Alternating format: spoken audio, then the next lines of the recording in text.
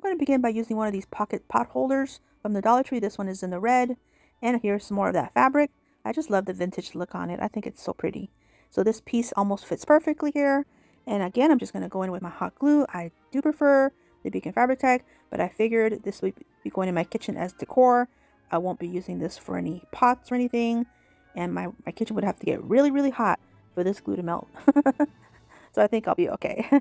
Okay, so I'm just going to go along the edges, right before the end, the edges, and pressing down with hot glue, and then going down this side here. So I just like to do little sections at a time because hot glue tends to set pretty quickly in my house. It's pretty cool in this house sometimes. So now for the bottom, I'm just going to go around the edge, the natural edge of this pot holder. So it's got a curve. So go all the way around, press everything down. And now that everything's nice and set, now I'm going to take my scissors and I'm going to trim off the excess, going really close to where the glue's at. And it's almost like a perfect look. Look at that. Came out so cute. Just a little more trimming with some good T-tail scissors, nice and sharp. Okay, so now I'm going to go in with my rickrack. I love my rickrack, especially for vintage gingerbread projects. So again, I'm going to go with my hot glue, do a nice little line, and then placing my rickrack, press everything down. And then I'm going to snip this piece off because it's a straight line. Now here I'm just removing little threads.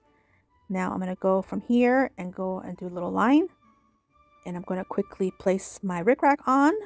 This one I'm not going to cut. So I'm just going to continue with this one. Now here I'm noticing I need to trim just a little bit here. Gotta get it right before I place my rickrack. Just removing these little fibers that are sticking out. Okay, so now I'm ready to continue. So now I'm going to go ahead and do a little line here. I'm just going to do little sections where I think it's like a more delicate area. So right here, halfway. And then I'll continue with another little line to the curve right here. And then follow that. Just keep pressing down gently, going along the curve. And then the last piece here, the home stretch. Woo! Right here. And look at that. Oh, it looks so adorable. So this is the top of the pocket. So the pocket is not affected at all. It's not adhered. Okay, so now I had this Gingy that I had from Amazon, and I painted it in nutmeg brown. It was an extra from another project, so I placed that on top. And then another one of these knotted messy bows just on the very top. And then I had these little buttons in my stash, and I had two. These are from the Dollar Tree. I don't think they sell buttons anymore. I haven't seen them in a while. But I placed these on top, the two corners, and then I had more little buttons. And then I took some of the threads that I had removed when I did the tearing of the fabric, and I just kind of placed it through the buttons, added some hot glue, and these will go in the middle of Mr. Gingy. So the buttons are going to have a little bit of thread, which are these fibers, these strands. So here I'll just show you another one. This one's the little red one, and I'm putting the strand through, kind of like you would a needle, like this, just real easy. Then holding it by the strands, adding some hot glue, and I'm just going to stack this one on top of the larger button to give it a stacked button look. And I complete the rest, and this is how it looks.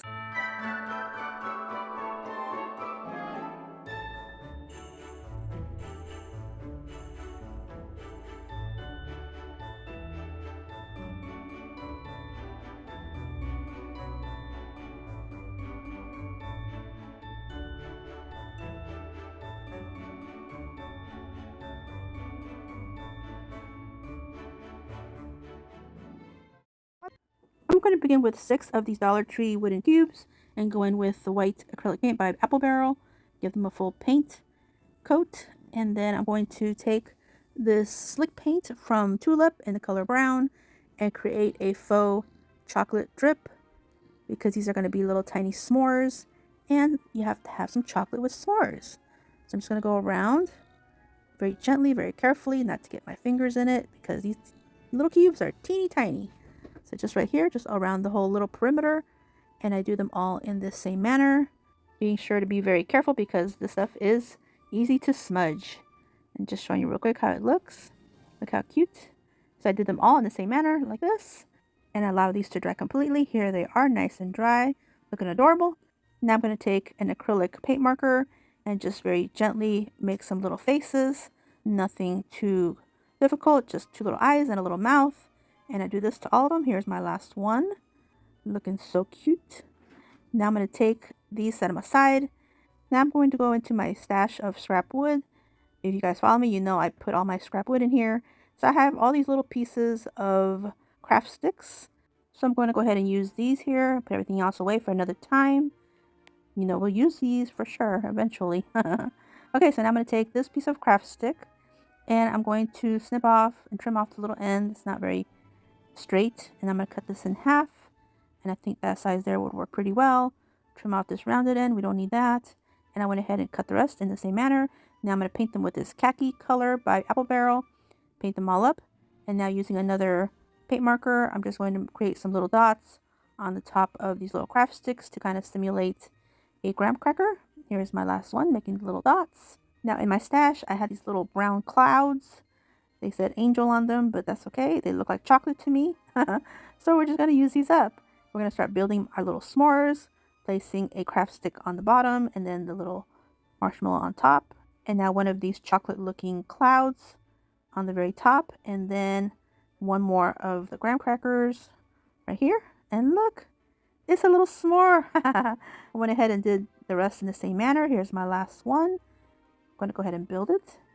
Here's my little cloud. These are like little resin pieces I got from Amazon. And they just came in a pack with a bunch of other things. So, hey, I'm going to finally use them. I knew I'd finally use them eventually. Okay, here's my last little s'more. So adorable. Now I'm going to set these aside. And I do end up rounding off the little ends. And I'll show that later. Now I'm going to take one of these short wooden arrows from the Dollar Tree and remove all of this stuff here. We don't need any of the jute or, of course, the label. And I'm going to take my utility knife and a ruler. My utility knife has a nice sharp blade. And I'm just going to line this up and score this. I end up scoring it a good, I don't know, 2-3 times.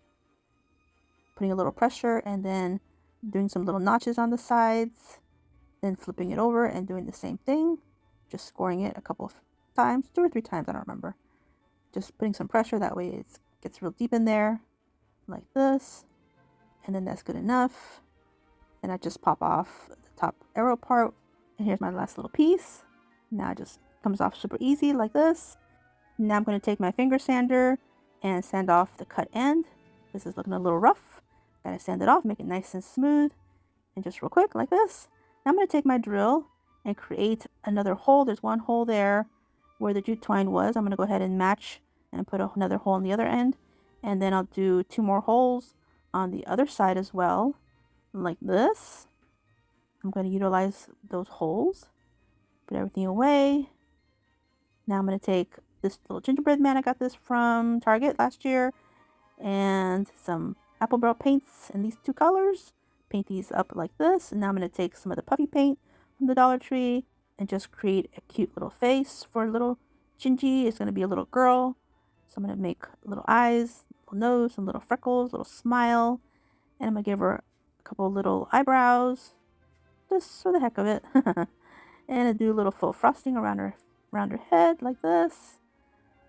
And I'm going to also do a little bit of embellishing on her little body, some little faux icing on her arms, on her legs, just little wiggly lines like this. And then I'm going to take the red puffy paint from the Dollar Tree and give her some little cheeks. Making her look cute, and then just little embellishments on her 3 buttons. And now I'll set this aside, allow this to dry. Going back to my piece of wood, I'm going to take some of this baker's twine in the red and white. This is from the Dollar Tree.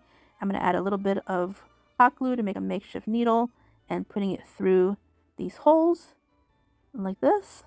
Now this one was a little bit smaller, so I'm going to utilize and use my tweezers. That helps me quite a bit. Get it through the tiny, teeny holes.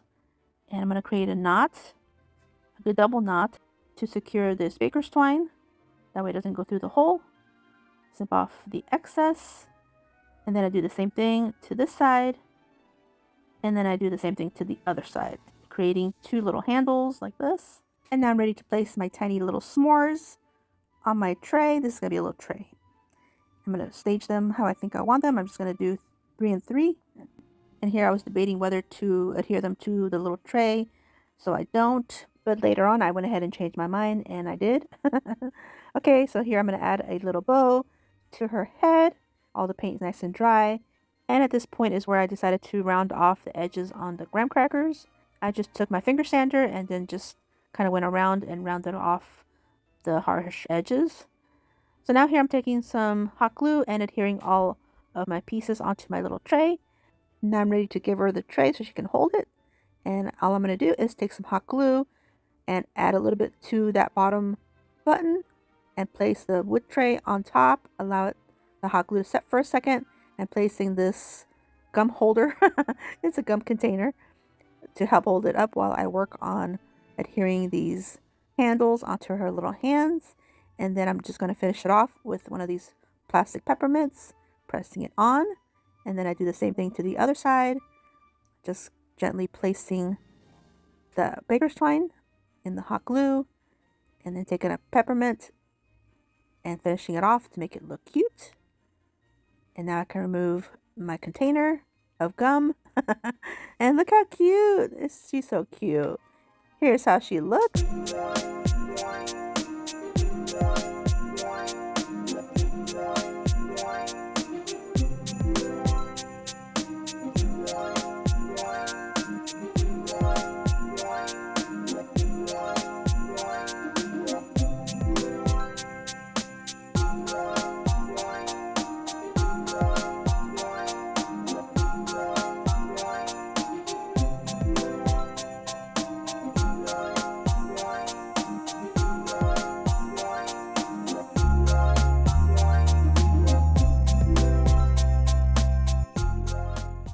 I'm going to begin with this color your own decor kit from the Dollar Tree. It's $1.50, and it's just a little wooden tree.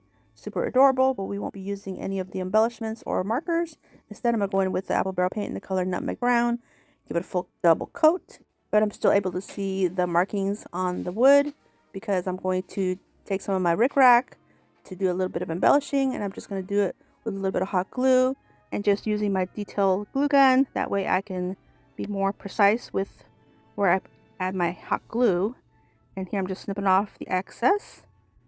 Now I'm going to do another line. I'm trying to see where the line is and create the line following the black line that's still there. I can still see it. You guys probably can't see it, but I can see it. And then snipping off this much as well. Try to get it even. And then this line up here.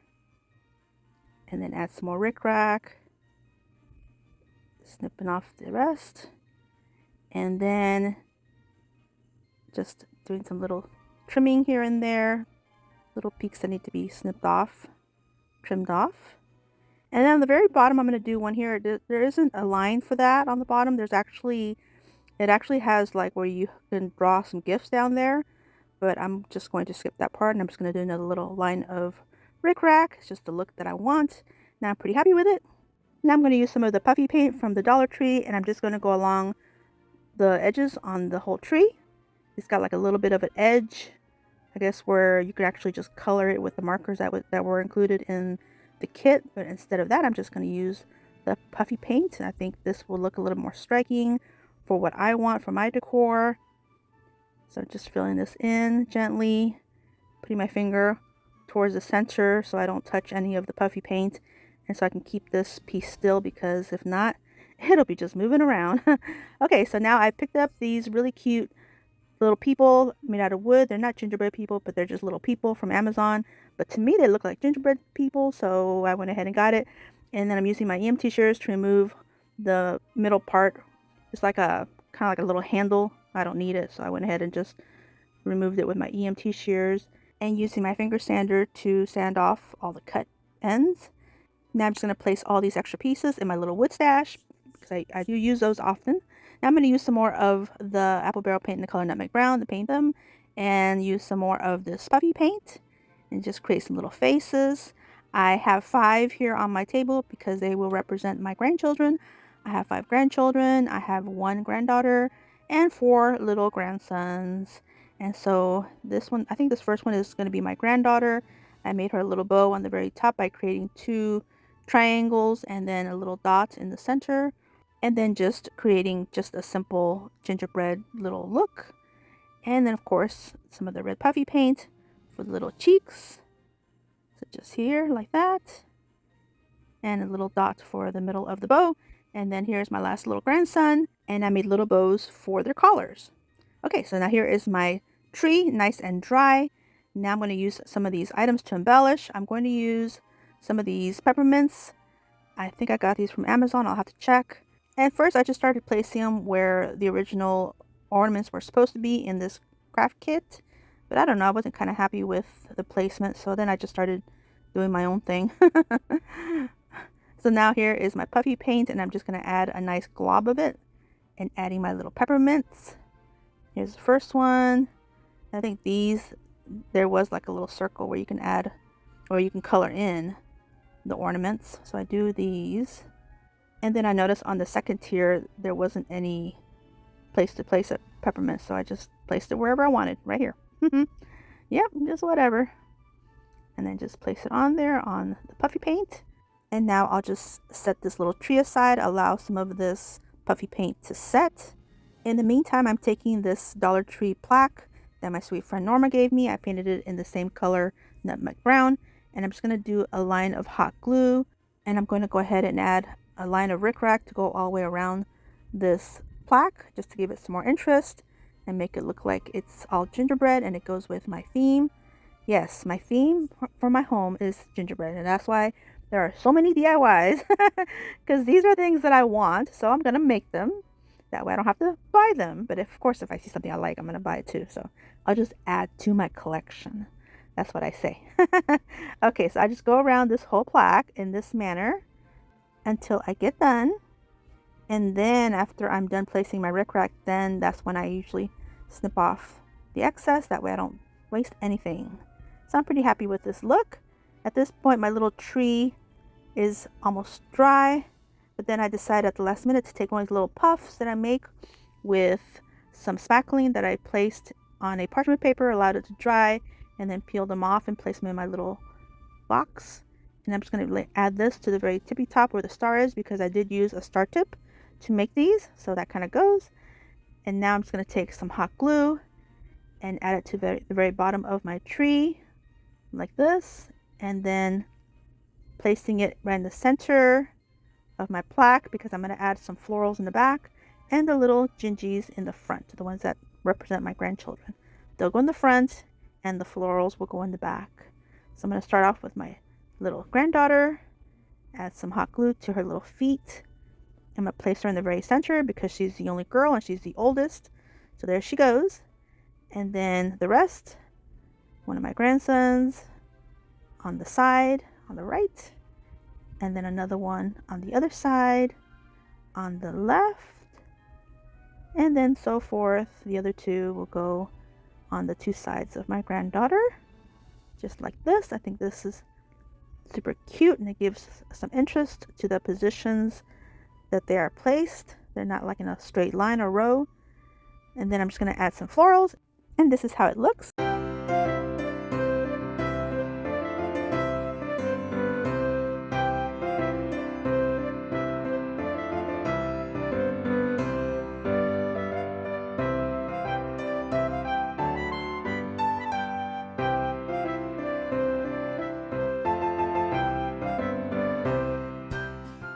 I'm going to begin with one of these glass jars from the Dollar Tree, and I'm going to remove the lid.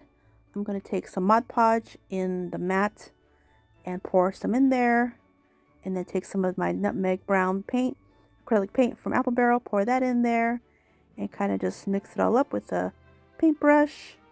And now using gravity to allow all this paint and Mod Podge mixture to coat the inside of my jar. And like this, I just take my time to get it all covered completely. Go up and down and all around, and to get it all covered up. Just like this. Now I'm going to close it up for the moment because I'm going to decorate the outside. So now I'm going to take some of these window clings. These I got from Amazon. This is the sample picture that shows all the pieces that are included. They're pretty large sizes. This one has like 3 pieces to it, and then all of these, I'm just showing you real quick what it brings. It's a really cute pack. Like I said, they're nice size pieces. But for this project, I'm just going to use the sample piece here. So I'm just going to take my scissors to cut out this piece. And from this piece here, I will choose just a few that I'm going to use. And I'm just going to take my scissors and I'm going to fussy cut some of these pieces because I don't want any of the background on it. So here I'm just going to take my time to fussy cut these pieces. Here's the last little piece. This one is like a cookie tree.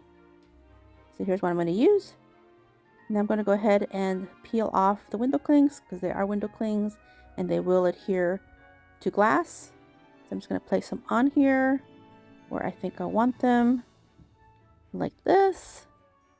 And once I get them all on, then I'll just take some more of my matte Mod Podge and squirt a nice amount right on top. And using my paintbrush, I'll just brush it very gently. Make sure it's a nice thin coat. I don't want too much of this like white drying like in between anything because that can happen.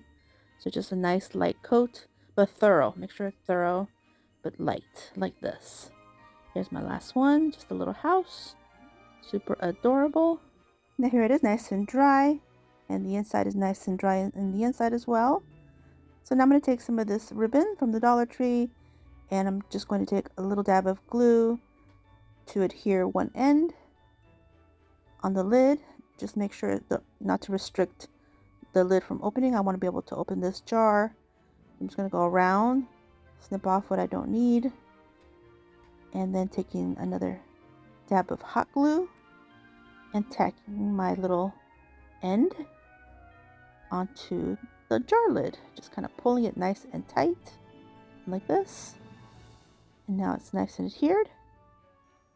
And here's my lid, comes off easily.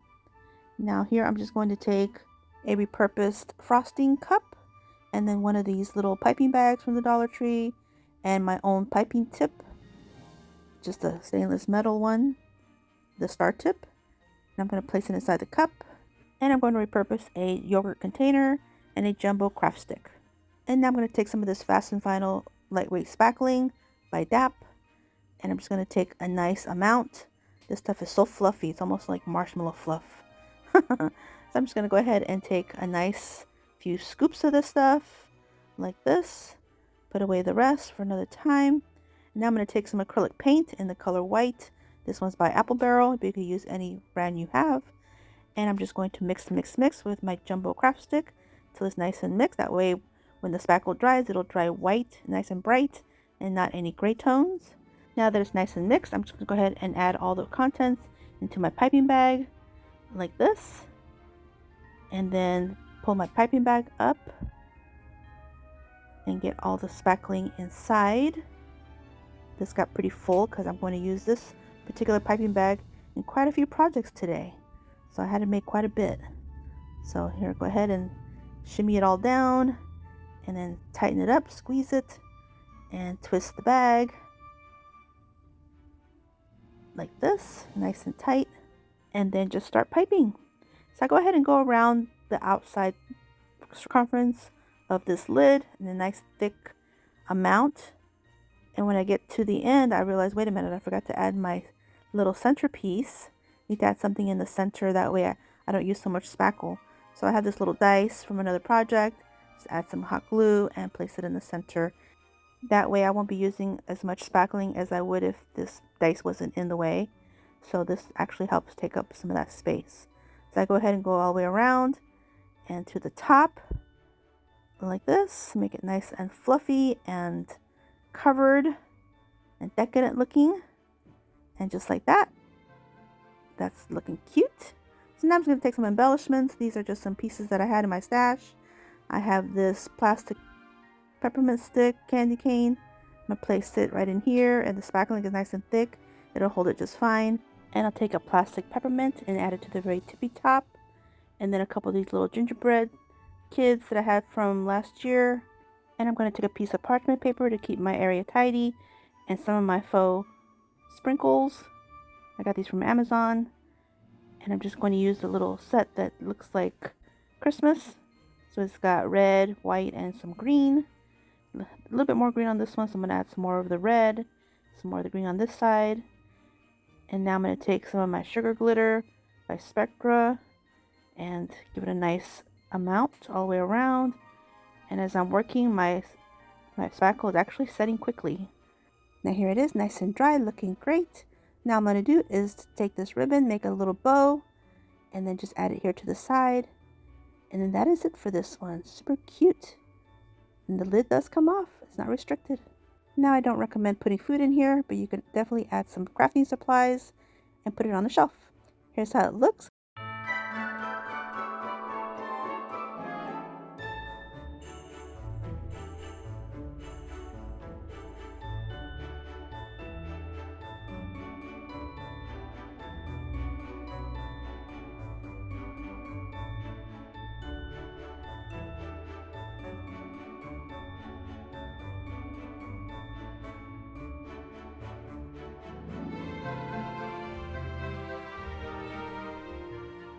Take this Gather and Be Grateful decor from last fall, and I'm going to take the centerpiece and remove it. Just pops off pretty easily. And also remove the little raffia bow. We won't be using that. Set that aside. I'm going to take this piece here and I'm just going to remove all this paper. Now you don't have to, because originally I was going to paint it, so that's why I went ahead and removed all this paper. So I'm just going to soak it like this. So if you want to paint it, yes, definitely remove all this paper. That was my original idea, but then I decided to use some foam clay. But here I just went ahead and went for it and just removed everything. I allowed this paper to soak by placing some paper towels on top, saturating it really well with some water, and allowing it to sit for about 20-30 minutes or so. And then using my scraper, removed all the paper off. And after I removed all this paper, realized that it was kind of uneven, so I went ahead and decided to use some foam clay instead. So here's a brand new bag of foam clay. I'm just going to go ahead and open it up, and I'm going to take a nice amount, a nice handful of it, like this. And it's pretty moist, it's pretty stringy, it's pretty, yeah, it's pretty wet. So the only way to get this stuff conditioned is to just pull it and pull it and pull it, kind of like taffy, and just pull it until it starts forming up a little bit. Went ahead and removed my rings because that will definitely leave some indentions and marks. Then I'm taking my acrylic rolling pin to help roll it out, and I just kept conditioning it and working it until I got it to about this size. Kind of cleared my circle like this. I went ahead and folded all the pieces on top, all the sides up like this, the top part too, and then the little sides. Don't have to be too perfect because this stuff is very forgiving and it stretches really, really well. So now I've got that on. Now I'm going to take my rotary cutter and kind of cut off all the obvious excess that we don't need on here. We can use for another project later on. And I'm going to go ahead and flip this around and kind of flatten it out.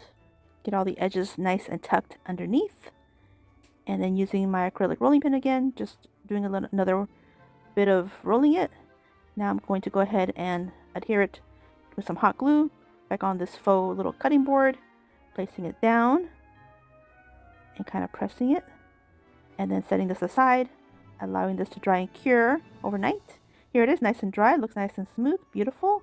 Now I'm going to take some puffy paint. This one is from Tulip, just in the white, and I'm going to start by just creating a little border around the little face. This is going to be a gingerbread face, if you haven't figured that out yet.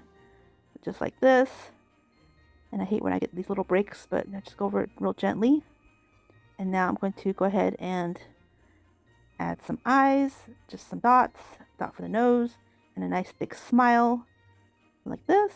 Now I'm going to take some embellishments, and I'm going to take a couple of the smaller peppermints. These are just plastic, and I'm just going to press it on top of my puffy paint, and this will secure it in place nicely.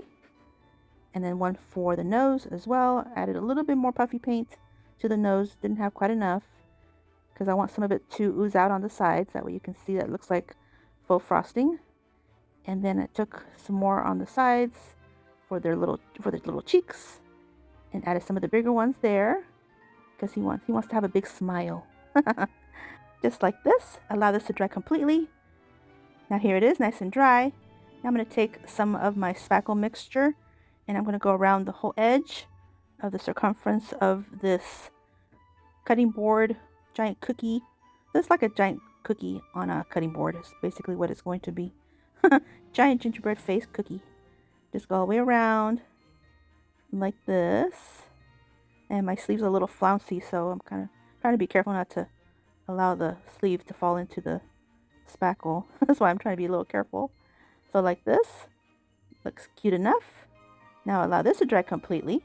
Now all it needs is a nice big bow. And I made this bow with this pretty ribbon that I had in my stash. I think I got this from Walmart a couple years ago. Just place it right on top. And then I have some of these greenery pieces from the Dollar Tree. I'm just going to take a couple of them. I'm going to leave these kind of long. And then remove the ends. And then just add some glue. And then lift the ribbon pieces and place it inside. And then I should repeat the same on the other side. Like this. And then just fluff up the bows a little bit. And that is it for this one. Super cute. And here's how it looks.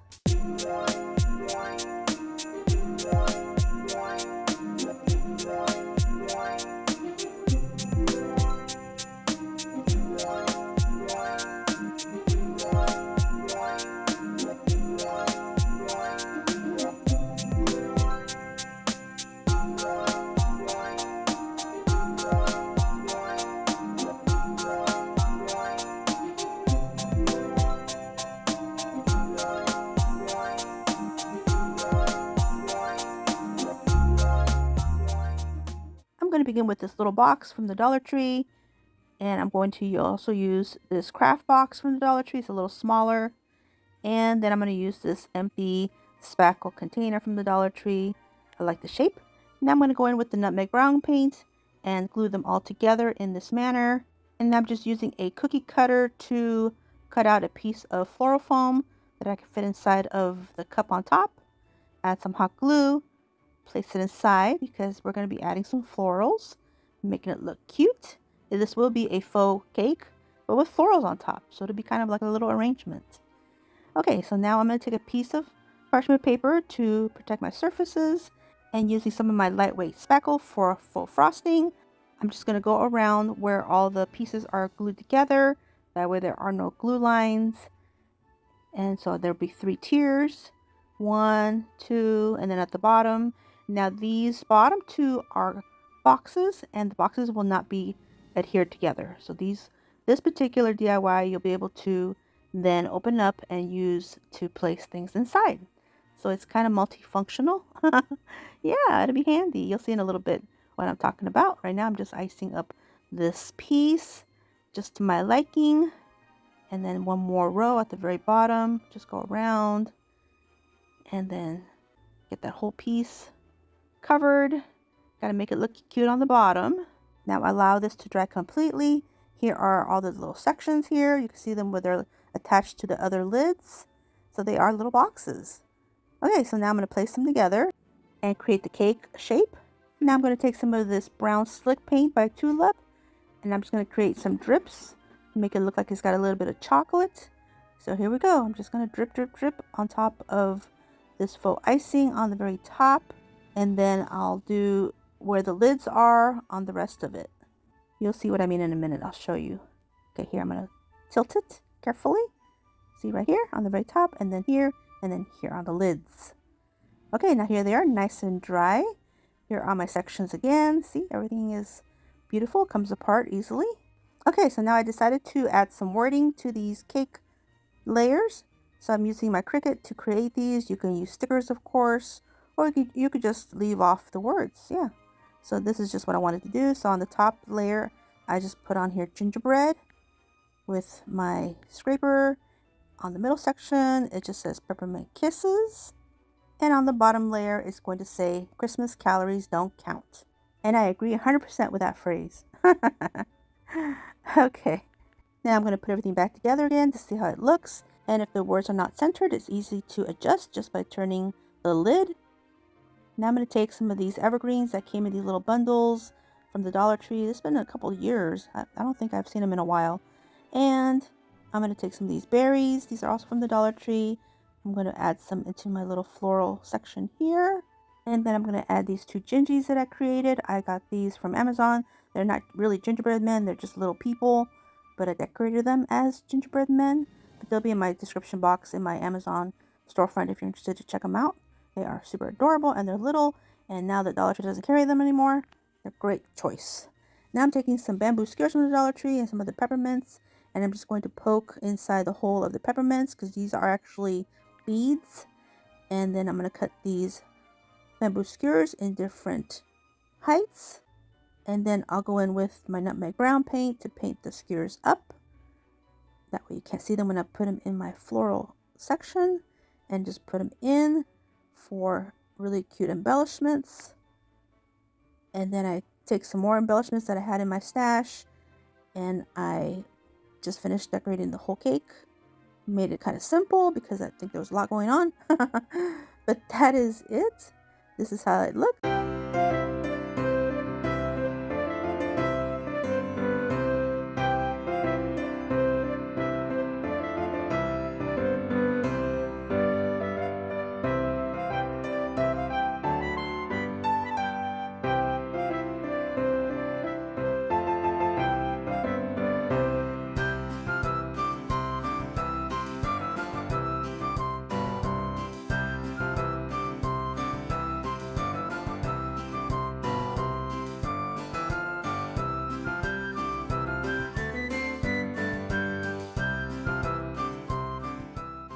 I'm going to take this small pack of ornaments that my sweet friend Norma gave me, and I'm going to go in with the apple barrel paint in the color nutmeg brown, give them a full coat.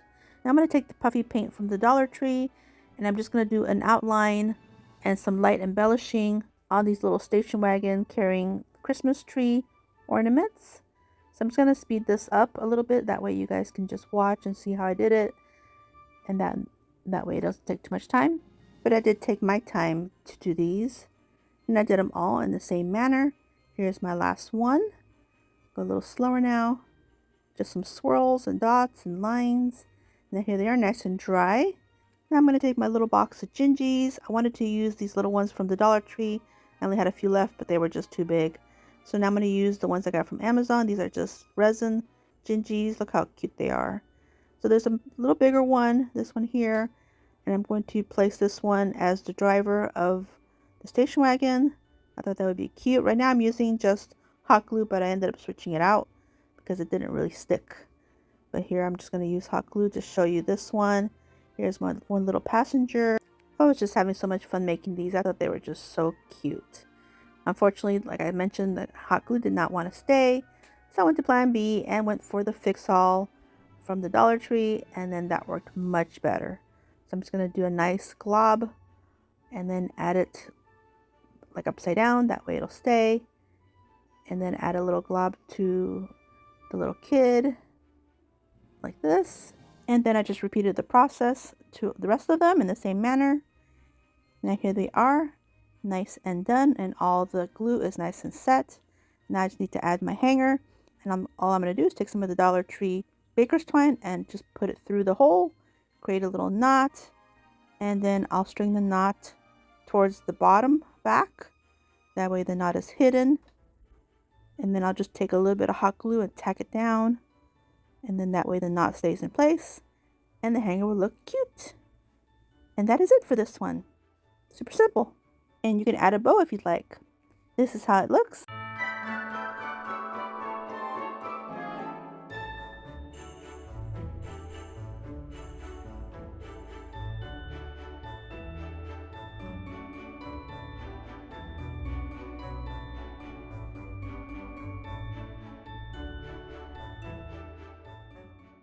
I'm going to take this little box from the Dollar Tree. It's made out of wood for $1.25. Great deal. And I'm going to take 2 more of these short wooden arrows from the Dollar Tree. And I'm going to remove the tops like I did in DIY number 1. Now I'm going to go in with all these paints. The khaki, the melted chocolate, and the white. Paint them in the s'mores colors. So the box is going to be the marshmallow with the chocolate. And then the 2 pieces of wood are going to be the graham cracker crusts. So now I'm going to take some more of this tulip slick paint and the color brown, and then create some drips on the marshmallow piece.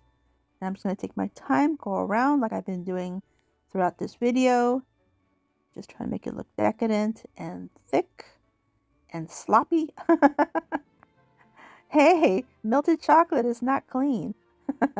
It's got to be sloppy. You know it's good. Okay, so now here it is nice and dry. Now I'm going to go ahead and place my little box together. Here are my hardware pieces, and I'm just going to assemble this the way it was. I'm going to use one of the Dollar Tree screwdrivers. This one's got the magnetic tips, and just put my little screws back in. Here's my last one, and my little box is adorable. Look at that. So now I'm going to go ahead and create the graham cracker crust little dots like I did in DIY number 1 using the same acrylic paint marker. Just trying to make these dots a little bit bigger, a little bit more profound, like this, more bold. And now I know what you're thinking. I'm covering up the dots, but that's okay. I know they're there. So now I'm going to take some of this wood glue by super glue, and I'm just going to go very generously on the bottom of my marshmallow box and placing it on top of my graham cracker, and then taking the top one, doing the same, placing it right on top like here, and centering everything nice and even. Look at that, super cute. Here's how it looks.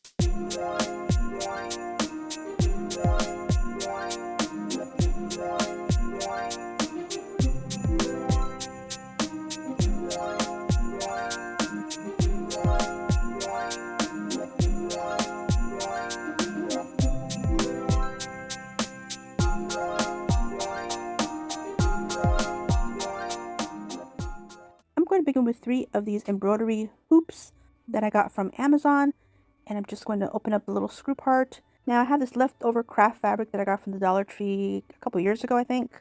I love the pattern, and I think this is great for vintage gingerbread projects, which is my theme of my gingerbread video today. So I'm just going to snip off a piece that will fit in this hoop here. And first I place the inside hoop on the bottom, and then the fabric on top, and then the larger hoop over it, and pulling all the fabric nice and tight, and then screwing closed the little screw part to get everything nice and set. So once I'm happy with how tight it is, because I want to make sure this fabric doesn't slip out, I do the same thing to the other 2. And here I'm tightening up the last one. Now I'm taking some scissors to snip off the excess, and I try to go as close as I can. And now here I'm ready to do some embellishing. I'm going to set these aside, and I'm going to take this piece of lace. It's a cotton lace. It's almost like an eyelet lace, and I'm just using some hot glue for this. I prefer to use the Beacon Fabric Tech fabric glue for this kind of project, but I didn't have any more, so to the hot glue we go with my detailed hot glue gun, and this worked just fine. So I'm just doing little bits of glue, and I'm just going to create little pleats. So I'm going to go ahead and show you all these steps for this. So now I'm going to find the opposite end, add another bit of hot glue, and then create another little pleat and hold it in place until the glue sets.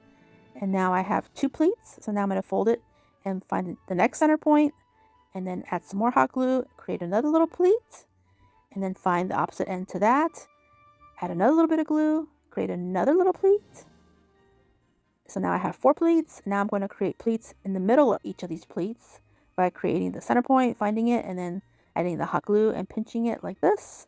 It's almost looking like a little skirt, but this is going to be a hack how to create a little rosette. Now, of course, you can use thread and a needle. All you do is just go around the inside edge with a needle and thread, and then pull it tight, and you create a rosette. It's really, really easy. But if you don't have any thread or a needle, or you don't want to sew, this is a good way to do this with just some hot glue. Just use a detailed glue gun, or just put tiny bits of glue. Don't ooze it out too much. Okay, so now here is my basic rosette. The hole is still a little too large, so I'm going to add some hot glue on the inside edges, and then pinching it closed real quick, pressing down with my finger until the glue is set, which is set pretty quickly on fabric. Now I'm pretty happy with this. I'm just going to snip off the little piece that was kind of sticking up. Now I'm going to add some more hot glue to the back side, and then placing it on my piece right here, my fabric, till it sets. Now I have this little Gingy. These are little ones that I got from Amazon. They're actually not gingerbread men. They're actually just little people made out of wood, but I thought they would be cute, so I used that. And I just painted them with the nutmeg brown, of course. Okay, here's my last little rosette. Kind of pressing down. This time I used my silicone spatula. I'm trying to be a good example for you guys. Okay, so here now I'm just going to add some more hot glue. I'm trying to find which side it is. Okay, so here I'm going to add some hot glue and then place it down on the center of my craft fabric like this, and then add my last little Gingy. And these Gingis, I don't add any faces or anything because this is more of a kind of rustic and vintage gingerbread video, so we're not doing faces for these. And now I'm going to take that same fabric and I'm just going to cut about 1 inch little notches and then pulling the fabric, ripping it up to create some little bows. I'm just going to create some little 2 knotted bows for these. So here I'm just taking 2 pieces. I do remove the excess threads, but I do use a few of those later on. You'll see that. So here I'm just going to create a knot and pull until everything's nice and tight. And then I do snip off, like I said, all the extra that's just too wild. Yeah, it's too much, so we'll just remove that. And so now I have a little, like a knotted tie bow, I guess. Messy bow. And I'm just going to add a little bit of hot glue and place it up on the top where the hardware is. And that is it. Look how adorable. So cute. So vintage. I do add a hanger. I take some of the same fabric and I just place it on the back side with some hot glue. And you'll be seeing more of this fabric in DIY number 2 and DIY number 3. Okay, here is my last little messy bow. I'm going to place it right on top. And that is it. No sewing required for this one, just hot glue. And here's how they look.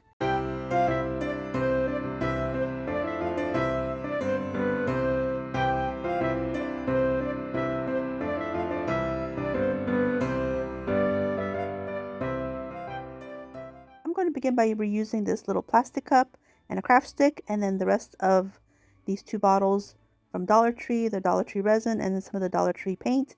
And I'm going to put my gloves on to protect my hands. Now I'm just going to place everything on top of this piece of paper to protect my surface. I'm going to add the remainder of these 2 bottles into this repurposed plastic cup. It was actually a fruit cup from my grandsons. And these bottles, they were exactly the same measurement inside. So I'm pretty confident that this mixture will turn out just right, because you have to add equal parts to make this work properly. Now here I'm just going to add some of this craft paint, acrylic craft paint from the Dollar Tree, just the brown. I'm going to mix everything very well with my craft stick. Got to mix it for at least a minute or 2. Now I'm going to take these little cups. I got these little cups off of Amazon. They're just plastic, but I like the shape because I'm going to make some hot cocoa cups. And these will be little ornaments. So here, I think I'm going to use all of these. Just whatever it's going to take to be able to use all of my mixture. I don't want to waste a thing. So here I'm just going to stir just a little bit more. Just make sure it's stirred very well. It's very important to stir resin very well, the 2 parts. So now here I'm just going to pour all my contents.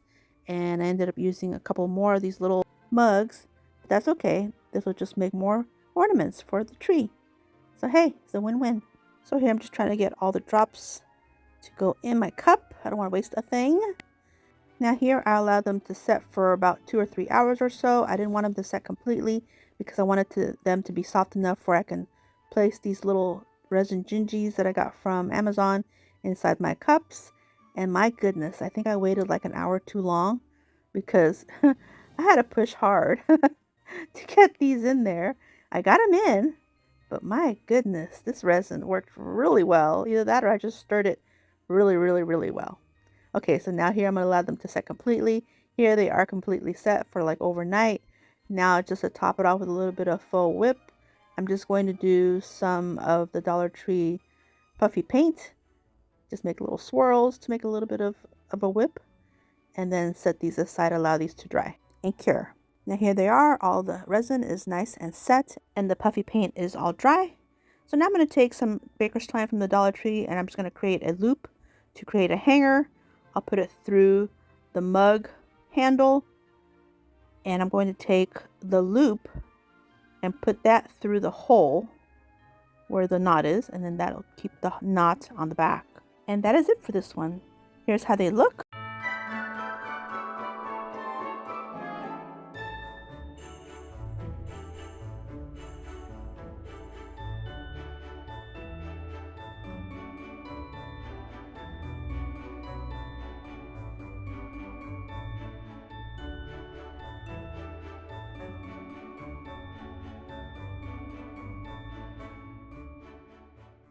going to begin with one of these foam dice from the Dollar Tree. I had one left in my stash, and I went ahead and painted with the white from Apple Barrel.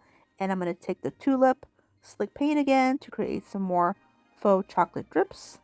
So here it is. Now I'm going to set this aside, allow this to dry completely. In the meantime, I'm going to take one of these DIY wooden gingerbread kits. This one's from Dollar General. And I'm just going to take my Apple Barrel paint and give it a full couple coats. But you can still see the lines inside. So I'm going to utilize that and use the puffy paints from the Dollar Tree to color in the little lines. I thought this design was adorable, so I'm going to go ahead and follow through the way it's supposed to look. So I'm going to start off with just some of the white puffy paint, doing an outline and then filling everything in. Now once I'm done with this part here, then I'll go ahead and continue, and I'll go ahead and fill in where the eyes are and then the little mouth. So here's just a little mouth, and then the eyes, you can still kind of see it. So I'm just going to fill those in. And then the little swiggly lines on the arms and the legs. But I'm going to go ahead and double them all up and fill them in just for more of an accent. So just like this, just kind of trace and then fill in. Here's the other side. Look how adorable. Now I'm going to take the red, and I can barely see the bow tie, but I can still see it. So I'll do the bow tie, and then I'll also do the little cheeks. Well, the little cheeks first. And then the little bow tie, like this. It was just super simple, just to trace it and fill it in. So now I'm happy with it. Now I'm going to do the hat. And I'm just going to do the first part here. I won't do the very top. The very top, I'm going to add a peppermint a little bit later as an accent piece. But here I'm just going to fill this in real quick. And then I decided to give him a little nose. So I'm going to get the white again and just make a quick little nose. And then touch up a couple little areas where it needed a little bit more paint. Now allow this to dry. And here he is, ready to go. And my marshmallow, I decided to add some of the melted chocolate paint by Apple Barrel. Now I'm going to take my paint acrylic marker and create a cute little face. Just some little lines. And I'm going to do little eyelashes on this one. This one's going to be a little girl. And then instead of crackers, I decided to do cookies. So I'm going to use these wood rounds from the Dollar Tree. I'm going to paint them in the territorial beige paint by Apple Barrel. And then this rickrack that I got from Walmart. It's in a red. A little bit of a glittery red, but the glitter's not too bad. So I kind of like it. So I'm going to go ahead and adhere it with some hot glue. And then just place it around the edge of this wood round. And go around the whole side. All the way around. Like this, just tapping it and adding some glue, placing it down, and then keep tapping it. Here's the last little section. Just go around with my detail hot glue gun and holding it. And now snipping off the excess. And now they're ready to go. These are my cookies. This is going to be a special s'more. It's going to be a gourmet one. Okay, so I'm going to place my cookie down and add some hot glue to my marshmallow. Place her on top. Right here. Take my other cookie and putting some hot glue on top of her head and placing the cookie down like this. Now I'm taking my little Gingy because he's the one building this cookie. This s'more. I'm going to place him on top because, like I said, he's building it. So now here I decided to take some of this red Dollar Tree ribbon to create a bow. So I'm just going to show you real quick how I made the bow. It's just a super simple shoelace type of bow. And at the time, I thought it was a great idea to place it there on the very front because, like I mentioned, my s'more is a little girl. And I thought I was going to like it, but it was a little bit too oversized and I couldn't really see her face very well. So, spoiler alert, I removed it. But I'll still show you how I made the bow. I didn't cut it out. So here's my cute little bow. This ribbon worked out really well. Add some hot glue and I placed it right here. And I thought, oh, that's so cute. I was really liking it. So then I just continued and I decided to add some of these florals. I just a few little pieces of florals. Now here are my embellishments. Here is where I add my peppermint on the top of his head, on his hat. Sorry, I go out of frame a little bit, but I'm just placing that peppermint there. And now I have these teeny tiny little peppermints. And here's where I'm starting to decide that that bow was a little bit too large because I was placing little peppermints for her cheeks, for little s'mores cheek. And so here's the other one. And then I decided to use some of these little puffs that I made in my other video, where I just took some leftover spackle, piped it on a parchment paper, allowed it to dry, and then here are my little puffs. And then I just took my time to do more embellishing, and here's how they look.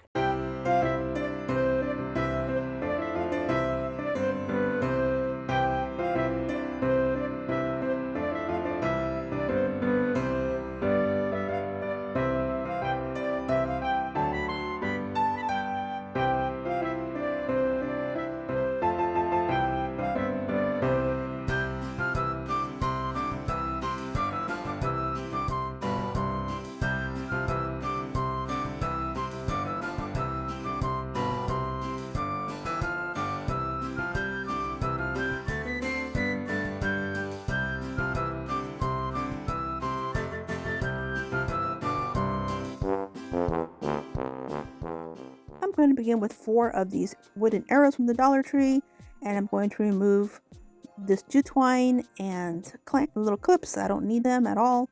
So here I just removed everything. Put away the jute twine for another time. Throw away the little clips. Don't need those at all, the staples. So now I'm going to take some of the wood glue, the super glue wood glue that the Dollar Tree sells, and I'm going to kind of saturate this wooden arrow on one side, and I'm going to use my brush to spread everything nice and even. That way it doesn't ooze out on the sides. And I'm going to take a second arrow and place it on top. And then I'm going to take these craft clamps and I'm going to clamp everything in place. That way nothing moves and everything's nice and flush and even, because all I'm trying to do is thicken up this arrow to a thicker piece of wood instead of just a thin one. I want it to be a thicker piece. So I'm going to do this to both. And now I have 2 thicker arrows. Now once all the glue is nice and dry, I'm going to remove all the clamps. They did their job. These are fantastic for this kind of job. Okay, so now I'm going to take one and place it on a scrap piece of wood, and I'm going to take a drill with one of these spades, the 1 inch. Now here I was attempting to create a hole with this, but my drill just died and I don't even know where my charger is. So I had to get my husband to cut them for me, and he didn't do a great job. Bless his little heart. But I was able to sand everything down and it was okay. Okay, so now I'm going to take 2 of these wood planks from the Dollar Tree, and I'm ready to paint. And I'm going to take my apple barrel paint in the color nutmeg brown, give it a full paint, and I'm going to take my super glue wood glue again, and I'm just going to go on the side of one of these arrows, and I'm going to place one of the little planks, and I'm going to kind of hold it for a little bit to help it set. Now this glue is great, it sets quickly, but it needs a little more help after you paint. So maybe that's the trick, maybe not paint until everything is glued down. But I wanted to paint everything, so I guess we just have to deal with whatever. Okay, so now I'm going to go ahead and put this in this position to help keep everything in place. And then I do the same thing to the second one, and I just place it in this angle. It's actually against a box that's on the other side. You can't see it, but there's a box there. But I need this angle to keep this shape. So I'm gonna allow it to dry. Now in the meantime, I'm taking 8 tumbling tower blocks, and I'm just going to create a double bar. So 2 rows of 4 to create like a nice thick bar. And I'm going to glue everything with my wood glue, and then paint everything with my nutmeg brown paint like this. And I made two sets of these. Now I'm ready to continue. I think these are set enough, so I'm going to position them to adhere them together. And all I'm going to do is add some more of the wood glue on the other side of this plank, and doing the same thing to the other plank as well. Add some glue, and now positioning everything together like this. And this one I allowed to dry for overnight because it was a lot of glue. Here it is the next day. Everything's looking great. The top structure is nice and sturdy. Now I want to add these bars to the bottom. That way it's a nice sturdy base as well. And I'm just going to place it on the side, a little bit of With glue, here I added too much, so I'm going to go ahead and kind of share it with the other piece. Put one set on the front, one set on the back, and allow this to dry. And I also took 2 craft sticks of the jumbo size and I glued them together and painted them in the same color. And then I'm going to add these to this piece here. It seemed like it was missing a little bit of roof. So I'm just going to use my bigger clamps to hold this in place and then carefully turn everything around and do the same thing to the other side because the other side is not complete. So add a little bit more glue to both sides and place my doubled jumbo craft sticks and my craft clamps. Boy, these are tongue twisters, guys. These are tongue twisters. So I'm gonna allow that to set. In the meantime, I purchased these rolling pins from Amazon. They already had the red handles and the handles were a little bit longer, so I love that. And with my Cricut, I cut out these wordings. This one says gingerbread, one says peppermint kisses, one said home sweet home, and one says Christmas calories don't count. So I'm going to place these on my rolling pins. I'm just going to take my time and getting it all on here. A little finagling, a little effort. Looks great. And I'll do the same thing to the rest. Here's my last one. This one's the one that says Christmas calories don't count. Because yeah, it's true. They don't count. No way. Okay, here's my last one. Now I'm going to take some Mod Podge. And of course, I'm going to add this to each of the rolling pins. That way they are nice and sealed. And I don't have to worry about anything falling apart or the decals coming off. And you can very easily do this with Dollar Tree stickers as well. I was actually going to do one of the rolling pins with Dollar Tree stickers, but I didn't have red. Yeah, so oh well. But maybe one day I will. Now I'll just allow these to dry. In the meantime, I'm removing all these craft clamps from my little stand. This is going to be a little stand to hold all of my rolling pins. Now I got another decal that I made with my Cricut, and this one just says Bake Shop in just some white. So I'm just going to press it on and just take my time, get it on there like this. And then I made another little one that says Mrs. Claus. So it's Mrs. Claus Bake Shop. I've always wanted to make something like this. I thought this would be a really cute idea. And it's all Dollar Tree wood, well, except the craft sticks. Those are the jumbo ones from Walmart. But yeah, everything else is Dollar Tree wood. Okay, so now I'm going to take some of my rickrack. And you can find rickrack at the Dollar Tree. It's sold at Easter time for spring and for Easter. But you can definitely find rickrack at the Dollar Tree. And they usually bring it out every year around spring. But I do like this rickrack from Amazon. It's really good quality. So all I'm going to do now is just take some hot glue and go along these sides to embellish my little house form. I'm going to go up and down the roof panels and then across where the roof panel meets the craft stick, all the way up down like this, or should I say across, and place my rickrack on. And I don't ever cut it until I know where I need to cut it. I don't like to cut ahead of time and then just waste it. So here I'm going to continue going around the little roof line. Sorry, my hand's in the way. So yeah, just like this, going all the way around. And now with the top done, now I'm going to do the sides where the arrows meet together. That way you don't see a seam there. And I'll just do the same thing, just using a little bit of hot glue. I use my detail glue gun that puts out very little glue, and just follow along the whole edge, the whole line, down like this, and putting down the rickrack, and also go along the bottom edge as well on both sides like this, and then go back up on the other side, of course. Give it a complete look. And like I mentioned, I do this to both sides because like I said, I like to have a complete look. Now here's the last little edge, go all the way down and up press everything down and then snip.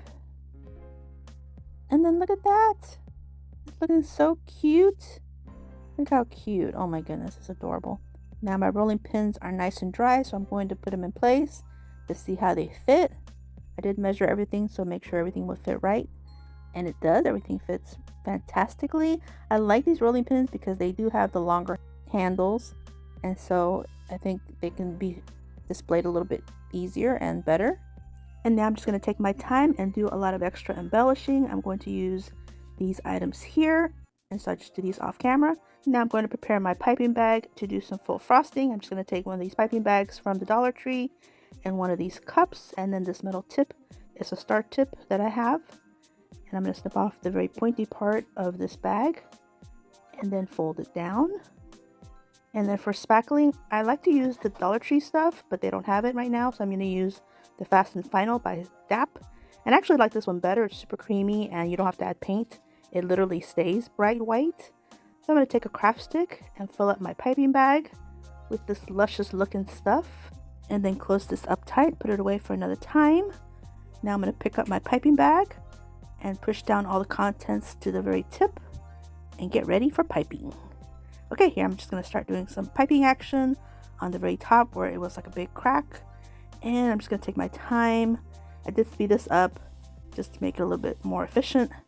And I'm just going to add this everywhere on the two sides of the base. And then right here, a little bit extra on the roof. And then here on the very side, the back side. And then some on the front. And then that is it for this one. I'm just going to touch up the two sides like this. And that is it. Here's how it looks.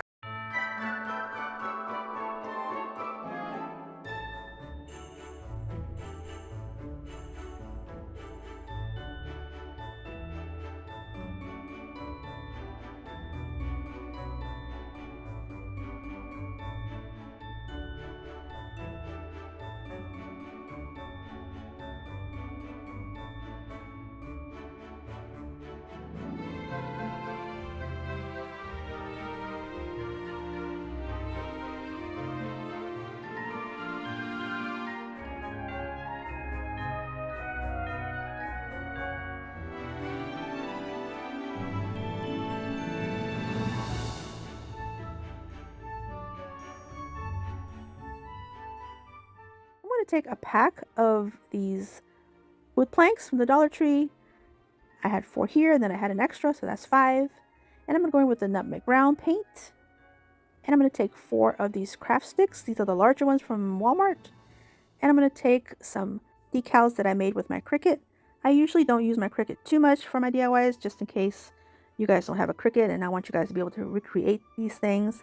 But this one here I really wanted to make, and you have to have letterings, and I mean you can use lettering from the Dollar Tree and from Hobby Lobby, and you can also create these with your printer as well. But I had my Cricut, so I thought I'm gonna do this and I'll just show you guys. I will leave a free printable for you guys in my description box if you're interested in the printable. Just have to print it out and then cut it out and then, you know, use it that way if you'd like. But here I'm just going to apply all these pieces on my planks, and I reuse my transfer tape all the time, so that's why there's 2 pieces. I use it until I can't use it anymore. Okay, so this first one said baking up memories, and this next one's going to say gingerbread bakery. I'm gonna place that down, try to place it nice and straight, and then scrape everything with my scraper and remove my transfer tape. Now I'll do the same thing to the rest of my plaques. So I don't want to show you guys all of that because it's pretty monotonous. It's basically the same thing. So I'm just going to show you real quick. Here's the last one. This one says Christmas wishes, gingerbread kisses. Now I'm just going to place everything on my table. And I'm going to take some of my Mod Podge in the mat and coat everything up because I will be putting this in my kitchen. And kitchens are humid when you start cooking, so we don't want decals to start falling off, that's for sure. So nice coat of Mod Podge, just real thin and real thorough, and then allow this to dry completely. Here they are, nice and dry. Now I'm going to take some of the puffy paint from the Dollar Tree and I'm just going to start making some teeny tiny little scallops all the way around the edges of these Dollar Tree planks. And here's my last one. Finishing up and being very careful not to touch any of it because there's a lot of paint. Now here they are, nice and dry. So now I'm going to take these and set them up in the position that I would like to adhere them together. So I'm just flipping them over just to make it easier and making sure my spacing is where I want it. And I'm going to take my craft sticks that I painted in the same color, same paint, position them where I think I want them. And now I'm going to start adhering everything with some hot glue. I'm just going to start doing dabs of glue on all of the adhered points. So right here, these three will be together. Put my craft stick down and then do the same thing on the other side. Add some hot glue on all the points that I wanted adhered. Place my craft stick down. Pretty happy with this. Now I'll just continue with the bottom portion. Now this time I'm just going to place the glue on the wood planks themselves. 2 on each one.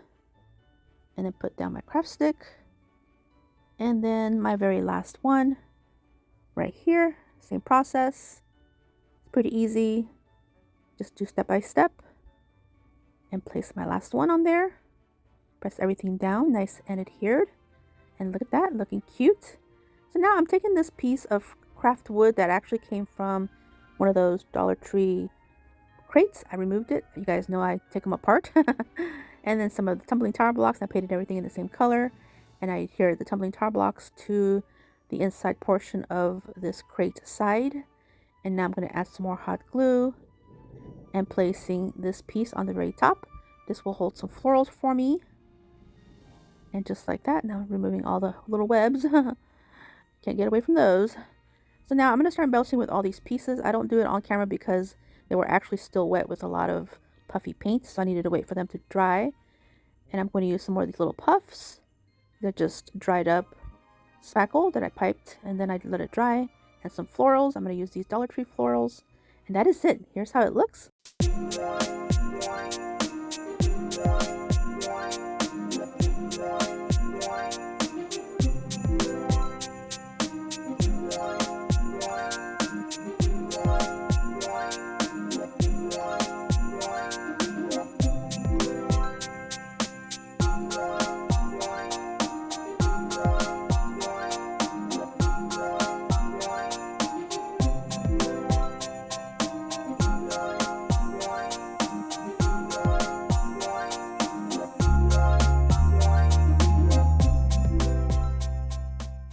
I'm going to take some tumbling tower blocks and I'm just going to take 4 to create a little bar.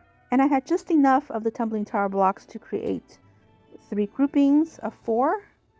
And I'm going to use some of the wood glue that I like from the Dollar Tree, made by Super Glue. And I'm just going to add little bits of glue to adhere these together in these points here, just a little bit. A little bit goes a long way. And get them nice and straight and even. And then I do the same thing to the other 2. Allow them to dry. Now I'm going to take the nutmeg brown paint, give them a good paint. And I'm going to take some of this baker's twine from the Dollar Tree. Cut 3 pieces that I will need to make the hangers for these ornaments. And I'm going to take them and create a little knot. And then take some hot glue. Place it on the very tippy top. This will be the back. And then place my little hanger. And I do the same thing to the 3 of them in the same manner. Here's my last one. Now I'm going to start with my first one since the glue is nice and set. And I'm going to take these buttons that I had in my stash. Most of them were from the Dollar Tree when they would carry those little jars of buttons. I haven't seen them in a while, but I kept them all. So just going to utilize them here. And I'm going to use some brown ones and some red ones and one pink one just to make it a little bit different.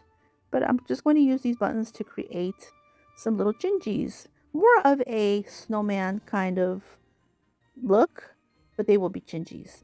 Anyway, for me, they'll be Gingis. So now I'm taking some of the little buttons, and these will be the arms. I'm just going to place it right here. And then one more. And place it on the other side. And you can definitely have the older kiddos do this craft. You don't have to use hot glue. You could use puffy paint. You can use the Elaine's tacky glue. You could use whatever adhesive you'd like. and just have them go at it. Some buttons and tumbling tower blocks and a hanger, and just create some ornaments. So much fun.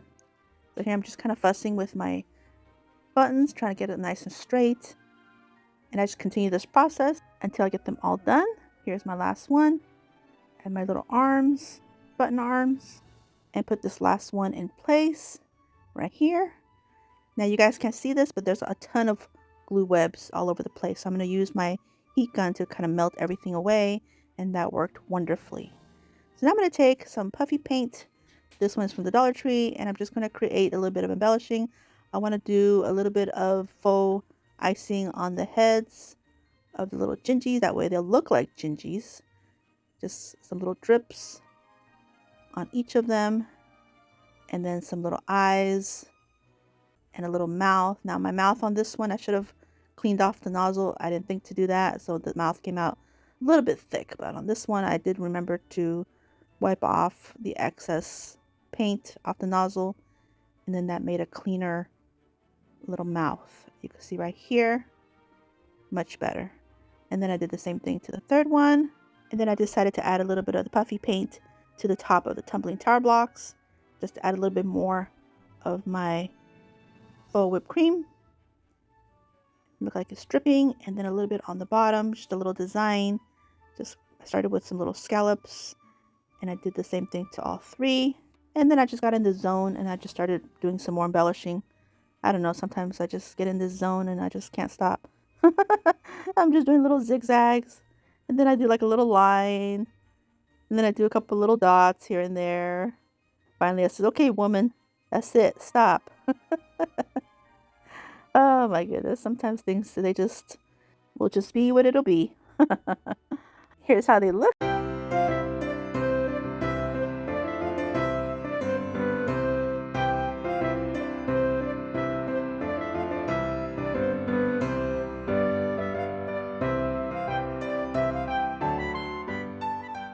I'm going to begin with this wood wrap from the Dollar Tree, and I'm going to go in with the apple barrel paint in the color Nutmeg Brown. Give it a good couple coats. Now here I found these doilies at my local Publix. They were on clearance, and they're just made out of paper, but I thought they were super cute. Only $1 for the whole pack. I'm going to go in with some of the matte Mod Podge and do a nice amount on this wood round, and using my little brush, and I'm just going to spread it all around, so that way this whole doily will be able to be adhered easily. So just spreading it nice and even. Doesn't have to be perfect because we'll be adding some more on top, but I just wanted to make sure that every inch of this doily will be able to be adhered. So here I'm placing it on top, kind of patting it down, and I'm going to take some more of the Mod Podge to help secure it on here. It looks like this doily was a little bit thick, so definitely needed some more of the Mod Podge, and I'm just going to go generous. This doily happens to be pretty sturdy, so I'm not worried about it ripping or tearing or anything. I'm just going to do a nice amount to cover the whole top, and I just go around until I get it all covered. Here it is, nice and dry. Now I have these little gingerbread, neutral like gingerbread ornaments that I got from Amazon, I think. I'm not sure. They were in my stash. It was either Amazon or I just picked them up somewhere. I don't know. But they were doubles of each of the shapes, so I just got one of each. And all I did was just arrange these in an order that would be cute to look like a platter of cookies, gingerbread cookies. And I'd adhere them down with some hot glue. And then I just added a nice big bow on the very bottom. And that was it for this one. Super simple, yet really, really cute. Looks like a big platter of cookies. And here's how it looks.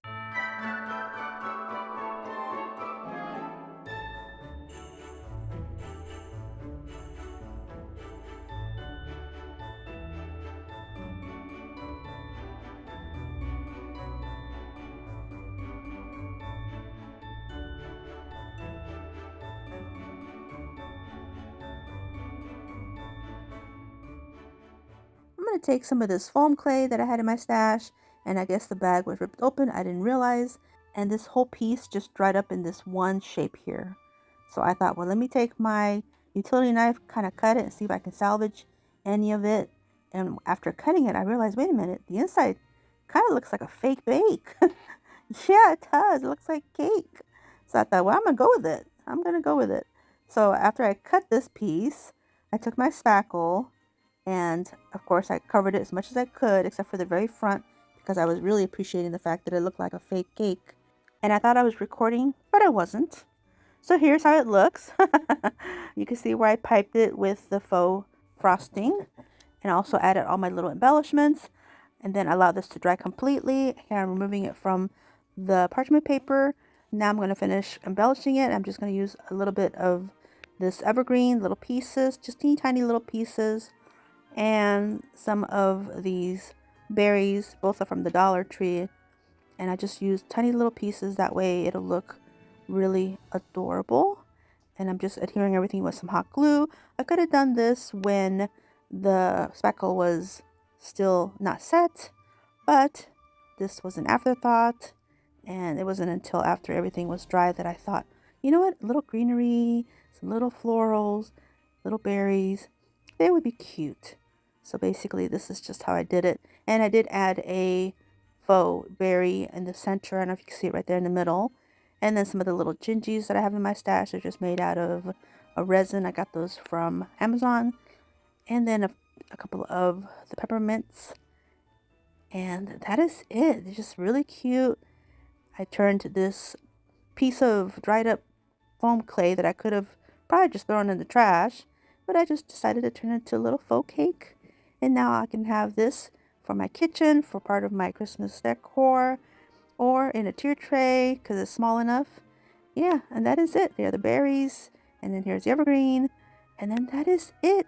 And I did make a little bow out of some of the Dollar Tree ribbon. This is the red one, and I just created a little bow, cut the ends at an angle just to make it super simple, and then I just adhere it to the very front of the little cake with some hot glue, and now that is it.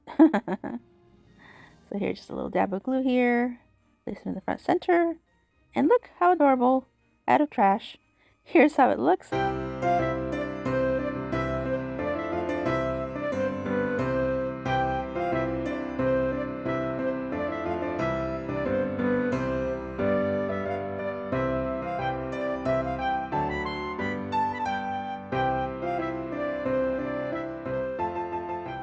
Use these mini wood rounds. They come on this jute twine with a tassel.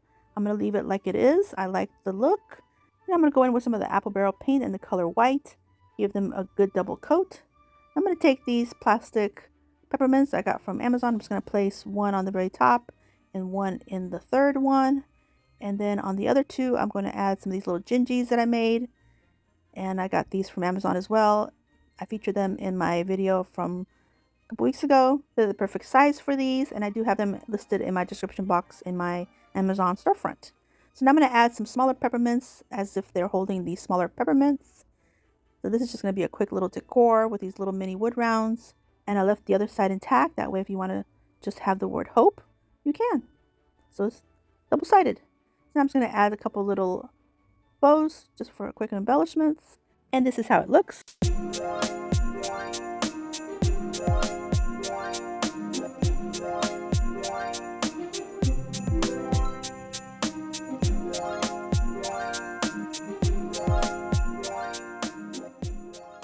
Take this wood round from the Dollar Tree. It says welcome on the front.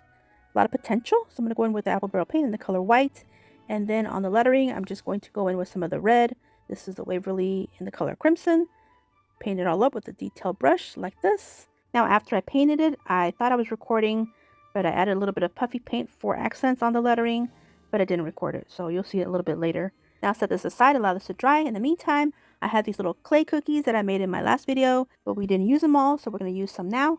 Now I'm going to take some of this plastic wrap that I got from the Dollar Tree, and I'm going to wrap the bottoms with this plastic wrap to kind of create like a little cup, I guess. We're going to be adding some resin to the insides of these clay cookies, and I don't want the resin to go everywhere, so I need to protect my surfaces, and so this will do the job. So I'm just going to get it nice and smooth on the bottom. I don't want any gathering down there. and just make like little cups, I guess, just so the resin doesn't go all over the place in case it leaks, which it does. Spoiler alert, it does leak, but it doesn't go anywhere because of the plastic. Okay, so now I'm just going to place these on this little cutting mat, just so it's all nice in one spot. Now I'm going to put my gloves on and getting my stuff to create my epoxy resin. These are from the Dollar Tree. There's just a little tiny little bit left in these, so I'm just going to go ahead and use it all up. That's part A, and then that's part B. One is the resin epoxy or epoxy resin, and the other one is the hardener. You got to make sure you use equal amounts on these. And these Dollar Tree ones, they work great. Now, Dollar Tree, I also found this red paint, so I'm going to utilize that, mix everything up really well. Like I mentioned, there's not much in here, but this will do. So just mix it really, really, really, really well. So now I'm going to start pouring this in here, and I'm going to pour a nice amount on this bigger one. And I'm realizing, okay, I didn't mix up enough, so I will have to mix up a little bit more. But here I'm just going to kind of maneuver this mat to get the resin all inside of my little cutout. Now there's just a teeny tiny little bit in here, so I'm just gonna add that to it. But I don't add any more paint, so the rest of this will actually be a little bit more transparent than that first pouring. That first pouring had a lot of the red paint. This will be a little bit more transparent or translucid or sheer, however you want to describe it. So I'm going to pour this in here on this second one, and then this smaller one, which has the double Gingy cutouts. And it was just enough. And I actually ended up having a little bit more. Now here I probably should have just stopped, but I didn't want to waste the resin. But yeah, I think that's why some of it oozed out, because I think it was a little bit too much. Oh well, it still worked out. It still looks cute. You'll see in a minute. So here's the rest. Now I set this aside overnight. Now here's the next day. All nice and set. So here you can see how much clearer this one is. Now here's where you see all the resin that was kind of like oozing out. Look at this one. All the plastic comes off easily. Not a problem with that. Looking cute. I do end up using my EMT shears to remove the excess resin since it was still kind of pliable. It wasn't quite really hard yet. So I'm pretty happy with the way these came out, these little cookies. So these are going to go on my little wood round. I thought this would be a unique look. You can see this one's more transparent. The first one has a lot more red because it had extra of the red paint. So now here I'm staging them how I think I want them. I'm still snipping off some resin. Okay, so now I'm ready to adhere these onto my wood rounds. And I actually don't mind all that resin on the bottom. I think this makes those clay cookies a little bit more sturdy, more, I guess it protects them so they won't crumble up and break. Because this kind of clay does break pretty easily. If you saw my last video, you'll see that I had a little disaster with some cookies that broke. Okay, so here's a big bow that I made with some really cute ribbon that I got from Ross. And I'm just going to add a little peppermint to the center. And then add my hot glue and place the ribbon on the top. And then I'm going to take a craft clamp to help to put it in place while the glue sets, because it's pretty bulky. Now I'm just going to finagle the tails. I'm going to kind of bend them up. This will help the ribbon look, or the bow look, a little bit more full, and it'll keep the tails off of my cookies that I worked so hard to make because they're clay and epoxy resin. Now I'm just going to take some florals, and I'm just going to take a couple pieces of this evergreen looking floral. These are from the Dollar Tree. Just getting a couple little sprigs and add some hot glue and place one piece on the side of this bow and another piece on the other side of the bow. Add a little bit more hot glue to this tail. It didn't seem to catch. So kind of press it down, make sure it's nice and adhered. I'm going to take these little berries. I just want the red ones. I'm going to take 2 little sprigs and add some hot glue. And I'm going to place these on the very center just to make the whole thing a little more full. So a little piece here. And then take one more piece, add a little bit of hot glue, and place it a little bit lower on the other side of the center right here. And that is it for this one. I do add a little hanger, and here's how it looks.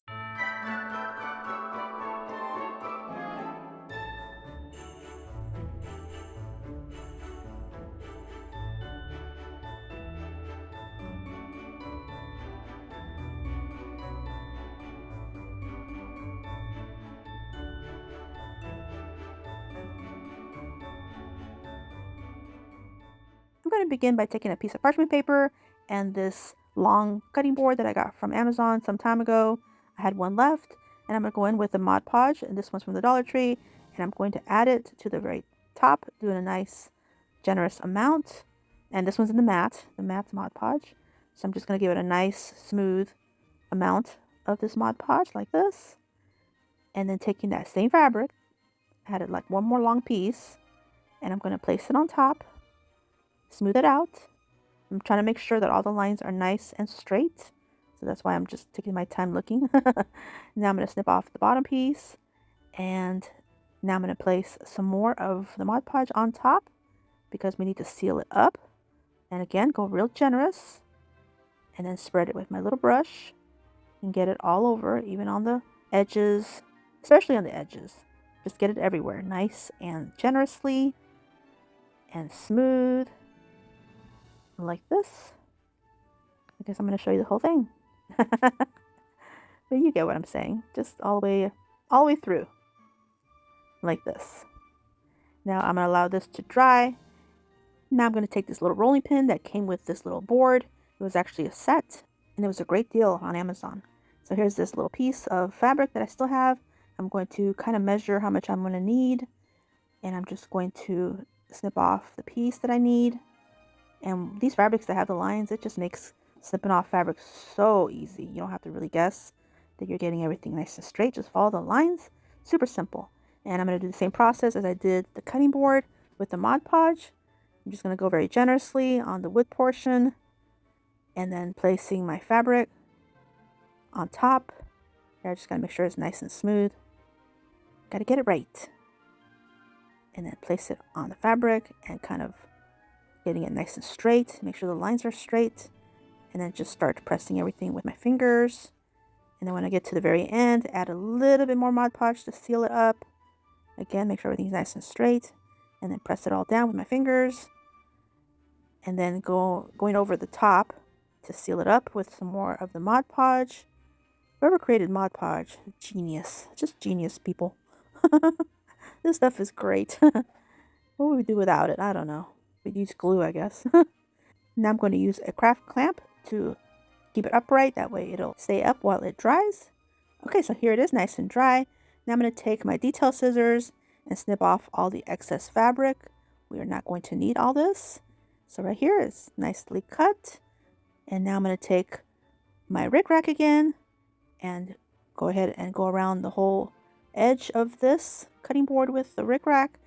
I'm going to begin with the very bottom, pressing it down, and then I'm going to go on this side. I think for this one I do go with larger portions.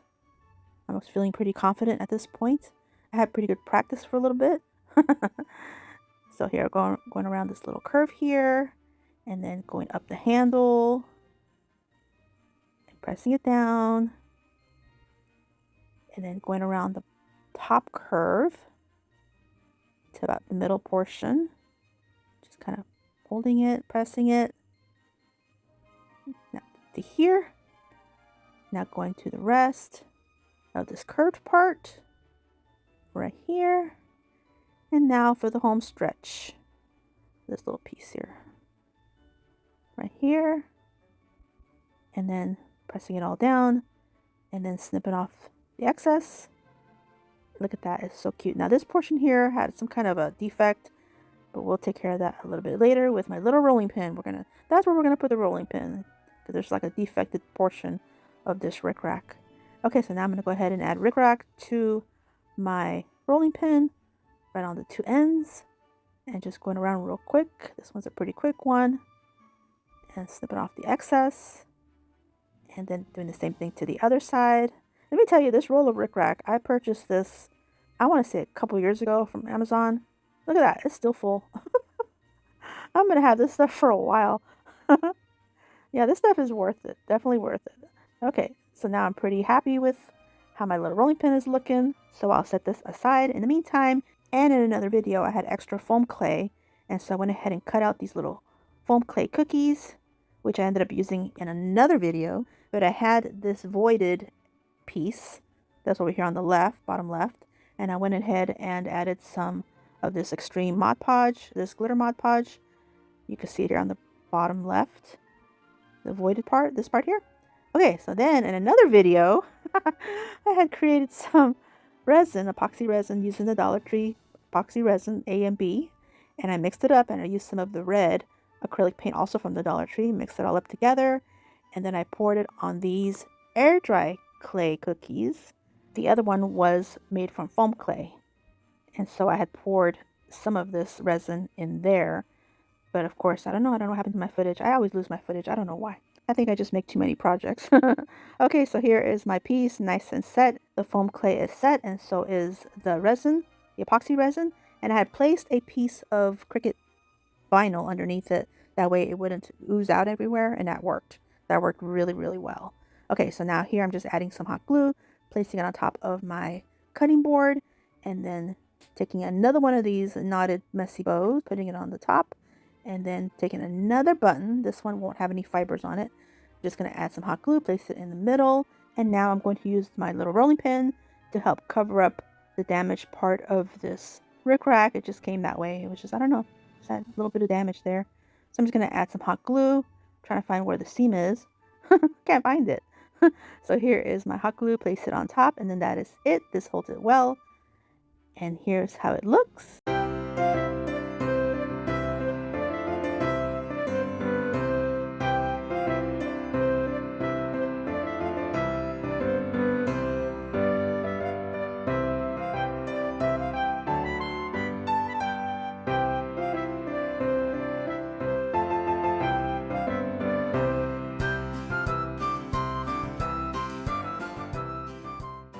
I'm going to begin with this pool noodle that I got from the Dollar Tree, and this pool noodle knife that I got from the Dollar Tree as well. This slices through this pool noodle like butter. So I cut off a piece, I want to say maybe 7 or 8 inches long, and I'm just going to slice a piece on the bottom just to keep this from rolling around, so it'll be nice and flat for me. I'm going to go in with the apple barrel paint in the color nutmeg brown, give it a full coat, allow this to dry, place a piece of parchment paper. Now I'm going to get ready to do a little bit of faux frosting, and I'm just going to take one of these piping bags from the Dollar Tree and a piping tip that I have. It's a star tip, and then I'm going to remove a little bit of the tip of this plastic piping bag and then open it up in my cup. And now I'm taking my big tub of DAP Fast and Final Lightweight Spackle. It's my favorite. I usually use the Dollar Tree one, but I haven't found any of the Dollar Tree lightweight spackling in about a year, so I don't know what happened. So anyway, we'll use this one, and this one actually works better. You don't have to add paint to keep it white. It stays white, which is a plus. So now here I added a bunch of the lightweight spackling in my piping bag, and I'm ready to do some piping. Now I'm ready to do some piping action. I'm going to do a little bit on the underneath just to keep this still. Then I realized, wait a minute, I need to fill in the inside of my pool noodle. Forgot. So I'm going to do that real quick. Just go around the one side and then go around the other side. Give it that full look. Now I can do my little embellishing. I can do my big dollops of faux frosting or whipped cream. And I'm going to do some embellishing with some of these plastic peppermints that I get from Amazon. The Dollar Tree does have them. You just have to find these little bottle brush trees if you find these at Christmas time. Yes, look, here are the little plastic peppermints attached to the bottoms of these trees. So now I'm going to do another little dollop on the end, add a little Gingy that I get from Amazon. Now I'm going to take some of this Mod Podge Extreme Glitter Mod Podge, and I'm going to cover this whole gingerbread roll or log. Normally it would be like a pumpkin roll or a jelly roll. We'll call this a gingerbread roll. And then all I have to do now is just allow this to dry, and then that is it for this one. Super simple. And here's how it looks.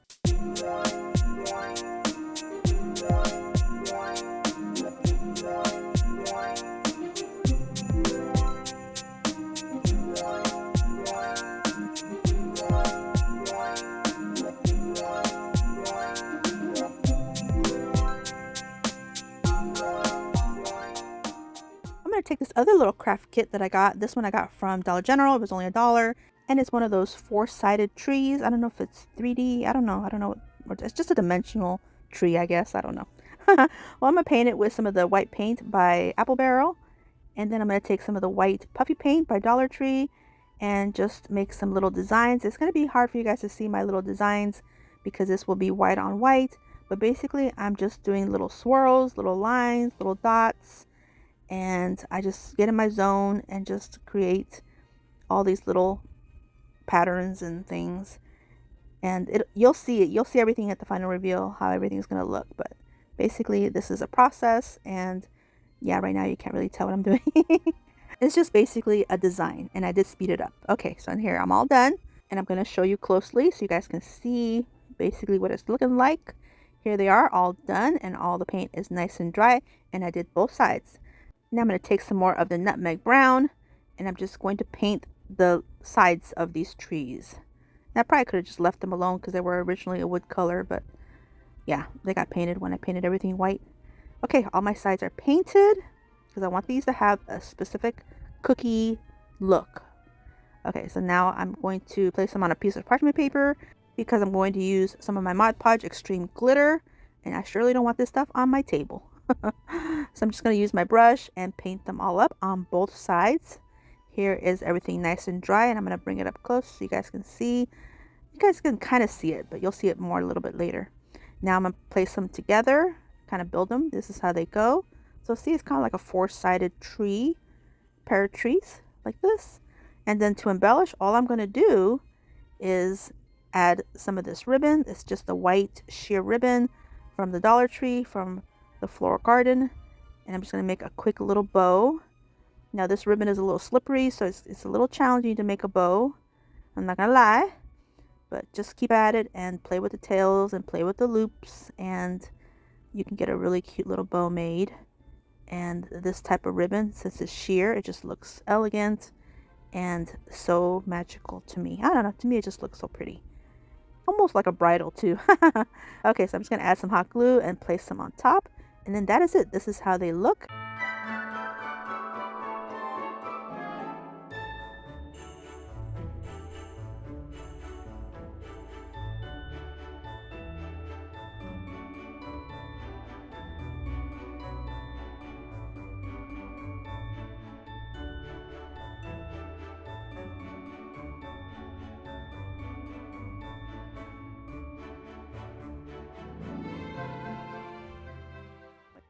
I'm going to take this jewelry box I purchased from Family Dollar. Family Dollar is a Dollar Tree sister company, and it was $5.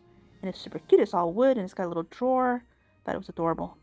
Then I'm going to take my apple barrel paint in the color Nutmeg Brown, give it a full coat, paint it inside, outside, everywhere, and I actually did a double coat. Now I'm going to take some puffy paint by Tulip, and I'm going to create a waffle cone pattern on the very top, like this. And I'm just going to go along. Here I already had one little break. Sometimes you get air bubbles when you make things with puffy paint, but that's okay. I mean, when you do icing on real gingerbread, mine's never perfect anyway. That's for sure. So this is pretty genuine to what my real gingerbread would look like. So here I'm just going to make little lines like this. Go on the other side.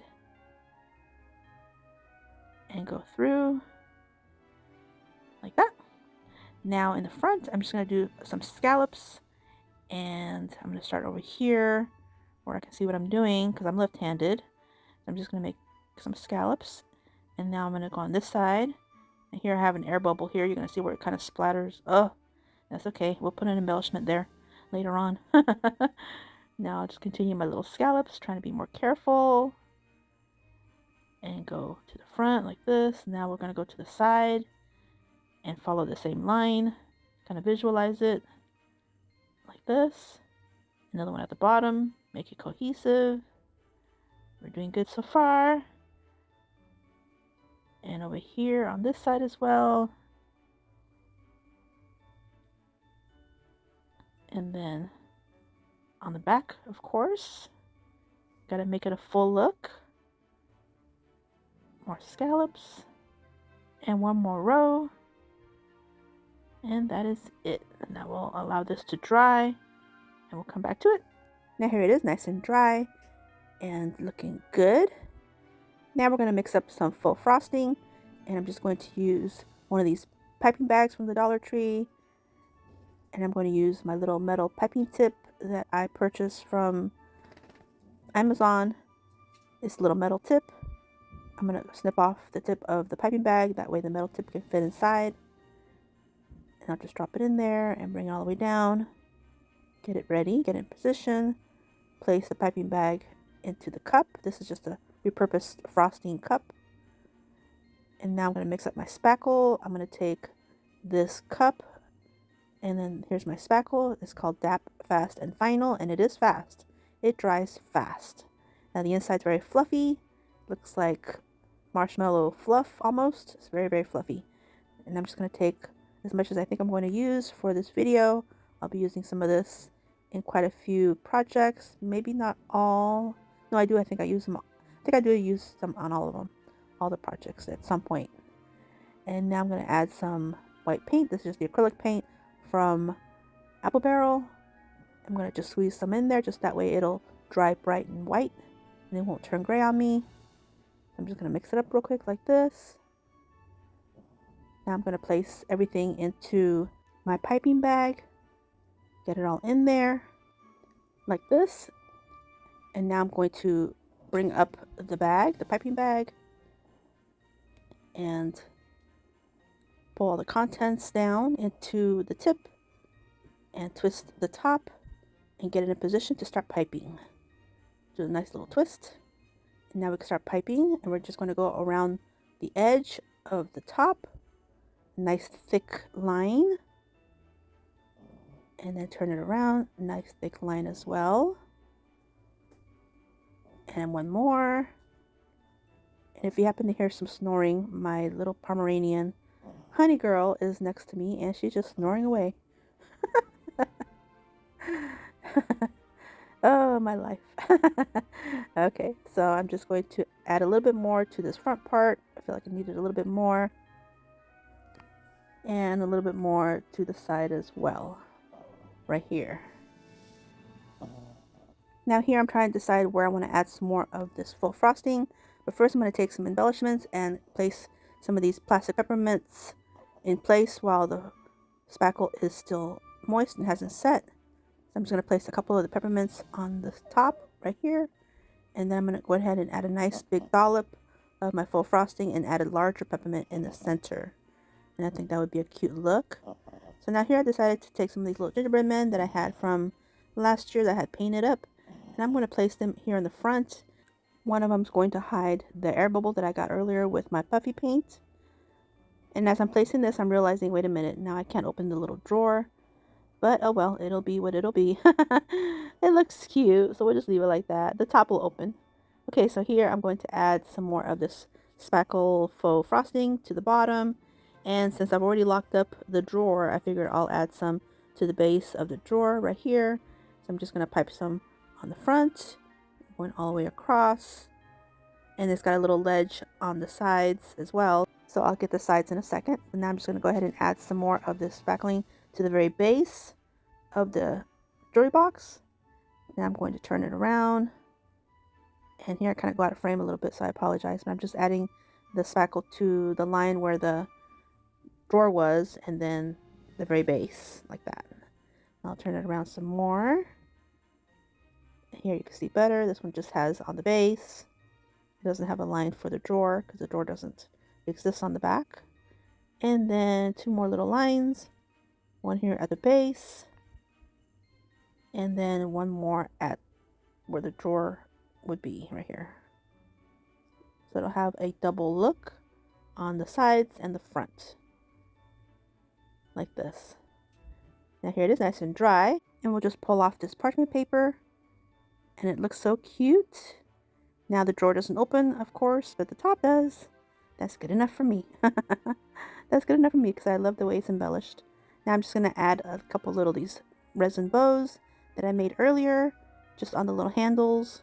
I'm just going to add a little bit of hot glue and place one here on the bottom little pull. And then one more on the one above. And then we'll call this a day and be done. This DIY is now complete. Look how adorable. I love it. And here's how it looks.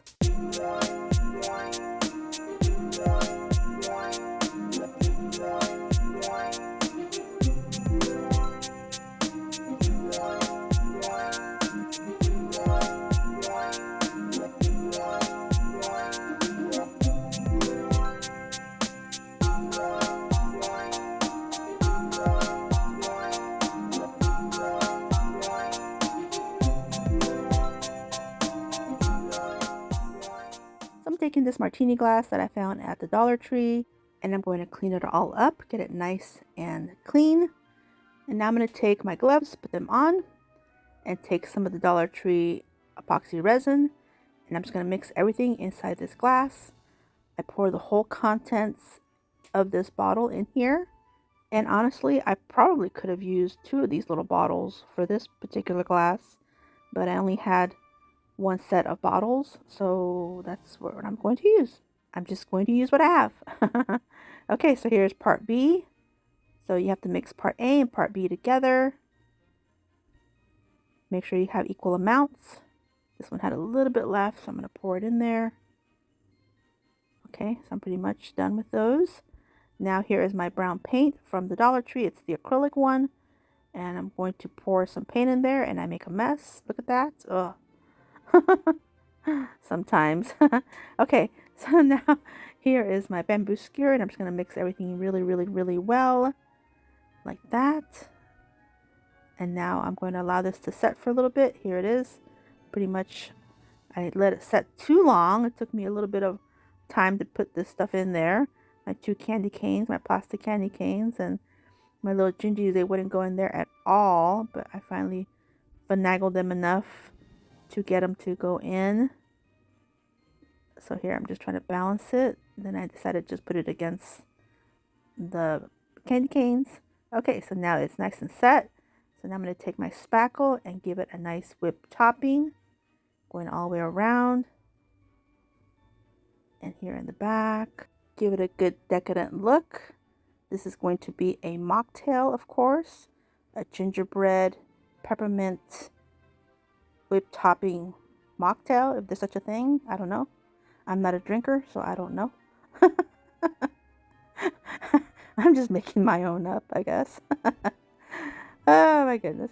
Okay, so now I'm just going to add a peppermint in the middle, and then one of these little bows that I made with some more of this fabric. And then that is it for this one. I'm going to place it right here on the stem. And that is it. Look how cute. Here's how it looks.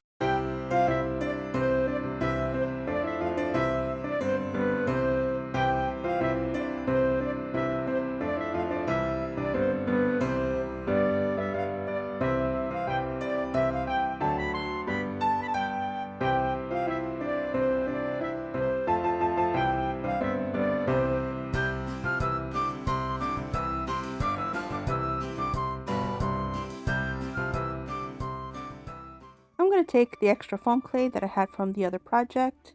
I'm just going to spread it down with my acrylic rolling pin like this. I'm going to do a nice thin, like a nice thin layer. That way I can get as many faux cookies as I can. Cookies or crackers. Be more like a cracker, I guess. They'll be thin. So now I have these little cookie cutters. I have these round ones, and then I have the square ones. And I'm just going to use a variety and just start cutting little cookies, or not cookies, little crackers, because they are thin. Cookies would be a little thicker. So here I'm cutting out a square one, and I'm just having fun cutting them out. And I just keep doing this until I get all of my foam clay used up. I don't want to have to put any of this foam clay that's been conditioned back in the bag. I don't know how that would work, so I don't know if that's good for that. So I'm just going to go ahead and use up all this foam clay. Now I'm taking this wooden plaque, and I had painted it in a nutmeg brown color, and I'm just going to go ahead and place these crackers on top like this. Allow them to dry and cure on top of this little board, this plaque, and this is where they'll stay, because once they dry on here, they'll pretty much stay. So I'm just going to place them like this. Make sure I get the placement decent and where I want it before I make the full commitment.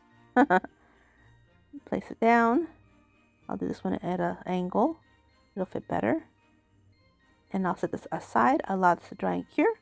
And here they are, nice and dry, and sure enough, they're stuck on there. Now I'm going to take some of this puffy paint. These are from the Dollar Tree. They're actually fabric paints, but hey, we'll use them for puffy paint. And I'm just going to go along the edges and do my little squiggly lines. Go around them all. And I'm just trying to be careful with my sleeves. I'm wearing long sleeves. It is summertime, but it's cold in our home. We keep the AC down really cold. So it gets cold in here sometimes. So here I'm just going to go ahead and continue and get them all done. Just little squiggly lines. Doesn't have to be perfect because we'll be doing some more embellishments. So we'll just get a nice little border like this. And then this last one, nice little circle. And then I'll take the same white puffy paint and do some little faces. Do little dots, little nose, little smile. And I'll do the same to the rest. These will be happy crackers. Just little happy crackers. This one I'll do upside down, just give it more interest. And now with the red, I will take that and use that for the cheeks. Give it some rosy cheeks. Like this. My little crackers on my little plaque. Allow these to dry completely. And here they are, nice and dry. Now here I have very little left in this bag of my spackle mixture, but I'm going to go for it. And here we go. And spoiler alert, I do end up having enough, but just barely. Oh my goodness, it got a little tough there at the end. I had to squeeze it quite a few times, but I finally got it. Just enough. Like this. Now I'm going to take my fingers, wet it a little bit, and kind of help some of the pieces that didn't go like I wanted them to. I just have to dab it a little bit with my wet fingers, and this helps get everything in place. Now I'm going to take my piece of parchment paper, setting this on top, and getting my sugar glitter and just giving it that edge of sparkle and just giving it an extra sweet look like this. Now I'm just going to embellish with a few of my plastic peppermints and candy canes just for the fun.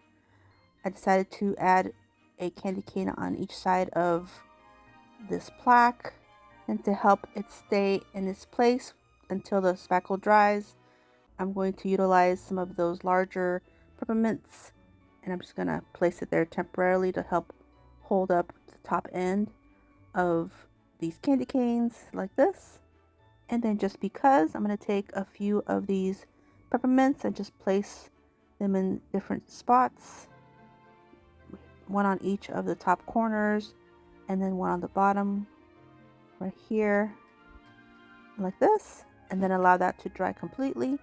Now here it is, nice and dry. I'm going to remove these peppermints that were just holding up the candy canes, removing any excess glitter that might be just left on there. And then I just made a bow with some ribbon and just placed it on the very top just to make it look cute. And then I thought I filmed, but I didn't, where I added some hooks to the underneath. I drilled some holes with my little drill and then added some little hooks. And then here's how it looks.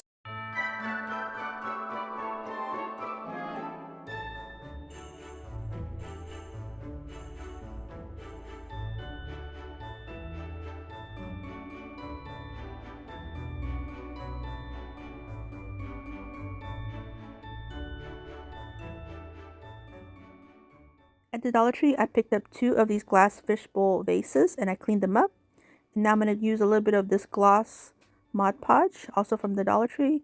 Add a little bit in each, and also some of the nutmeg brown apple barrel paint, acrylic paint. I'm just going to do a nice little glob. This one had a bigger glob, but that's okay. We'll share. So now I'm going to add some water with my spray bottle just to make everything more fluidy. And using my paintbrush, I'm going to mix it all up and paint up the sides, all the insides. And I do the same thing to the other one. And when the paint dries, I will do another coat. Now here they are ready with 2 coats. This one's still wet though, but that's okay. We're going to work on the outside. And I'm going to use some of the Dollar Tree puffy paint. This one's in the white. And I'm just going to do some little swiggly lines going all the way around the top section of this fishbowl vase. So just like this, going all the way around.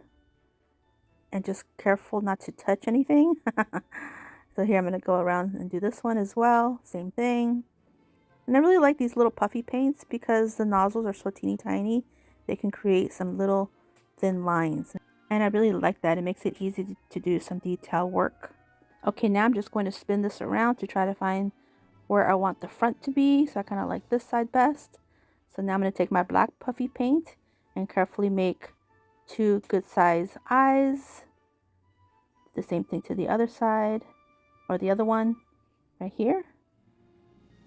And then I'll take my white again and carefully make a little nose, little mouth, and the little pupils in the eyes. The same thing to this one, the little pupils. And now I'm going to take my red puffy paint and give them some little cheeks like this. And I'm just going to do some little dots where I actually broke the lines when I was doing the squiggly lines. You can tell where they kind of broke. So I'm just going to do some little dots, look like berries or something. Just a little embellishment. That way my little squiggly lines, they look more even or continuous without these little breaks everywhere. Yeah, so now I'm pretty happy with that. Now allow these to dry completely. Look how adorable. I touched this one by accident just a teeny tiny bit. Oh. Okay, here they are, nice and dry. Now I'm going to take some floral foam that I had, cut it in half, and I'm going to add some hot glue and place it inside each one of these. Here's this one. Here's this other one. And I'm trying to be generous with my hot glue, that way it'll stay in there. Press it down. Okay, so now I'm going to use some florals. I'm going to take this pack of pine, like an evergreen pine from the Dollar Tree. And I'm going to take my EMT shears and snip off these pieces. But we will be using those pieces in a little bit, you'll see. So I've got to make sure I don't lose them. So I'm just going to add a couple picks to this one. And a couple picks to this other one. And by the way, these picks are now $1.75. Oh my goodness. But they're so cute, so I had to get them. Okay, so now I'm going to also use this one here. It's called Snowy Greenery. I like that it's sparkly. So the first one is my Thriller. This is my Spiller. Kind of spills down a little bit. And I'm just taking sections that I want to use. And then for the other one, of course, it'll be almost the same. Not exactly. You'll see at the final reveal that they are a little bit different. Okay, so here is the mother piece. Now at the Dollar Tree, I found these sparkly metallic Chanel stems. And I'm going to take 4. And I'm going to take the end of a paintbrush and just twist it around to make some curlicues. Some little springy looking curlicues. And now here's where those other pieces that I removed come in handy. I'm just going to take some hot glue and make my own little picks like this. Okay, here's another one. I'll show you real quick. Super easy. And it makes a great accent piece to any floral arrangement or decor piece. So here's my last one. And now the glue is set on these, so now I can just poke them in here. And look at that. It just gives it a little bit of interest. And then a pop of color. Now I'll do the same to this other one. Like this. So now I have my Thriller, my Spiller. Now I need my filler. And I'm going to use these cedar little picks that I had in my stash. It's like an evergreen cedar. And they're just little pieces. So this will be great for a filler. Fill them up in the front like this. And then for the very, very back, I'm going to create another pick. This one's going to have a nice floppy bow. I still had some pieces of this fabric that I've been using in quite a few videos recently. So I'm just going to create some big floppy bows. So here's my floppy bow. Let me make another one here. Remove all these strands and create another bow like this, real simple. And then I just work it and finagle it. They're just so noisy today. All the squeaky sounds. Oh my goodness. So distracting. You guys can only see what I see. 4 cats and 2 dogs. Okay, so now I'm going to take these picks here and I'm just going to snip off. I'm going to use these to create my picks so I don't waste anything. I'm going to add some hot glue and place my bow on top like this. Kind of wait for the glue to settle for a second. And here's my second one right here. Now this one's ready to go. So I'm going to add this one towards the back right here. And then just kind of finagle everything. I ended up changing this up a little bit before the final reveal. I don't know, I always do that. But for now, this is how it's going to look. Here's my second one. And then I had these two little resin gingerbread houses, little decor pieces I decided to use for the top of the bows because the pick was kind of showing on the top. So once I get this figured out, I end up redoing this. Okay, these little pieces here. So now I'm just going to take some hot glue and add these on. And then I also add some couple of Gingis that you'll see in a little bit. And that is it. And here's how they look.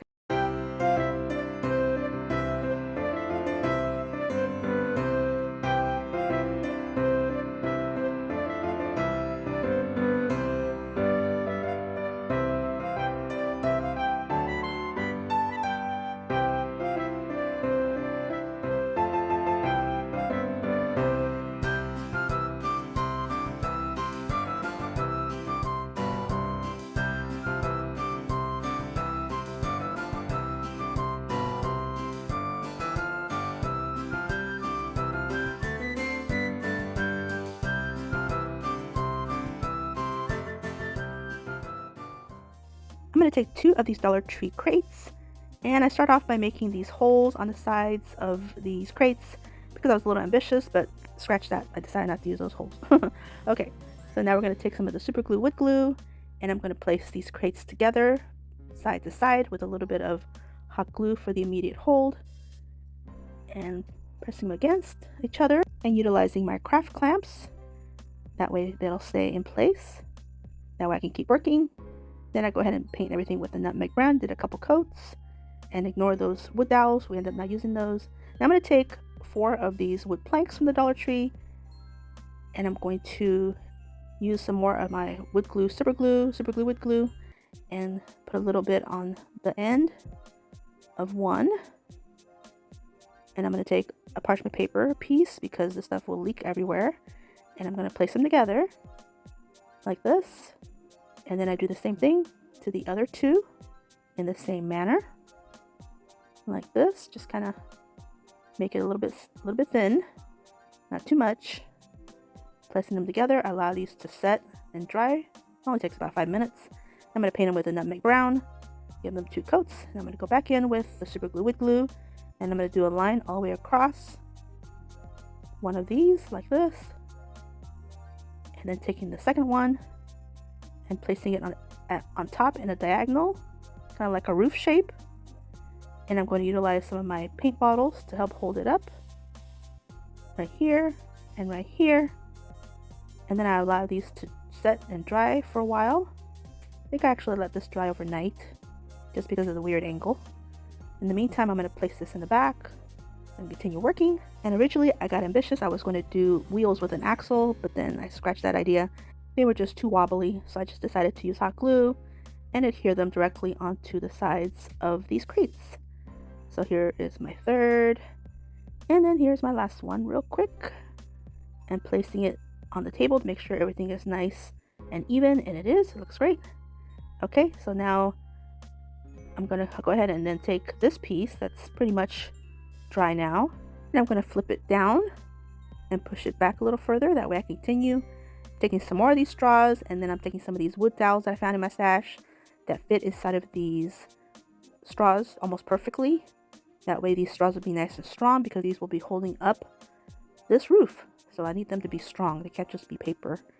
I think some plastic straws would have been great, but this is what I had from the Dollar Tree, so this is what I'm using. And I'm just going to snip off the excess of the wood dowels, add some hot glue on the inside. That way they'll stay nice and secure. So here's one ready to go. Snip off this other little piece on the other side. Make sure it's nice and flush. And then I went ahead and did this to all 4 in the same manner. Now here I'll show you that the ends, they are full. They have the wood dowels inside. Then I'm going to take some hot glue and do a dab on the bottom.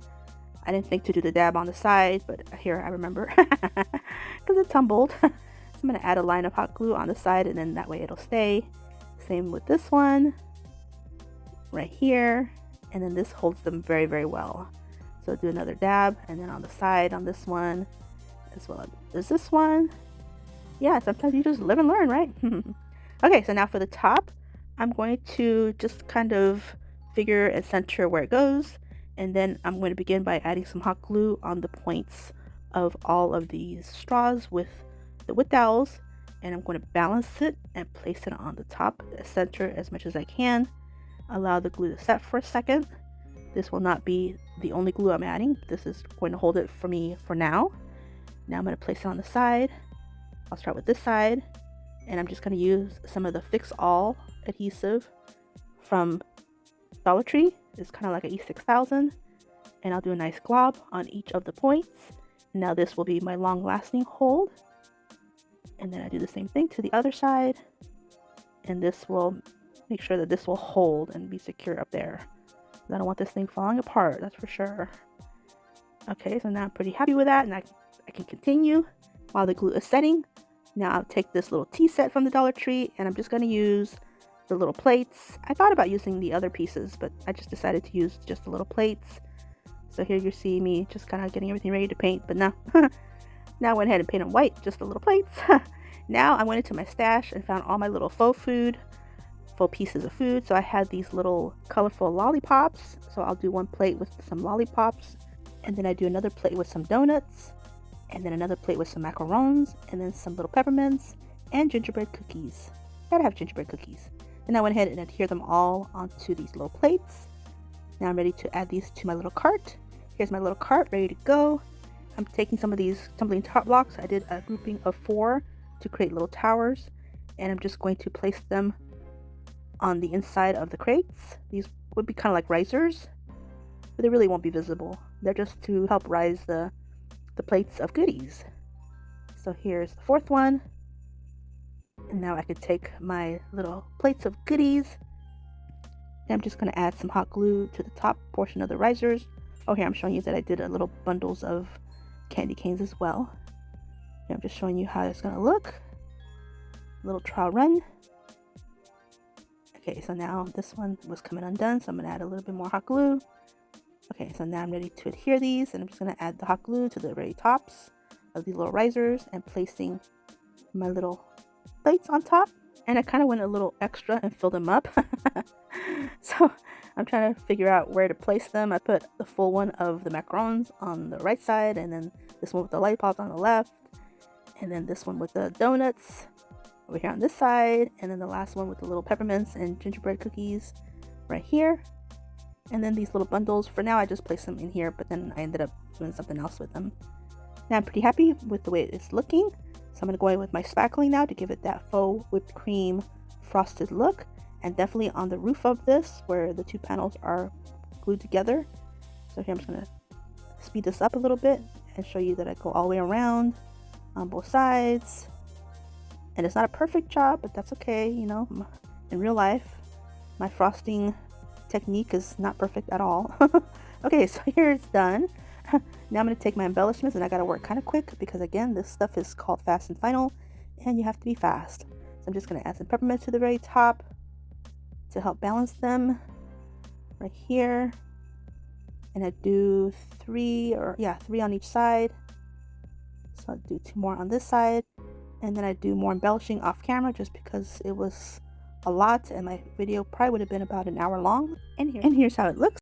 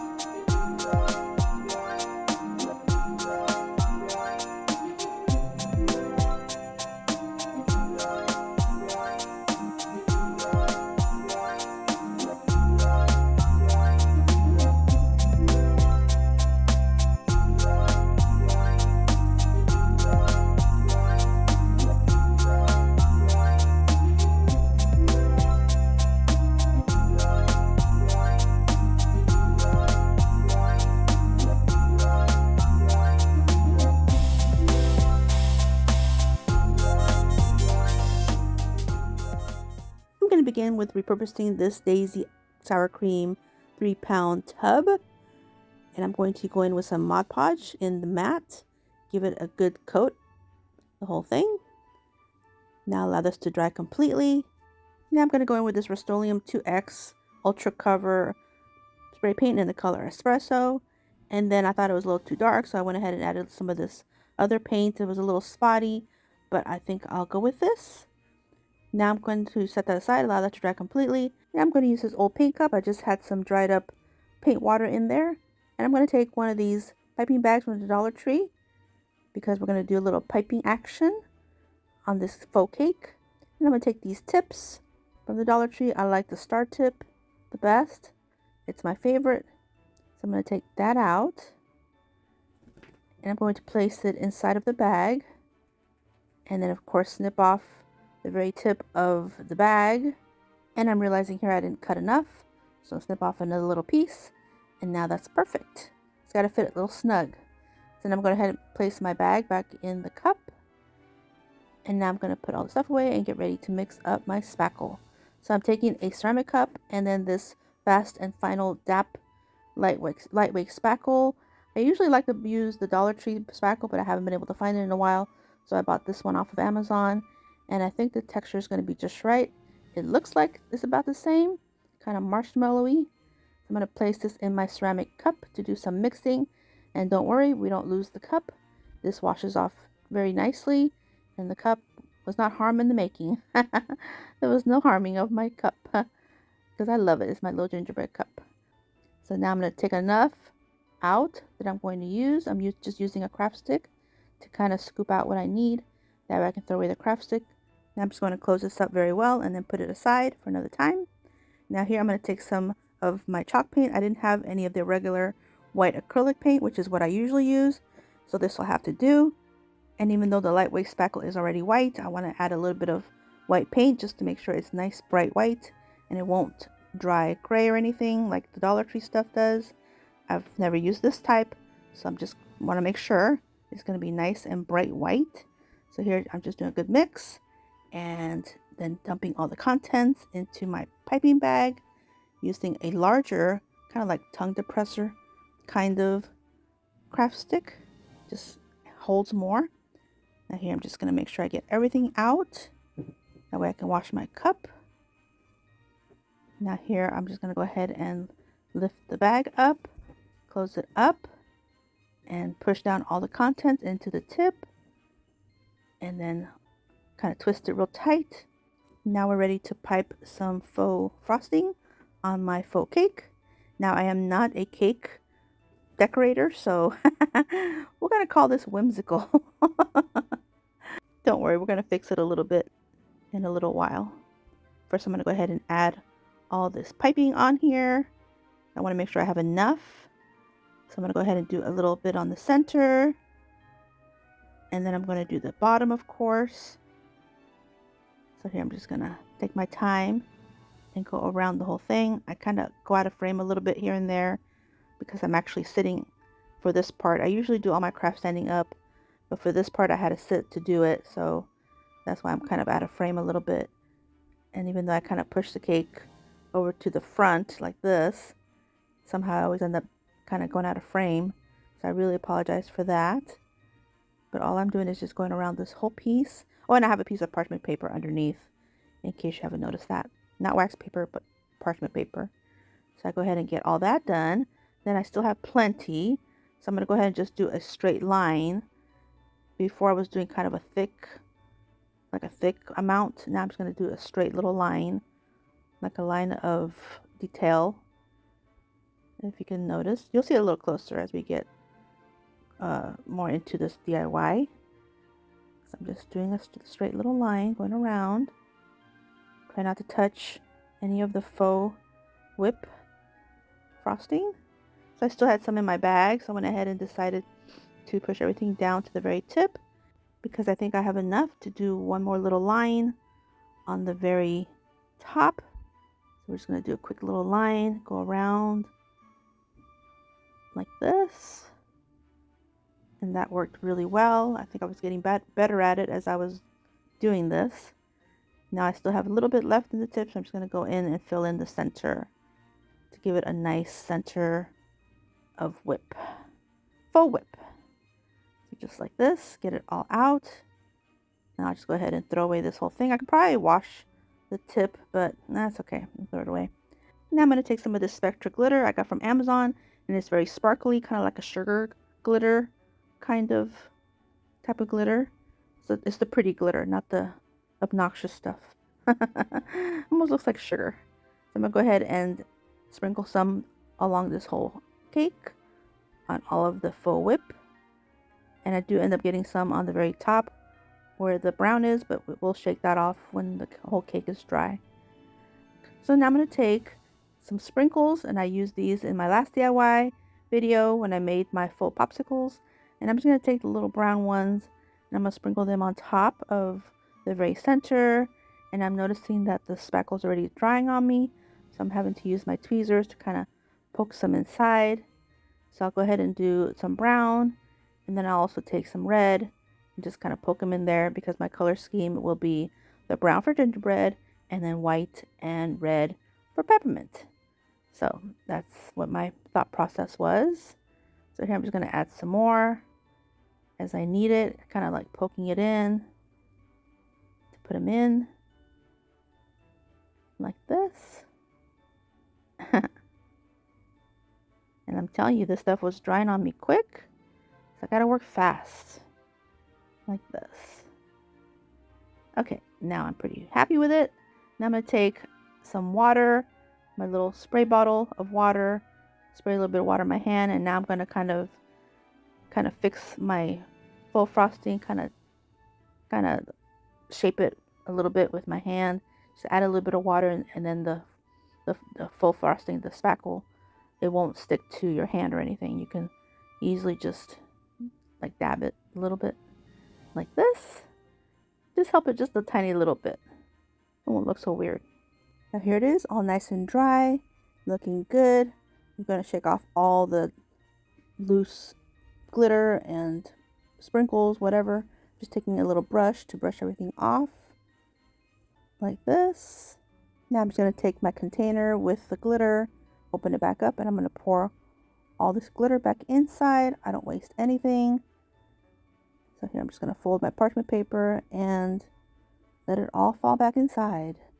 Use it for another time, something else, and then close it up and put it away. Throw away this parchment paper, it did its job, and get rid of these little sprinkles. I'll put them away later. Now I'm going to take one of these trays from the Dollar Tree, $1.25 at the time, and I figured this might fit perfectly, and it does. Look at that.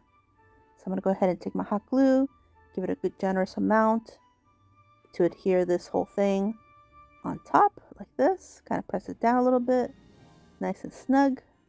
I'm going to take some of this ribbon. I got this from Ross, and it's a nice big spool of 2.5-inch ribbon, wired ribbon, so $3.99. Thought that was a great deal. So I'm going to take a nice big piece and fit it around the cake to give it that peppermint look, because I felt like it needed some peppermint accent of some kind. Remove these little wires that are sticking out, and I'm going to take a little bit of hot glue. Well, here I'm trying to figure out where's the best front that I want. So now here I'm going to take some hot glue and go ahead and adhere it. Do a little line, press it down, kind of rub it in, and then get it nice and taut, pull it, and then do another line. Here I'm going to pull it a little bit more and press it down. Now turn it around. It's a little bit loose on the side, but I'm okay with it because I really don't want to use a lot of glue. Now I found this other ribbon. This one I got from Walmart, I believe. It's a teeny tiny red and white gingham ribbon. And I'm going to go ahead and add some of this to the very bottom piece of this tray, because on the side it was kind of like raw wood. So I felt like there's potential for something. So why not cover it up and make it look cute? And I'm just going to tack it down with a little bit of glue and massage it in, press it on. And now I'll use the same ribbon to make a quick little bow I don't have much of this left, so I'm going to go ahead and just remove the rest and just make a decent, well, kind of still small little bow to go in the front, because you got to have some bows when it comes to gingerbread. And then cut them at diagonal on the ends, and then take a little bit of hot glue and try to figure out where the front is. A little hot glue and put it down right here, tack it, looking cute. Now I found this little gingerbread girl in my stash. She's made out of wood. I think I got her from Amazon, and I'm gonna give her a little bow on the very top because she's an ornament, so I need to conceal that little loop, that little hole. And I'm just going to adhere her to the top of the cake with some hot glue. If I had found the little girl before when I had my whip nice and fresh, that would have been perfect, but that's okay. Now I'll just embellish with a few little of these berries, and this is how it looks.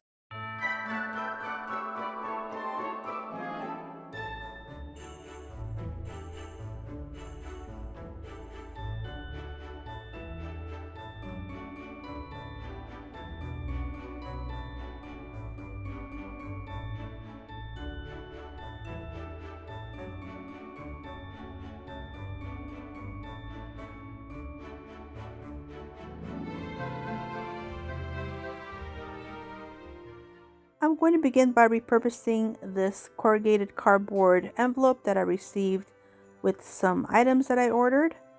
And I'm just going to snip off the two ends. So here I'm just trying to figure out where I'm going to cut it. And I'm just using my EMT shears to snip these ends off. We're not going to need them. Open this up. We're going to use just one of these pieces for now. I'm going to take these little gingerbread men that I had in my stash, a little one and a big one, and I'm just going to take my Sharpie and trace around the shapes. So here's the little one first, just going around, taking my time and holding it really still. That way I don't double up or anything. Let it slip. Okay, so there's the little one. Here's the big one. Same thing. Get nice and comfortable and just trace. Can't get any easier than trace. Now, if you have a Cricut, of course, you can cut out, you can print and cut these shapes, but this is easy too. So here's my last little one. And here they are, all traced out. Now here I'm going to show you that you can cut them out pretty easily with a utility knife that's nice and sharp, especially on the little corners and things. It works best. So like this, just go around and cut. And see, it comes off pretty easily like that. But if you don't have the patience for that, you can always use scissors. So here I'm just going to show you that it's pretty easy with scissors too. It's just the little corners are a little bit more difficult with the scissors. So anyway, here I got them all cut out. You just cut them out however you want. And the best thing about this, you don't have to paint them, but I am going to do some embellishing with the Dollar Tree puffy paints. And I'm just going to do some little eyes and a little nose and a little mouth. And then I'm going to do some little zigzag lines. Just taking my time because this is corrugated cardboard, so I gotta make sure my lines are complete and not breaking. So just like this. And then I'll do some on his legs. Actually, this one's a girl, I think. Yeah, I think this is a girl. So here is the other leg. And I'm just gonna make the eyes a little bit bigger. And now I'm gonna take some red and give her some cheeks. Like this. And then I go ahead and do some buttons. Red buttons for her. Set her aside for a second. Look how adorable. Here are the rest. And for the rest, I just used white with the exception of their cheeks. Now I made these little bows. I made little bow ties for the men, gingerbread men. So here's a couple little bow ties. They're just ribbon that I had. And then a little hair bow for the girl. Place hers on her head. Here's another one for another little boy. Right here. And then I made a teeny tiny one for a little boy. One of the little ones. Put it right here. And then I made some baker's twine hair bows for the two little girls. Here's the last one. And then I added a hanger and some embellishments. And this is how they look.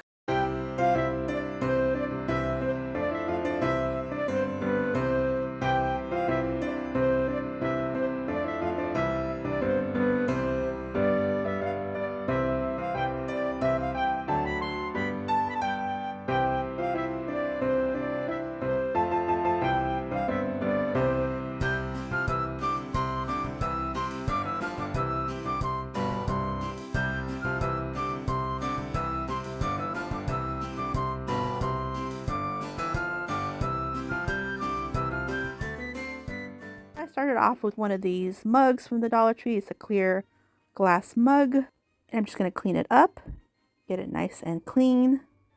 And I'm going to take a piece of parchment paper and I'm going to take some of the Dollar Tree Faux snow. I'm trying to be very careful how I open this because I don't want this bag to just pop and have a party here. So I'm just going to pour a little bit of this faux snow on my parchment paper. And I'm going to take my Mod Podge in the mat and I'm going to very carefully go around the rim of this cup. I like this cup because it's wide. It's a nice big cup. So that's a lot of opportunity to have fun with this DIY and do lots of things. So just going around. I did put a little bit too much Mod Podge on one side, but I'll remove that a little bit later. So now I'm just taking a little detail paintbrush to kind of help paint the whole rim. Now I'm spreading all the faux snow and giving this rim a little decorative festive look like this. Because it's so sparkly, this stuff is fun. It's fun as long as it's controlled, I think. It's not fun when it becomes just a mess everywhere. Then it's not fun anymore. But nice and controlled, it's fun. So I'm just folding my parchment paper and just pouring everything back in its little home. Back in this little bag for another time. Yes. Okay, so now I need to remove this drip of Mod Podge that I have on the side of my glass right here, my cup. Remove that before it starts getting yucky. And then this did dry for a few minutes. Now I'm going to continue. Add some more Mod Podge. This is on the inside. And then some of this Dollar Tree acrylic paint in the white.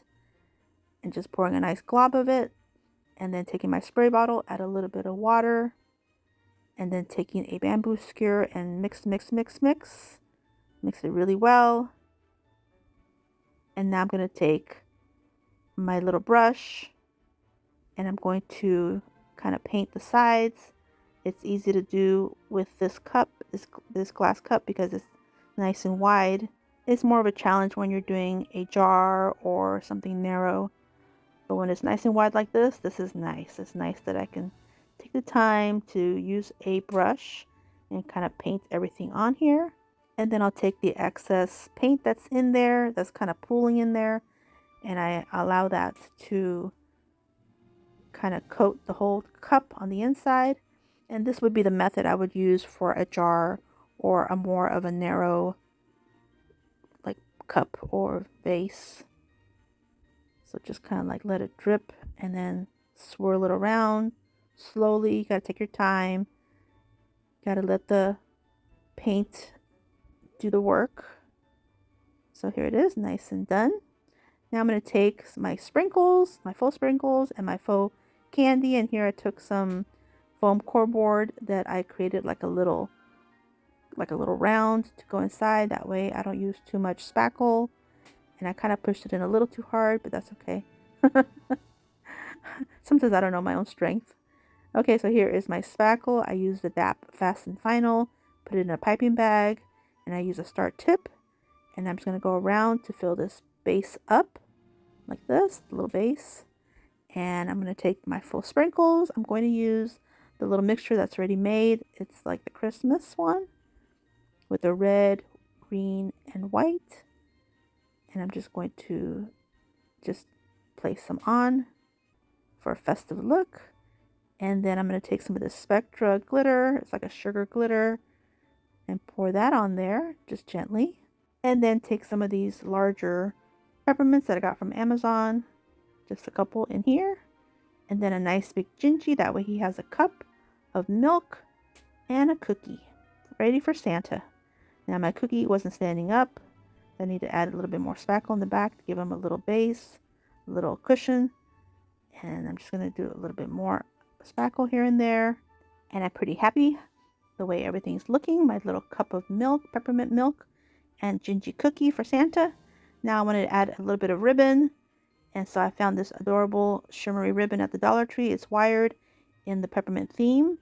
So I'm going to take a piece that I think I would need, snip it off, and then add a little bit of hot glue to one side, and then putting it where the handle is with a little handle, and then going around, kind of pressing everything down, going around, and then taking some more of the hot glue and then meeting the other end like this, pressing it down nice and secure till the glue sets. And then I made a bow with the same ribbon, and I'm just going to add a little bit of hot glue and place it in the very front, press it down, and that is it. My cup of peppermint milk and Gingy cookie for Santa, and here's how it looks.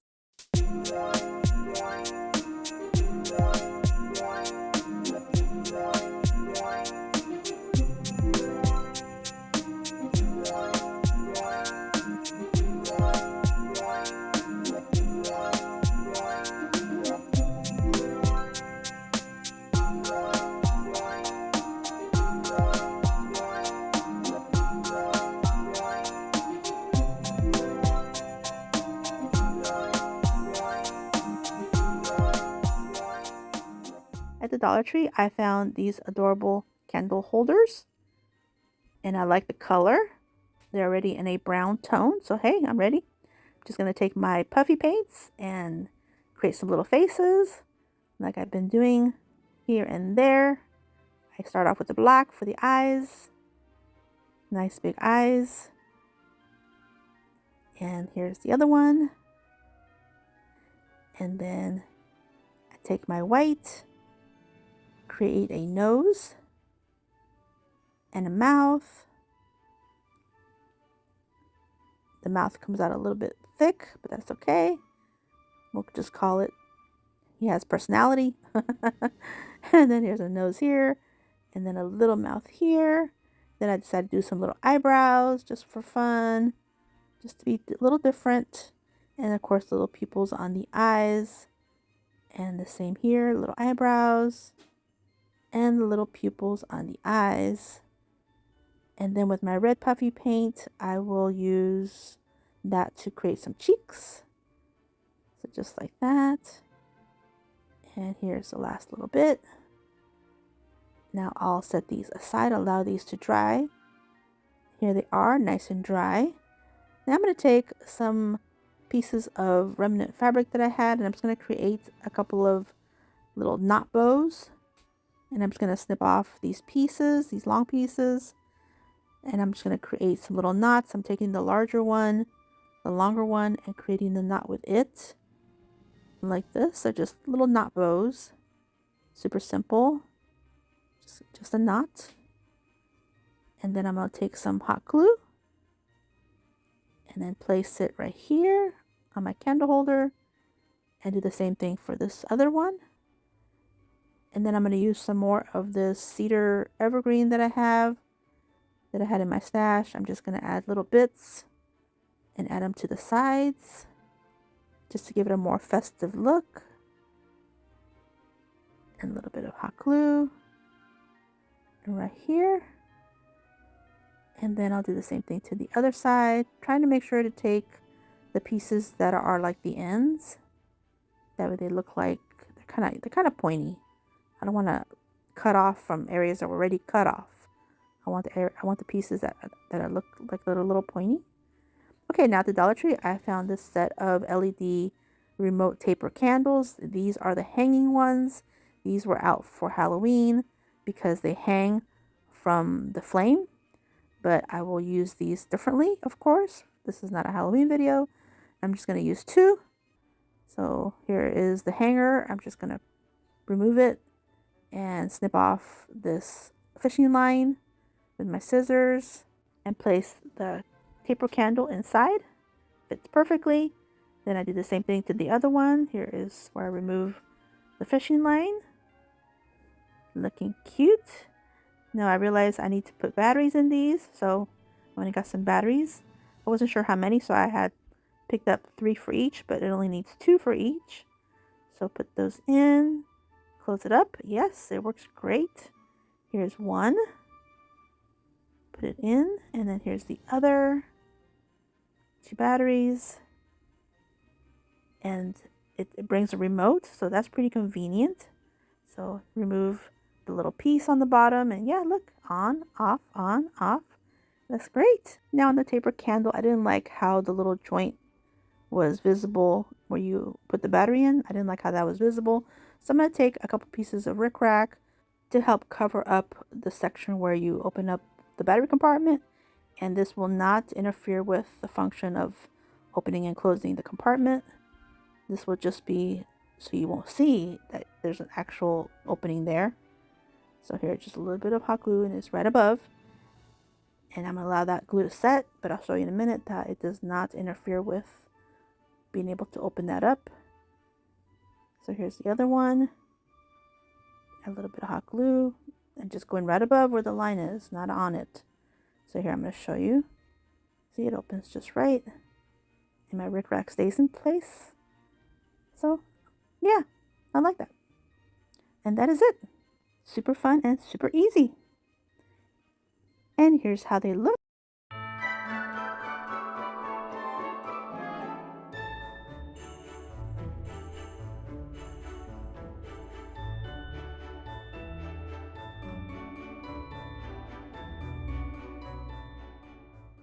I'm going to take this little board that I got from the Dollar Tree. I think it's like a little charcuterie board in the shape of a wine bottle or like a paddle. I don't know.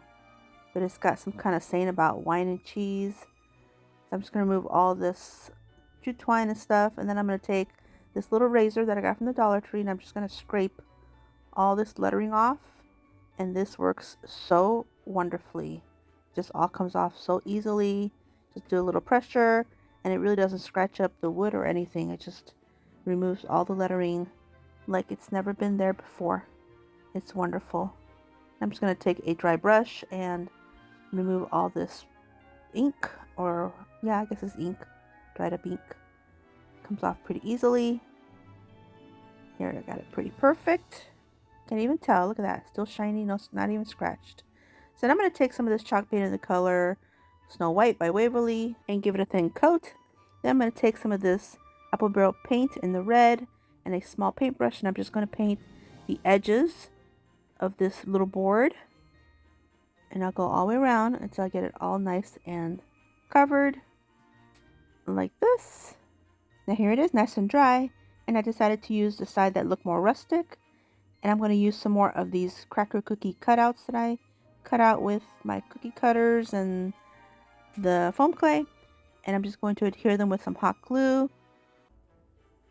And I'm just going to adhere them to this little board like this.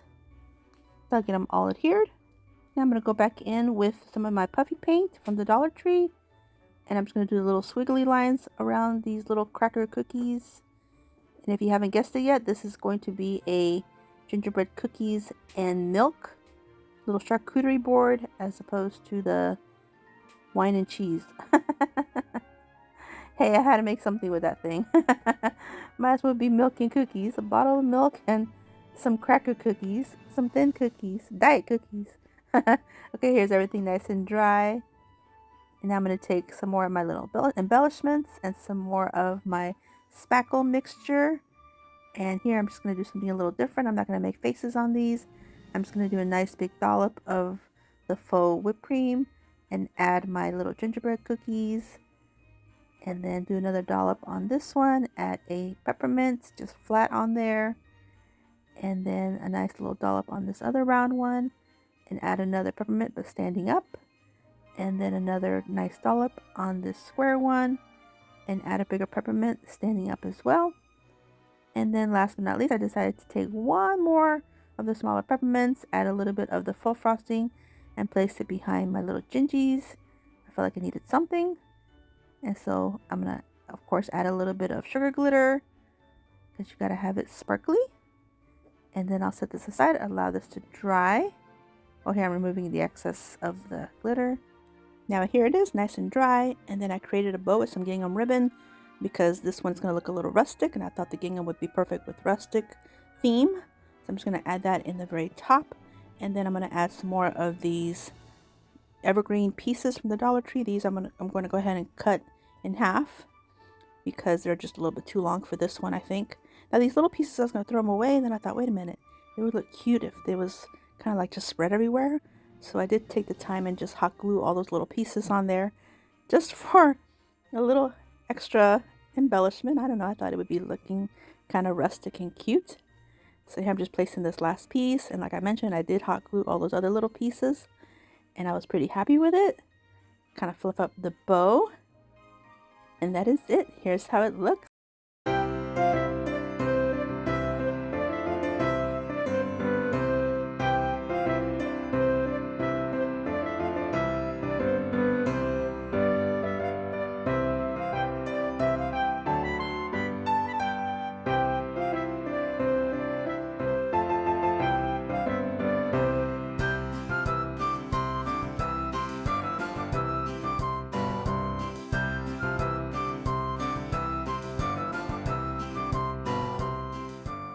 I'm going to begin with 3 of these Dollar Tree wood frames. These are the ones that are the round with a really pretty design, and I'm going to go in with the apple barrel paint in the color white. Now for the inside, I'm going to use some of the Dollar Tree white foam core board, and I'm just taking a regular pen and creating a circle shape, and then I'll go ahead and do 3 of these for each of my frames, 1 for each. Just super simple like this. And then with my sharp utility knife, I'm going to cut around about a 1/4 inch or 1/2 inch around the whole frame. That way it's a little bit bigger, a little bit wider than the actual shape of the circle, like this. Now I'm taking my finger sander and I'm just going to sand off the edges to make it nice and smooth. Yes, you can sand foam core board. If you didn't know that, it works great. It just makes it a little bit more round.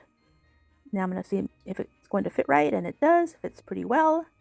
Now I'm going to take this fabric that I got from the Dollar Tree, the Shore Living Summer Collection, and I used it in my last video for this DIY here. And I'm just going to take this extra piece that I had, and I'm going to measure how much I'm going to need to cover this round, this foam core board piece of round. So I'm figuring about this much, and I'll do this to the 3 round pieces. I'm just going to show you real quick. This one piece actually fit pretty well for all 3, so I was pretty fortunate. I was pretty happy this worked out. I'm just removing this extra little piece, but we'll use this other piece for another project, I'm sure. So now I'm going to take some of this Mod Podge in the mat from the Dollar Tree and give it a nice generous amount, and using my little brush to spread it nice and smooth and even, placing my fabric on top, pressing it down nice and smooth, adding some more of the Mod Podge on top to seal it up and get it nice and adhered. Setting this aside, and I'll allow this to dry, and then I'll do the same process to the other 2 as well. Now here they are, all nice and covered. So now I'm going to begin with the one that seems most dry, which is this first one here. And I'm going to place my frame to see how it fits. Fits great. So now I'm going to take my scissors and trim out the excess fabric like this. And here's my last little piece. Now I'm ready to adhere my wood frames on top of these rounds. And I'm just going to use some hot glue with my detailed gun.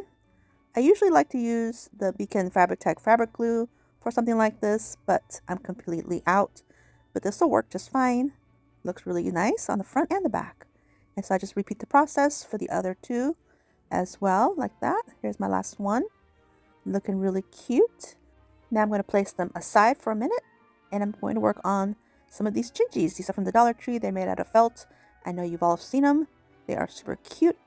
And I'm just going to take 3. There's a package of 5, but I'm going to just take 3 for now. And I'm going to open them up and put these kits together. They're just felt pieces. You have to pop out all of the little pieces, the 2 little eyes, and then These are the buttons, and then the little smile. And then I'm not going to use the green. And then for the embellishments, here are the frosting pieces, which are the white pieces. Pull all those off. And I'm just going to start adhering everything with hot glue. So I'm going to start with the little eyes. Super simple. Now for these, I'm going to use my tweezers. It just makes it easier to pick them up. And place the little eyes in place. And then make a little smile with my hot glue gun, my detailed one. And place the little smile on there. And then I'll just continue just by going with their design, with the exception of the green. I will use my own white rickrack because it's the look that I want. I don't really want any green on these. This is just my personal choice. But if you guys like green in your Christmas, go for it. Yeah, it's a cute design. But I just chose to just use the white and the red for this DIY. Just it goes better with my decor. But I will be using green later. You'll see that at the end. That's actually, you'll see me use a little bit of green because it just came with it. So, so yeah, I'm not anti-green. No. And I'm a May baby, so my birthstone is emerald. Definitely green. Anyway, I digress. So here I'm just placing all the little buttons in place. These are all so cute. These are really family-friendly DIY right here, this little craft kits. Now here is my rickrack in the white, and I'm just going to see how much I need and then snip off what I need and then place a nice line of hot glue and press it down. And then I'll do a little tiny bit for the collar part right here, just for an extra embellishment. And here they are, all nice and done, the same manner. Now I'm going to take another little piece of rickrack and I'm going to place it in the center one, which is the boy, just give him some hair. And then for the two, these are going to be little girls, and I just did some tiny little bows with some red and white baker's twine just to help hide that little hole on their heads. And then that is it. They're super cute. They're ready to be placed on my frames. And yeah, I think these little Gingy kits are underrated. They are super, super cute. So here are my frames ready to go. And my Gingis are a little bit larger than my frames, but that's okay. I want them to look like they're about to just jump out of their frames. So I'm going to do a little bit of hot glue and place them in. Just right in the center. Try to line it up with the lines of the fabric. That way to get them nice and straight. That's a great guide there. So like this, I'm just going to show you all three, I guess. So here's my last one. Put it in place. And then for extra embellishments, I'm just going to use some of my plastic candy canes. These I got off of Amazon some time ago. So I'll give him some candy canes on the outside. And then I had these little lollipops in my stash. I think they came from Amazon too at one point. And then I'm going to use some of these plastic peppermints, which if you find these little trees at Dollar Tree, you can have some of these peppermints from the Dollar Tree. And then that is it for these. Super cute. Here's how they look.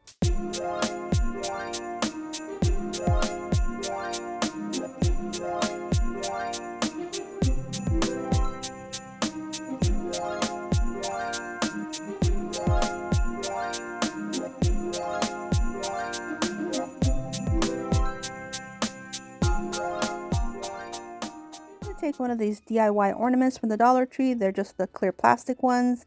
This one is the one that's shaped like an M&M, kind of. And I'm going to take some Mod Podge. This one's in the gloss. I want a glossy finish. So I'm just going to pour some in here like this.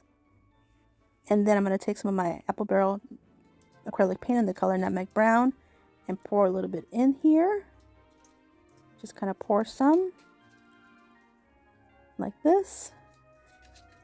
And then I'm going to take some water from my spray bottle and just spray it inside. And then I'm going to close everything up, placing my top back in like that on top. And then shake, shake, shake. I shook this, I don't know, a good 5 minutes or so till it got all nice and covered on the inside. Now I'm going to take one of these transfers that I had. These are just the rub-on transfers from Amazon. They are so adorable. I have them linked in my description box.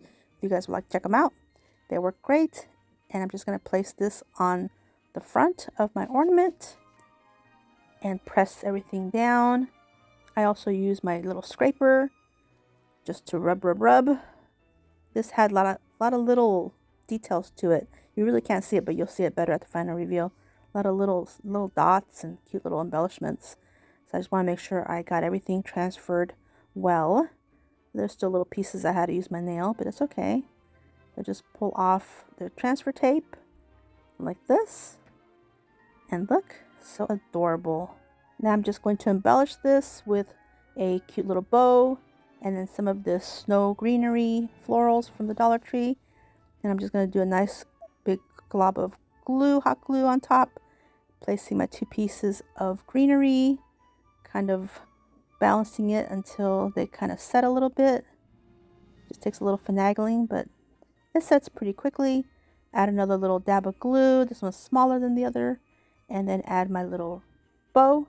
And it's super sweet.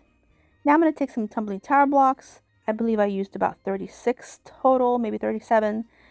And I'm going to take some of this wood glue from the Dollar Tree to adhere these together. And I'm going to create 4 in a row. Here's 2. Here's 3. And then 1 more right here. And I'm going to take 2 more and place them on the sides. 1 here and 1 on the other side. Just kind of put a little bit of glue, place it on, and then I'll do this 4 times like this. Now I'm going to take another tumbling tower block and build one on top of each of the ends. So like this. And here's the rest. Here's the last one. Now I'm going to allow this to dry a minute. Now I'm going to set these aside. That way I can work on the first ones that I adhered, because they're the ones that will probably be ready to go. Lay it down like this. And I'm going to add some of the wood glue. I'm going to be careful to just do little bits. I do create like lines, but I just try to do it sparingly, squeezing my bottle just gently. That way it doesn't ooze out. Placing 2 together in this manner. And no, we're not making a goalie. It looks like a football goalie, but no. Okay, put this aside. Now I can do the same thing to these 2 in the same manner. Just a little line going down, going across, and then going back down. But just little bits of glue, not too much. You can use a paintbrush if you'd like. Now placing them together. Allow these to dry for a minute. And then now I can flip them around and I'm going to join them together. So these are pretty much set for the most part. So I'm going to add a little bit of glue on the 2 sides, on the 2 ends, and join them together like this. And just to make sure that they stay, I'm going to take some of my craft clamps to help clamp them together. And then that way they stay nice and tight while the glue sets. Now I'm going to take 1 more. This one is the 37th one. And I'm going to take this one here and make a tiny little hole, just teeny tiny, just a pinhole. And I'm going to take one of these little hooks that I had in my stash. It's an open hook with a twisty screw, and just screw it on just by twisting it. That little pilot hole really does make a difference, believe me. So once I get that on nice and tight, now I'm going to take some more of the wood glue, place that on top, and then placing this piece in the center, and then taking 2 more of the clamps. That way it'll hold it down while it adheres and sets. So allow this to dry. Now in the meantime, I'm going to take this arrow from the Dollar Tree, this wooden one, and using a ruler and my utility knife with a fresh blade that's nice and sharp, I'm going to score and press down with some pressure. I'm going to score about 3 times or so, and then lift it up, do a couple little notches on the 2 sides, and then flipping it over. Here I realized I didn't remove this jute twine and staples. Got to remove those. They come off really easily with some needle nose pliers. And then do the same process on the back side with my ruler, create a straight line, and pressing down with my utility knife, sharp blade, and pressing it down a good couple times, and then just kind of pop it off. It comes right off. Here's my last little piece of jute twine. Got to remove that. We don't need it. And the staples. And of course the label. Don't need that either. So now at this point, my glue has set. Oh, I need to definitely sand my ends. because I cut that, so just gotta sand that up. So now I can remove these clamps. Everything is nicely adhered. The super glue, wood glue works great. I'm going to take some more of this wood glue and do a nice generous amount on the bottom, on the underneath, like this. And then I'm going to flip it up like that and put it on top of this wood piece. Allow that to dry. And then I painted it with some of the Apple Barrel Nutmeg Brown paint. And then I took some of the Dollar Tree puffy paint to create some little drips, because this is a gingerbread DIY video. So hey, that's the theme, so that's what we're going to do. And here's the last little bit on the very bottom. Just trying to be real careful. The edge is really, really tiny on that. But that is it. And now here's how they both look together.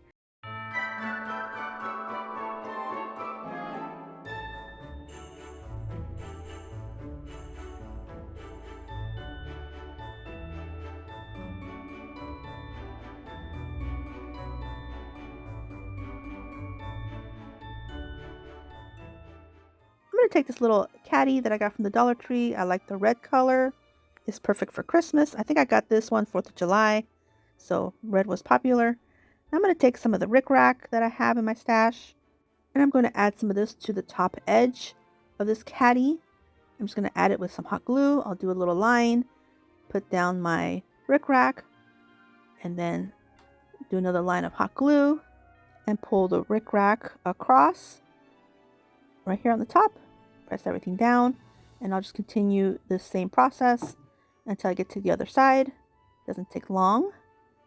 It's a two-handed little trick, but it goes quick. I don't like to cut my rickrack unless I know how much I'm going to use. I just have to know for sure. Then I cut it, and now I went ahead and finish off the rest. Another little line of hot glue. Trying to work quickly before my glue sets. Really don't want to put the heat gun on this plastic. Might melt it, you never know. So here I am at the very end, looking great. Snip off any pieces that are sticking up, and I'm very happy with it. So now I'm going to place this on its back. I want this to be the front, and I'm just going to go in with some of these pieces that I had in my stash. These two little Gingis were from the Dollar Tree. I think I have maybe one more left, or maybe two more left. I don't know. I have to look at my stash. And then one of these giant peppermints from Amazon, and then one of these little resin bows that I made in one of my Christmas and July videos. Made these out of resin and paint. So I'll place that right here. And now I'm going to take some of these red kitchen utensils that I got from the Dollar Tree. And I love this red. It's so vibrant. And I'm removing all of these tags and labels.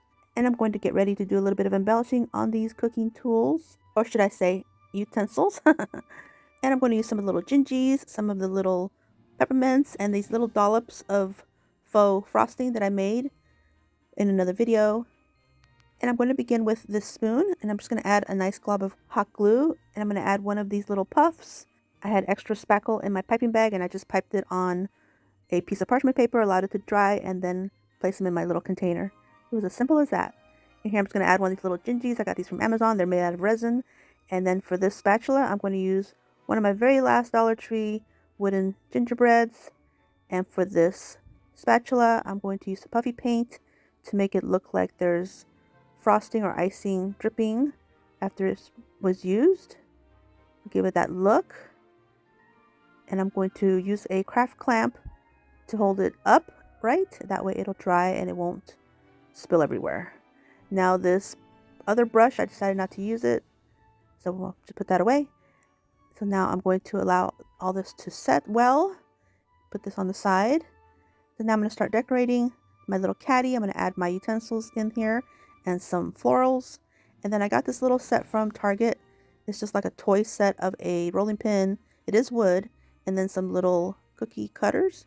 So I'm going to take the crimson paint from Waverly, and I'm going to paint the handles of this rolling pin like this. And I'll do both sides. Here it is, nice and dry. Now for these cookie cutters, I wanted to have them stand up, so I figured I'll utilize these picks from my florals and just a little bit of hot glue and turn them into some cookie cutter picks.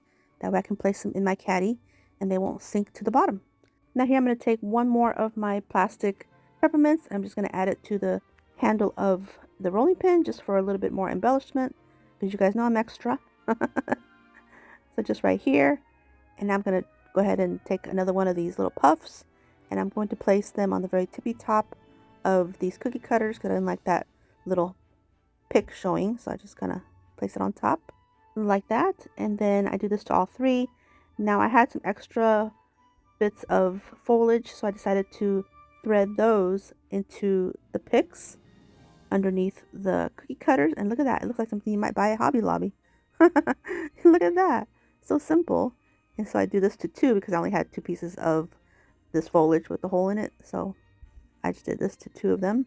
And now I can put everything in place, make it look really cute. I'll add the spatula when the paint dries, and then that is it for this one. Just a few more pieces of foliage here and there, and a little finagling of things. But I think it came out really, really cute. I love it. Little caddy. Here's how it looks.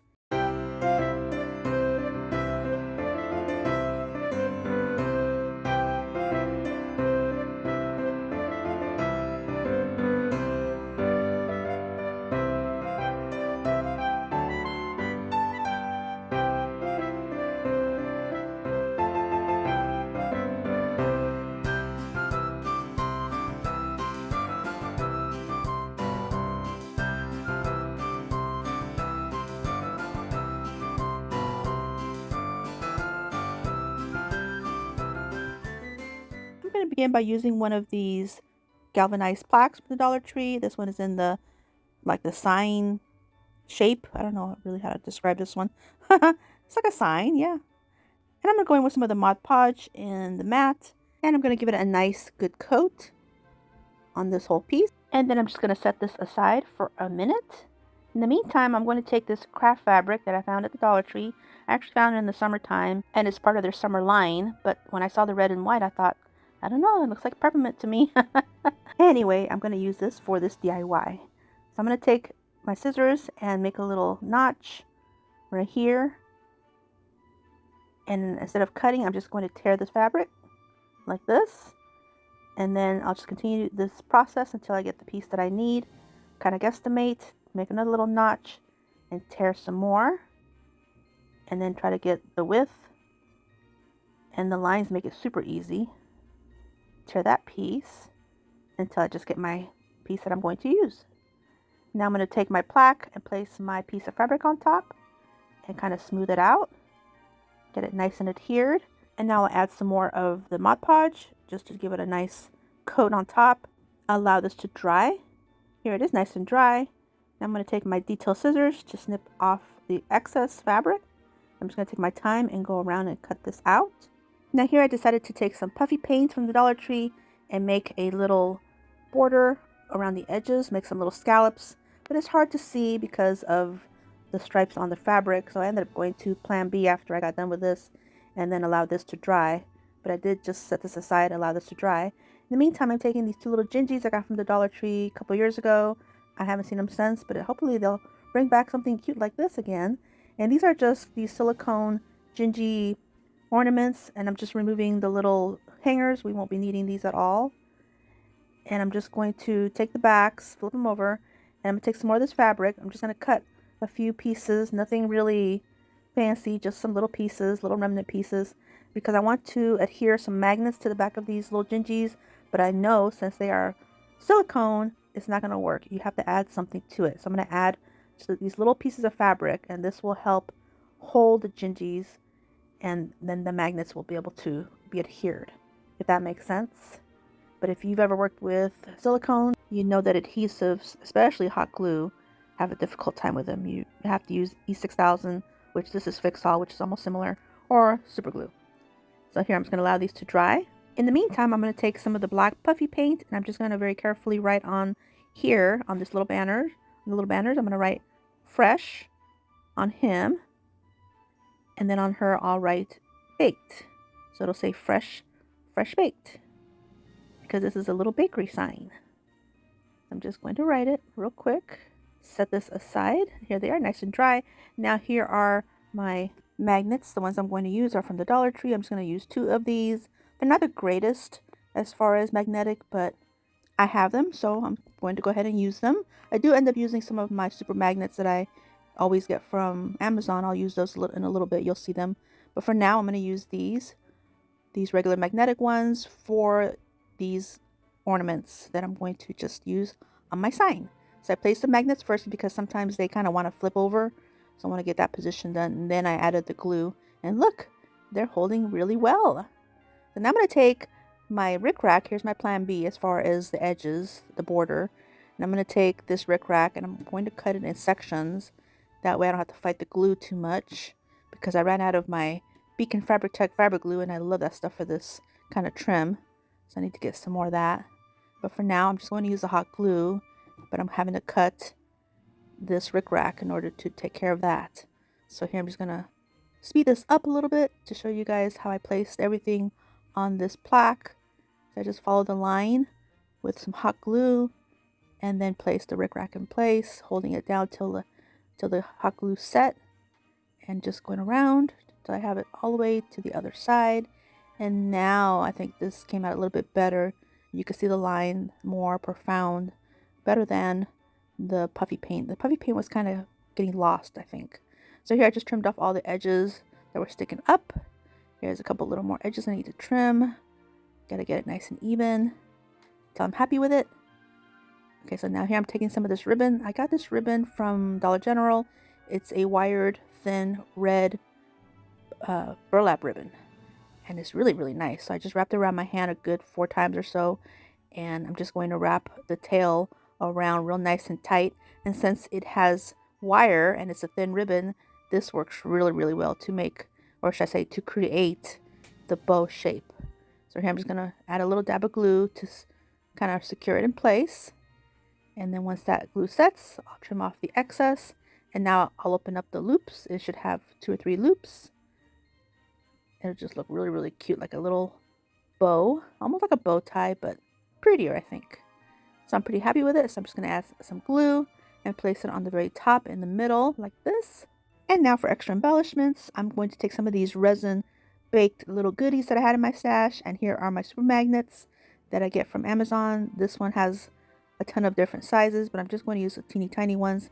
And when I say super, they are super. So I'm just going to add a little dab of my Fix-All adhesive and placing the magnet on this little donut piece.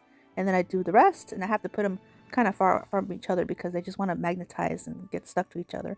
But here they are ready to go. I'm just going to place them on my plaque. And since they are magnetized, I can move them around if I want. I can even allow my grandkids, they are older, I don't have to worry about them sticking stuff in their mouths. And I'm just going to place these on here like a little bakery. And that is it. And this is how it looks.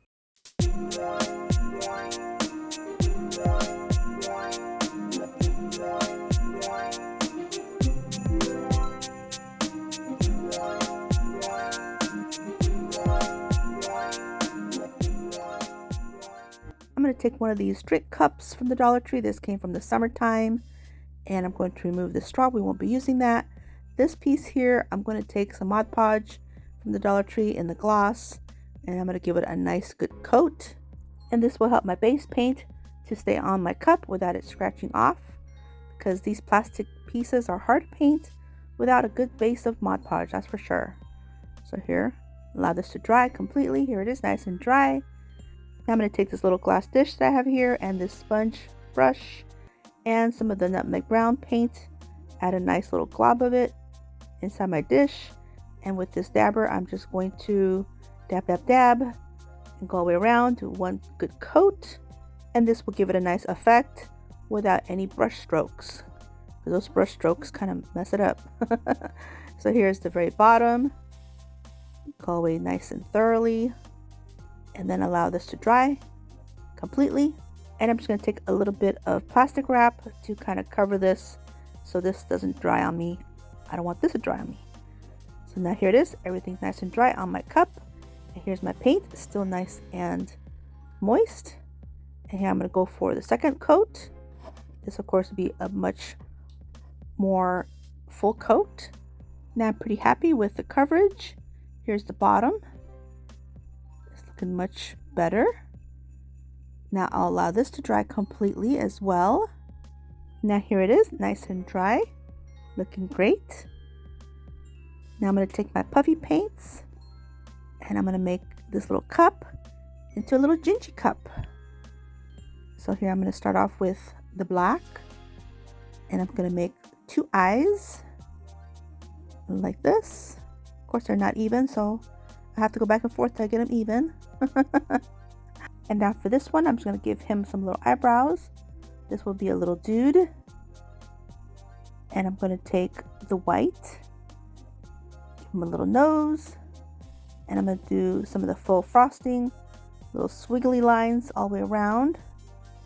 And I go all the way around to my beginning point right here. Now I decided to take the red, give him a little mouth, some cheeks, and I'm going to do some little berries where the break points were when I was making my little swiggly lines, because there's little break points, and so I figure add a little embellishments here and there. Help kind of disguise those. And then I go ahead and do another set of swiggly lines, one here, go all the way around, and one on the bottom as well, just like this. And they don't have to be perfect, so just do you. Yeah. Okay, so I'm pretty happy with this. Now I'm going to add some of the white to create some little buttons, and I'm going to add a little bit of red on the buttons. Oh, some little dots where the breaking points are when I was making my little squiggly lines, and also add some to the buttons as well. And then I think I'm pretty happy with this cup. It looks like a little Gingy cup. Yeah, I think so. Right here on the little buttons. Yeah, then I just need to allow this to dry completely. Now here he is, all nice and dry. Now all I have to do is put them back together. I did find a peppermint stripe plastic straw in my stash, so I'm just going to put them together like this, and then I'm going to add a little bow tie for him, and this is how he looks.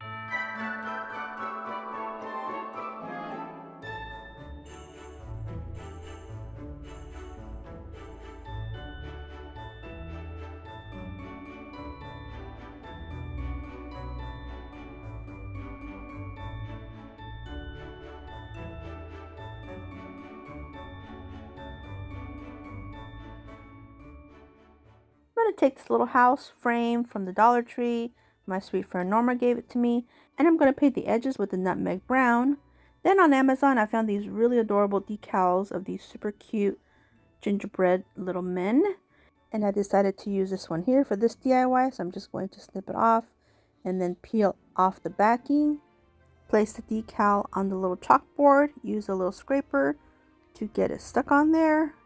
It's just a rub-on transfer. And then peel off the carrier sheet, and look how adorable. Oh my goodness, it's so cute. Now I'm going to take the puffy paint from the Dollar Tree, and I'm going to create little designs all around the edges of this frame where I painted it with the nutmeg brown. And basically they're just little S's with little dots where the swirls are. So just little swirls like this, go all the way around, just around the edges till I get to the other side. Here's just the last bit of it. And then some more little dots just on the top. And I did on the bottom corners as well. And then allow this to dry. And here it is, nice and dry.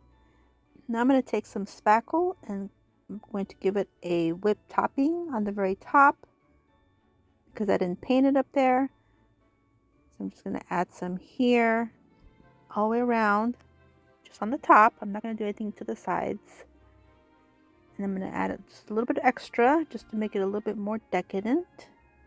And then in my stash, I had these cute little gingerbread men that have like a little Santa Claus hat, and I thought that would be perfect for the very top. Now here my spackle is nice and set, and I'm going to use these little foam clay cookies that I made back in Christmas in July video.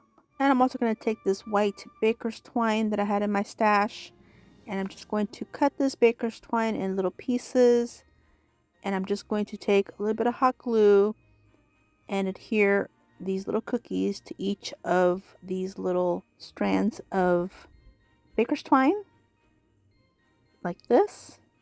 Kind of hold it down with a silicone spatula so I don't burn my hands. Right here like this, And I do the same thing to the rest. Here they are, nice and ready. So now I'm going to take some of this pom-pom trim that I had in my stash. And I thought this would be really adorable as a little accent piece for underneath the roof. Or I would say maybe the ceiling? Yeah, I guess it would be the ceiling. And I'm just going to adhere it with a little bit of hot glue. Not all the way through, just 3 points. The beginning point, the center point, and then the ending point right here. Just to make it a little bit easier, just that way I don't have glue everywhere. Like this, super simple.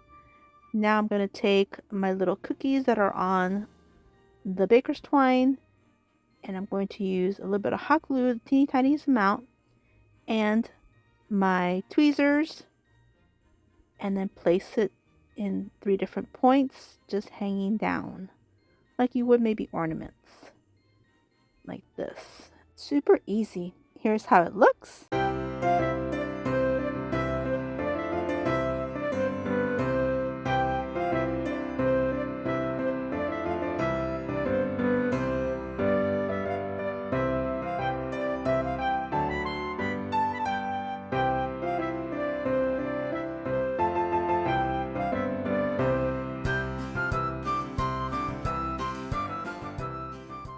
Take 2 of these gingerbread men from the Dollar Tree. They're $1.50 now. They're made out of wood.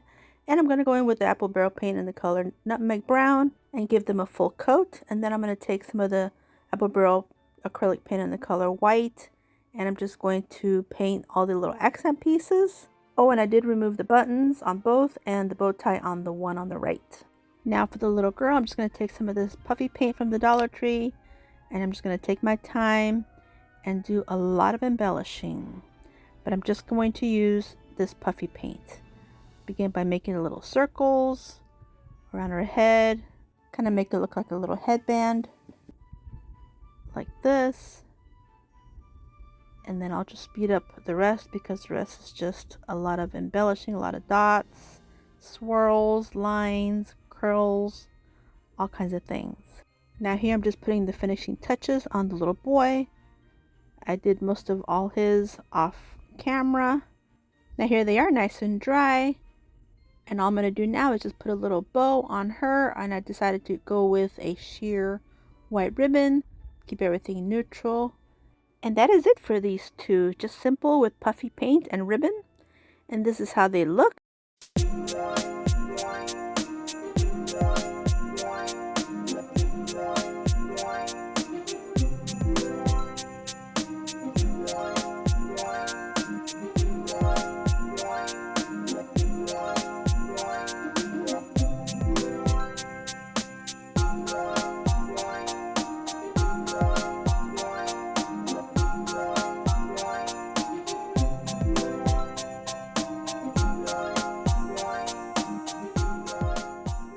Take 6 of these wood rounds. I got them from Amazon, and I'm going to go in with the acrylic paint and nutmeg brown, and I'm going to take the Dollar Tree puffy paints and create little faces. I'm just going to do simple little eyes and a mouth, little nose, and some little freckles, and then I'm going to go around the top and go around to give it a little bit of icing.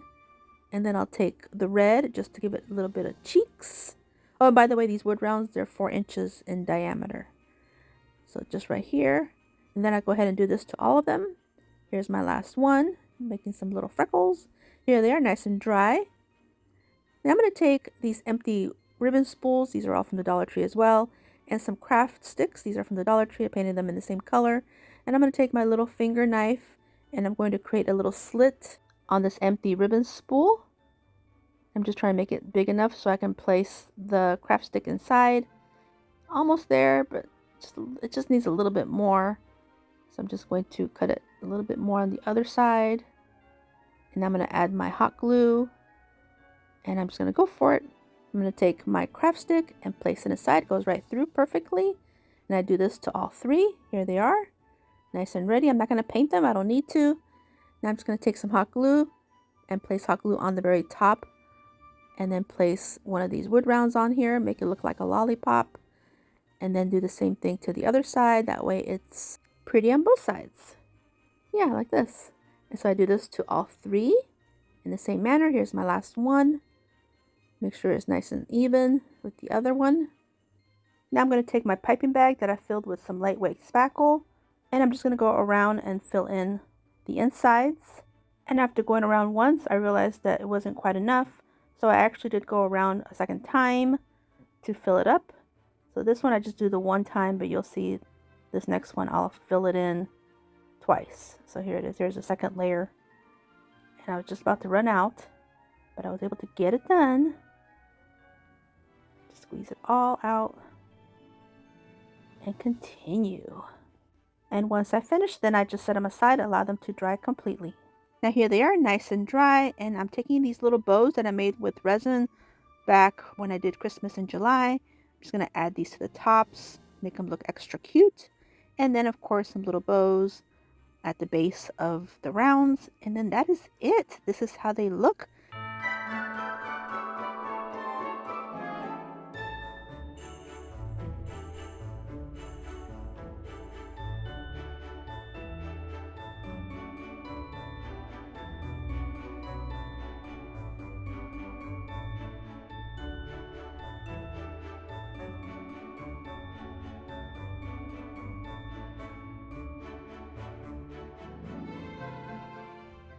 I'm going to take this adorable thick MDF wood round from Family Dollar. It was $3 and I got it last year. I didn't do anything with it, so I'm going to use it today. And I'm going to take some of this crimson paint and paint the top, the bottom, and the back. And then I'm going to take the apple barrel paint in the color white and just touch up the Merry Christmas. There were a few little areas that needed a little bit of touching up. So once I got that done, then I went ahead and then took the end of my brush and I just made little dots all over the red. That way the red had a little bit of interest. So just little polka dots everywhere. And I did the same thing to the very top. That way it's kind of like a complete look. Kind of to mimic maybe some snow, maybe, I don't know. But yeah, I thought this would be cute. So just some little dots. Super simple with the end of a paintbrush. Can't get any easier than that. And then I'm going to allow this to dry completely. In the meantime, I'm going to take these two Gingis that I got from Amazon, and I'm going to go in with the nutmeg brown paint, give them a good coat. Then I'm going to use these puffy paints from the Dollar Tree, and I'm just going to do some little faces. I'm going to do some black eyes on these, just little rounds like this. And then I'm going to make the little mouths, just a little smile. And then I'm going to take the pink and I'm going to give the little girl a little bow on her head just by making two triangles point to point, and then that makes a perfect little bow like this. And then I'm going to go ahead and give her some little clothing, give her a little shirt, little collar, and I do her little cheeks as well, make them pink, and then her little dress. And then I'll go ahead and outline the little dress, making her look super cute. Now for the boy, I'm just going to take the red and I'm going to give him little cheeks. And then I'm going to give him a little bow tie right underneath his neck. The same way, just two triangles, point to point. And then I'm going to also give him some little buttons, give him some little sleeves, or more like little zigzag, like faux icing. And with these little bottles of the Dollar Tree puffy paint, it's so easy to make these tiny little lines. It's just easier than the name brand tulip paints for sure. Now I'm going to take some white and give him some little pupils on the eyes. Kind of put them down a little bit low. I think that makes them look a little cuter. And then I do the same to the little girl. I'm just taking my time, just doing a little bit of painting here and there. Now for the middle of her dress, I'm going to take the apple barrel paint in the color Candy Pink, and I'm going to fill it in. And I'm just going to use a bamboo skewer to help fill this in completely. And I just take my time till I get it nice and done. Here it is, looking cute. It looks like she's wearing a little jumper. Now for her, I decided to do a little bit more embellishing. I decided to take some of the white and make some little scallops, kind of like it would be some lace. Kind of look like faux lace. Thought this would be really cute. So I did it to her sleeves and to the bottom of her little jumper. Looking cute. In the meantime, I'm going to take some of these wooden people that I got from Amazon. They kind of look like gingerbread people, so I got these because I can't find any of the little gingerbread men at Dollar Tree. Hopefully they'll bring them back this year because I think I am flat out. I may have a few left, but that's it. But I needed some to represent my grandkids, so I'm just taking these. I snipped off the little handles, and then I'm using my utility knife to score off all that extra wood. We don't need it. And then I'm going to take my finger sander and I'm just going to sand off the rest. That way it's nice and smooth and ready to paint. So once I get all these done, here's my last one. I'm going to show you one more. Just kind of score it, cut it off. And here I'm going to use my needle nose pliers to remove this middle part, this extra wood.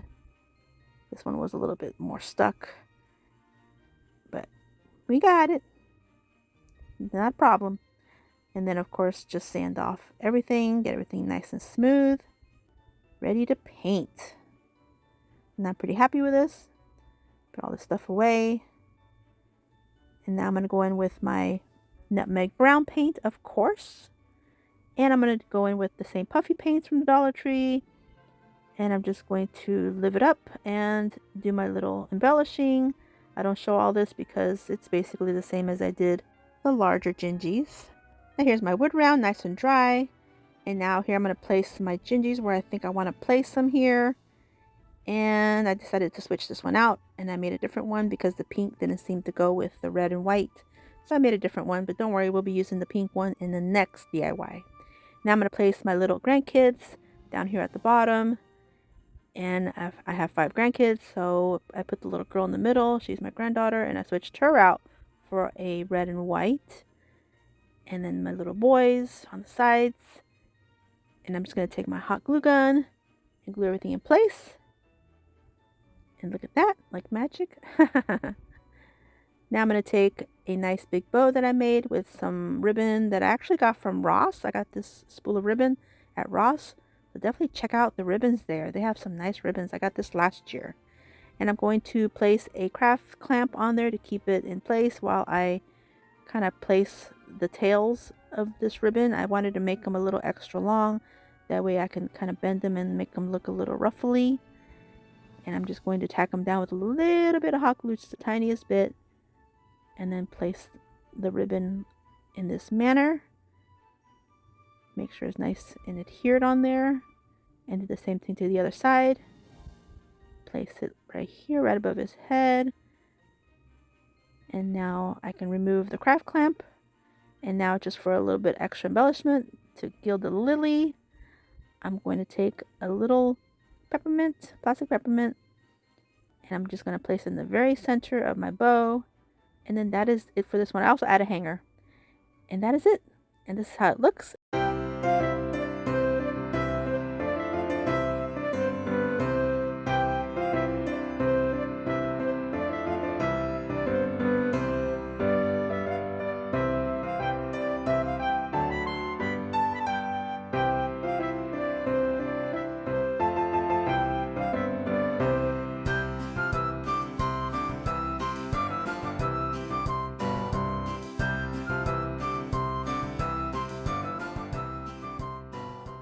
Take this wood plaque from the Dollar Tree that my sweet friend Norma gave me, and I'm going to go in with the nutmeg brown paint and give it a full coat. Now I'm going to take some of this white rickrack trim that I had in my stash. I used it quite a bit last year for Christmas for gingerbread DIYs, and I love the look, so I decided to use it again.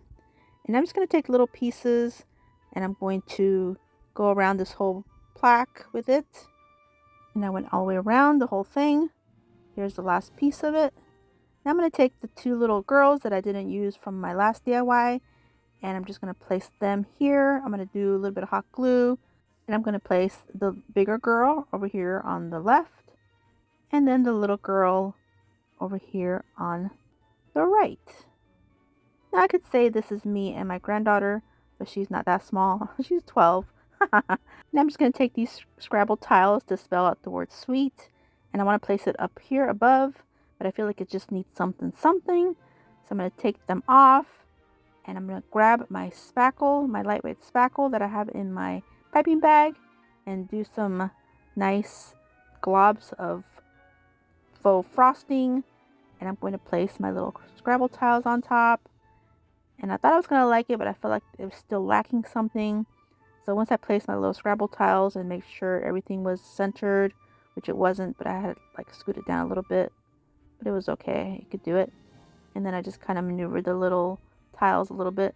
I just went ahead and went around the tiles just to give it a little bit more of that frosting or faux whipped cream, whichever you prefer. And then a little bit on this side. And before my spackle starts to dry up on me, I'm going to take my faux sprinkles and give it a little bit of sprinkles on top of my faux frosting or icing. And I'm just going to use these light pink ones to kind of go with the pink theme. And I'm going to use the darker pink ones as well. And I don't know if you can tell, but yeah, my faux frosting icing is already trying to set up on me, so I have to like hurry up. And I decided to also take a little bit of the brown ones just for contrast. And then I'm noticing that my spackle is starting to set up on me. I'm thinking, oh no. So I had to grab my tweezers and just give it a little help, kind of poke everything in place like this. And then I just went ahead and set this aside, allow this to dry completely. Now here it is, nice and dry. And I'm just going to finish this off with a couple little pink and white gingham little bows that I made with some Dollar Tree ribbon. And I'll just place one on each of the top corners just to make it look even more sweet. Here's the ribbon. And then I also had these little embellishments. I decided to use a little lollipop for the little girl and then a cupcake for the mama or Mimi. And that is it for this one. This is how it looks.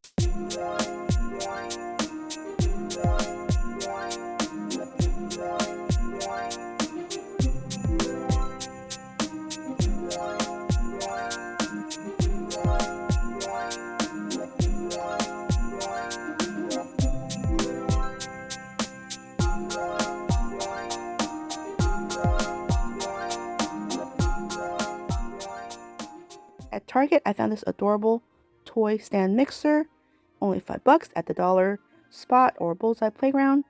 And I'm going to clean up the little bowl, and I'm going to take some of the Mod Podge in the cloths, add a nice squirt, and then take my apple barrel paint in the color white and add a little squirt of that in there, and then taking my little brush and painting the inside almost all the way up, but not quite, maybe 3/4 of the way up or so.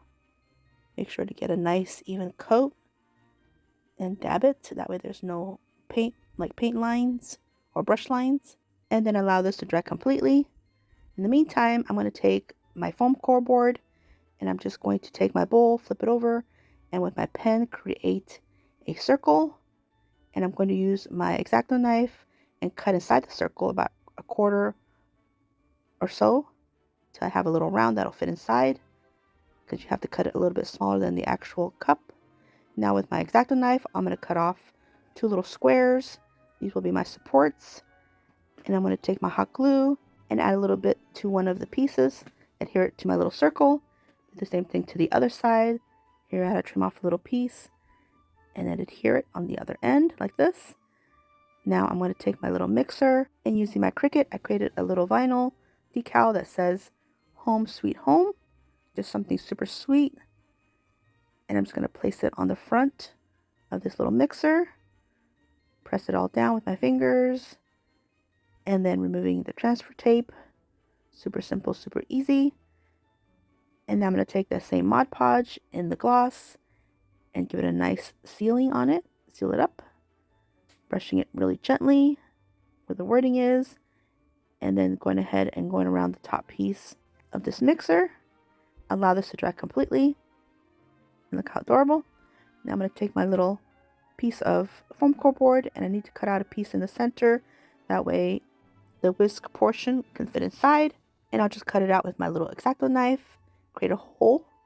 Now I'll place this in the little whisk portion, and now kind of pulling it up a little bit and adding some hot glue to the base of these two little supports, and then nudging this whole piece inside of my mixing bowl, pressing it down till it sets. Now I'm going to use my embellishments, my faux sprinkles, my little embellishments, and my DAP Fast and Final lightweight spackling for my whipped cream, my faux whipped cream. And I'm just going to fill in what I can on the inside of the bowl. And that piece of foam cardboard helps so I don't have to use too much of it. So that's a little hack. Now I'm adding some of my sprinkles. This little kit had some Christmas mixed up. So some red, white, and some green. So I'm going to add those, add a few more extra red. And I had plenty of extra spackle left. So I'm going to do a little bit on the top and a little bit on the bottom. And then some hanging down on the bowl. Like Mr. Gingy is making a big mess with these. Adding some more sprinkles. And here I'm just going to show you all kinds of embellishments because I thought this was super cute. So here I'm just adding all these sprinkles everywhere. And then I'm going to take my other box of little goodies, and I have some little peppermints. So I'll add them to the top and add some to the inside. And where I can't reach well, I'll use my tweezers like that. And then I'll add some more here, just wherever I felt like it would be cute. Mr. Gingy inside of the bowl, being mischievous in there. And some little lollipops that I had in my stash here and there and everywhere. Just having fun embellishing this adorable little stand mixer.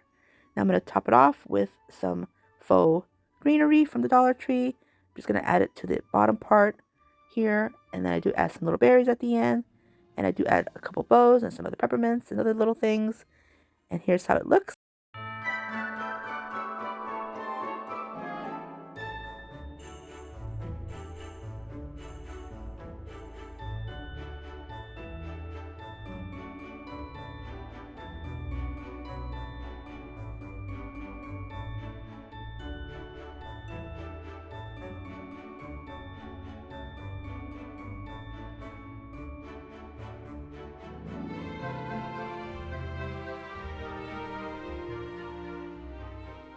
I'm going to take this fall plaque that I found at the Dollar Tree this year. It was $1.50. I especially liked it because of the border. I thought it was kind of cool. So I'm just going to remove this jute twine. We're not going to need it. So take that off. And then for the inside, I'm going to take my finger sander and I'm just going to take some muscle and sand off all this glitter, because some of these words have very heavy glitter. The welcome, and then the bottom here, I forget what it said, but yeah, I just removed it all with my finger sander and a lot of muscle. A lot of muscle. Now I'm taking my little ladybug vacuum cleaner and just vacuum everything up. That way I don't make a big mess everywhere. And this worked great. So now that it's nice and clean and ready to be painted, I'm going to go in with my Waverly chalk paint in the color ink to give it a full coat to help hide all the writing. And then I'm going to give it a light coat of the nutmeg brown to make it look like a wood grain effect. Now I'll set that aside, and I'm going to take 2 of these Gingis from the Dollar Tree, and I've used them before many times. I'm going to remove these embellishments, and I'm going to go in with the nutmeg brown, give them a full coat, front side and back side. And while the paint is still damp, I'm just going to take some of the sand and sprinkle it everywhere. Try to sprinkle it evenly as best I can. And you could probably use salt for this if you want, or maybe even baking soda, yeah. But I'm just going to cover up the whole area on these 2 Gingis, just the fronts. I'm not going to do the backs. Backs I'm going to leave them flat like normal. These will be textured. So now I'm taking a brush and kind of spreading it all around more evenly. At this point my paint was pretty much drying, but that's okay. We're going to do another coat of the paint. So once I get this to where I'm pretty happy with it being spread around, I'm going to take some more of the nutmeg brown and give it another coat. And now with my paintbrush, I'm just going to dab. That way I don't move my sand much. Now here I've added another layer of sand. And I actually repeat this, I think about 3 times. I did paint, and then sand, then paint, then sand, then paint. And then I think that was the last layer. So this should be the last layer here. Now here they are. Look at that texture. It's hard to see, but it's really nice. Looks more like gingerbread maybe. Okay, so now I'm going to start embellishing my little people, my little Gingis. I'm going to take some of this jute twine and I'm going to create them to hold a banner each.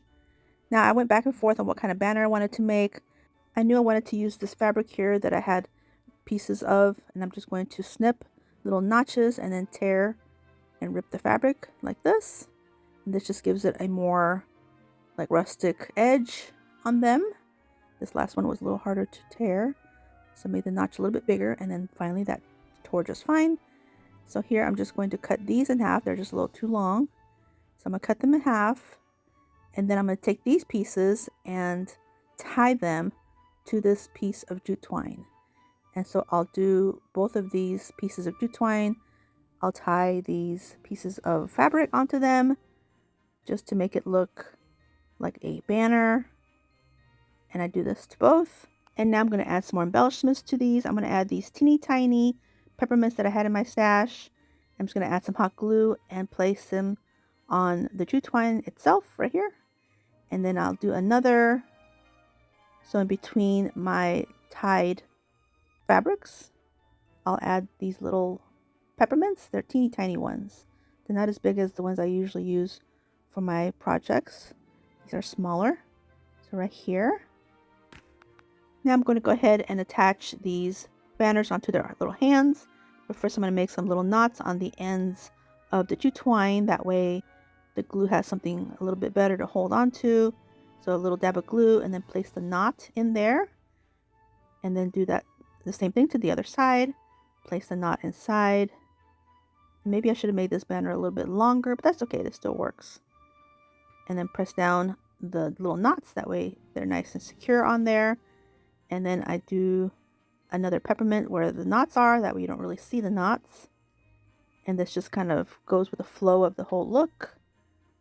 So now I do the same thing to the other one. Same exact thing. Here's my last little peppermint in place. So now I'm going to take some rickrack and I'm going to go around the edge of their heads to give it that decorative look. Instead of using the puffy paint, I want to use the rickrack. I think the rickrack is super adorable for gingerbread projects. So here I'm just cutting two, one for one and one for the other. And I'm going to go around with the hot glue real gently, thin line, and then trying to work quickly. Press down, hold it, and then go around, kind of maneuver it with my fingers and go around quickly. And if the glue happens to dry on you or cool down on you, you can always warm it up with the heat gun. Like here, I'm going to go ahead and do that because it started to cool down on me. My home is pretty cold during the summer because we have the AC on and it stays cold in here. So I think that sure didn't help the hot glue. But this worked. A little heat gun, or if you don't have a heat gun, hair dryer works too. So now I'm going to snip off the ends. And then I'll do the same thing to the other Gingy in the same manner. And then snip these off as well. Don't really want them to be too long. And like this. So now we're going to decorate them a little bit more. I'm going to take two more pieces of this fabric and some of the fibers, the strands that came off of him. And I'm going to create a little bow. And I'm using the strands to tie it tight. So I'm going to make sure it's nice and tight and make a good double knot to secure it. So here I'm just tying it once, pulling it, and then tying it again. And these strands are strong, so they're not going to fall apart. They're like a polyester fabric. So here I'm pretty happy with that.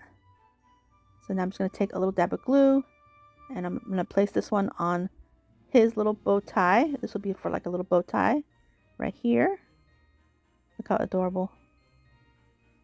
And then I do the same thing for her, but hers will go on her head.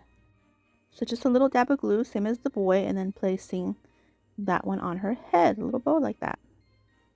Just a little messy bow, a little mini messy bow.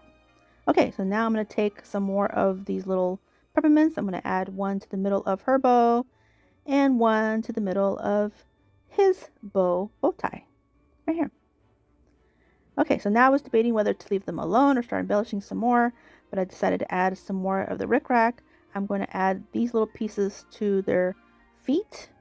I think that gives it a complete look. And I'm just going to use the hot glue and a little line of hot glue and pressing it down like this. And I do this to both.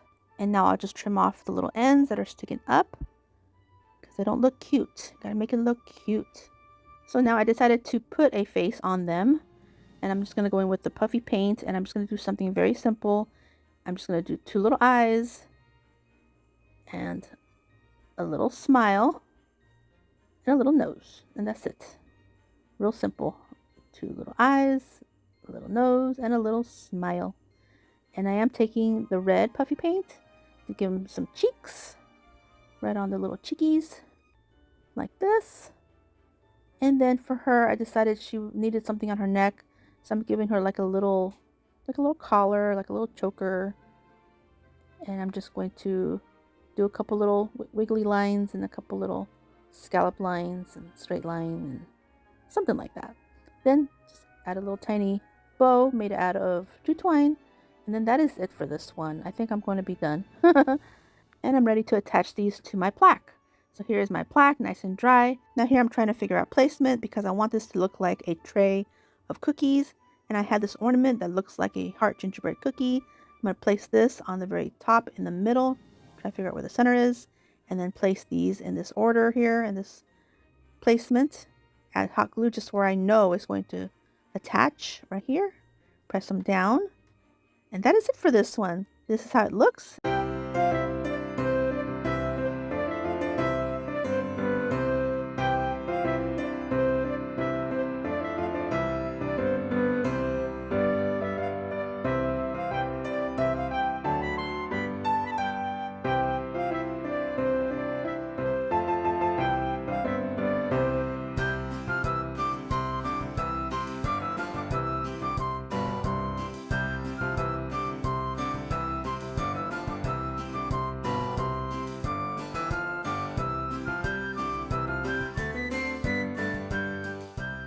I'm going to take this pack of air dry clay from the Dollar Tree. I found it in my stash and I'm surprised it's still nice and pliable, but it was kind of dry, so I did have to add some water to it. But hey, it worked. It's clay. So I'm going to remove my rings because you guys know that just makes a mess. So here I'm going to go ahead and condition this clay as best I can. Like I mentioned, it is pretty dry. So I placed it on a piece of parchment paper. I did spritz it with some water just to help give it a little moisture, and that helped a lot. And then I rolled it out best I could to about, I don't know, 1/4 inch thickness or so. And then I went ahead and took my cookie cutters that I've used on a few videos, and I just started making some cookies, or should I say clay cookies. And I made 6 of different sizes. Now I'm going to take these gingerbread cookie cutters and I'm going to cut inside of these rounds. Like here, I'm trying to figure out the right size for each of the rounds. And I had a little teeny tiny one that I've used on several videos, so I used that one as well. So I just went ahead and separated the 2. That way they can all dry quickly. Now this one I had a hard time removing, so I'm using the end of my paintbrush to push it out gently. But I'm trying to make these thick so that way they won't fall apart too easily, because the thinner they are, of course, the more fragile they are. But you'll see in a little bit, I had a little tragedy. So that didn't always work either, I guess. Because clay is clay. It's going to break sometimes. But here I'm just going to continue to separate these. And that way I can have double cookies, a round one, and a gingerbread one as well. Like this. Now here are all my cookies, nice and cut. Now I allow this to dry completely. Here they are, nice and dry. You can tell that they are dry. I went ahead and painted them with the nutmeg brown. And at Target, I also found this really cute toy charcuterie board. So I'm going to utilize just the board, put everything else away. Now here's where you're going to see the tragedy. Did you see it? So here I was trying to get this bottle of paint that was above me, and it fell on my cookies, and it totally broke 2 of my cookies. But thank goodness I have extras. So here is my plaster paint after it fell on my cookies. And I'm going to take a chunky chippy brush, and I'm just going to do some dry brushing on this board. It had a little bit of writing, said veggies and sweets, because it's supposed to be a charcuterie board. But I just went ahead and kind of heavily dry brushed on it to help kind of conceal those words. I really don't need all that writing on my board for this DIY. So here I'm just going to go around and just do, like I said, a nice heavy distressing dry brushing, what have you. Allow this to dry, and now I'm going to add my little cookies, and I'm just going to place them in this order that I'm kind of thinking I want. Here's my thought process. Thinking, okay, don't want them to all go the same direction, but I am trying to still cover up those words. You guys can't see it, but I can see it. So I'm going to cover them up. Now for some fun embellishing, I'm going to use one of these plastic candy canes. I feel like it needs a candy cane, but maybe this one. The other one's a little too wide on the top. And some of these peppermints, of course. Just place them where I think I want them. I'm still kind of messing with the positioning of all my little Gingis. So here I'm just trying to figure it out. I'm so indecisive sometimes. I don't know. I just look at this and I just laugh. And then my little puffs, I'll add them to the tops of my peppermints just to make them look sweet and decadent. And then I finally am happy with all this. Then I went ahead and adhered everything with some hot glue. And then here I'm taking this thick kind of rope baker's twine that I had that I got from, I think, Walmart last year at Christmas. And I'm just going to make a knot to make like a hanger. It's just for decor. And then added a bow and add some hot glue and place it on the very tippy top. And then that is it for this one. And I'm pretty happy with the way it looks. This is how it looks.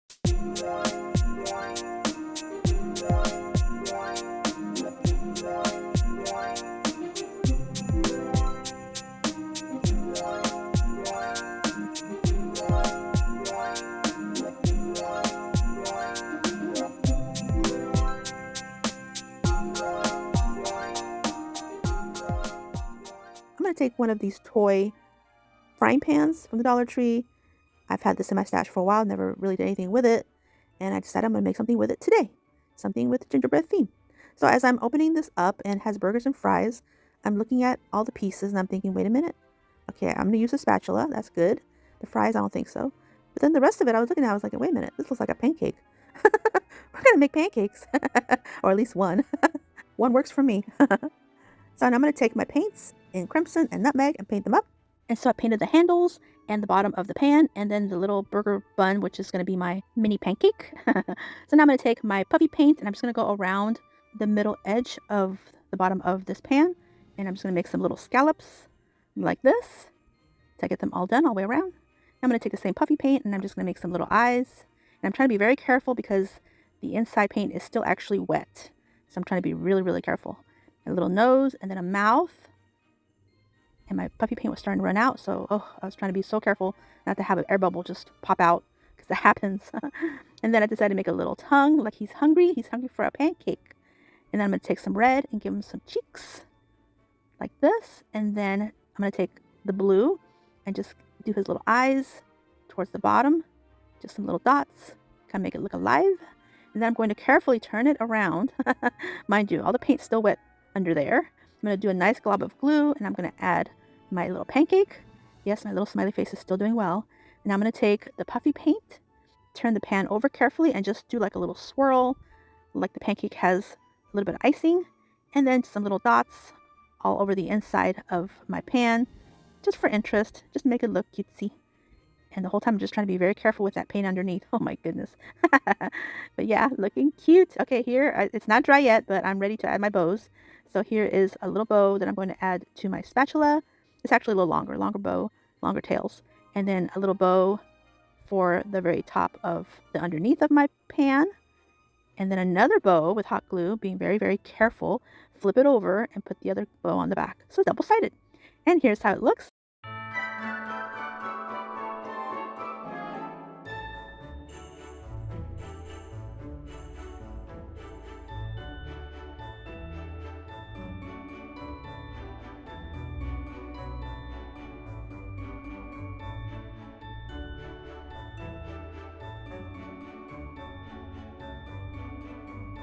I just purchased these adorable mugs. They come in a set from Walmart online.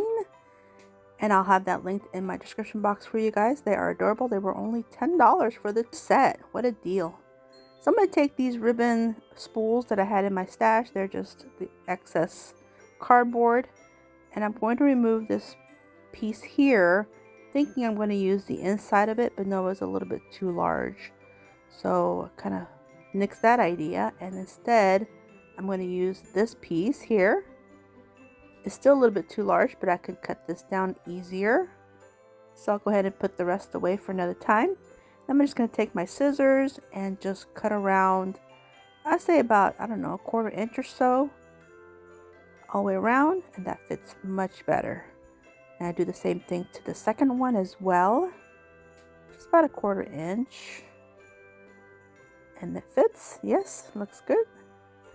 So now I'm going to take these, and I'm going to take one of these styrofoam balls from the Dollar Tree. These are like the smaller ones. And I'm going to take my scraper and cut down and slice this in half. This works pretty well. And I'm just going to take some hot glue and place it on top of these cardboard pieces. Well, they're not cardboard. They're like a poster board maybe. You could use poster board. Yeah, you can. And now I'm going to take these little straws that I got from the Dollar Tree. I cut one in half. And I'm going to poke it inside of the styrofoam balls like this. Now I'm going to take some of my spackle and I place it in my piping bag. And I'm just going to pipe these little toppers. That way I can remove them and use the mugs if I want to. Or I can just leave them on top and leave them as a decor piece. So I'm just going to fill these up with my spackle. And the one I use is the DAP Fast and Final. That'll be linked in my description box for you guys as well. I get it from Amazon. Now I'm going to take some of my faux sprinkles. And I'm just going to take some of the red and kind of like sprinkle it on top. I have to work quickly because this spackle does dry pretty fast. It is fast and final. It really is. So here I'm having to get my little tweezers to help put everything in place. It is drying. So here's some chocolate ones, well, brown. But I wanted that look. I wanted the brown with the white and then the red. It just reminds me of peppermint and gingerbread and chocolate. And I'm just taking some of these little berries from the Dollar Tree, cutting it down to make it look like a frosted cherry. So I'll place that on top. And then I do the same thing to the other one. I'll go ahead and show you again. Here's my spackle, Fast and Final by DAP, and just piping it all the way around. I'm using the straw that I pushed in there, that secured in there. I'm using that as a handle, so that works great. And I'm just filling it up any which way to make it look like faux whipped cream. Get it good and decadent. And then add my little sprinkles like this. A little bit of the brown ones as well. And then here's my little faux cherry from the Dollar Tree. It's just one of those little frosted berries. And then that is it. Allow this to dry completely. And then look how cute. Put everything away. Show you guys. Look how adorable. Oh my goodness. So adorable. And this is how they look.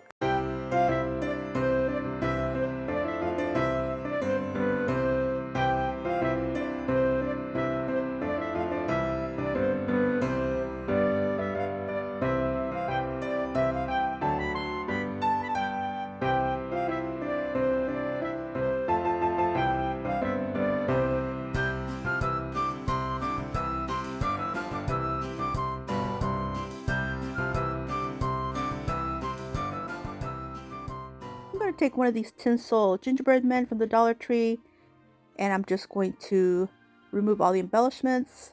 I started to unravel all the tinsel, but then I decided to leave it, and I just removed all the embellishments like I mentioned. Now I'm going to take some of this Sherpa looking fabric. It's from Crafter Square, the craft fabric, and it's kind of similar to the coloring of this Gingy, so I decided to go ahead and use it. So I'm going to open it up, and I'm going to lay it on my table lengthwise, placing my Gingy on top like this.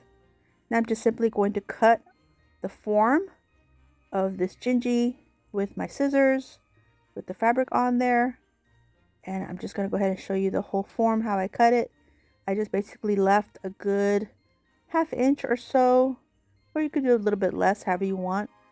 I just thought ½ inch of seam allowance would be better safe than sorry.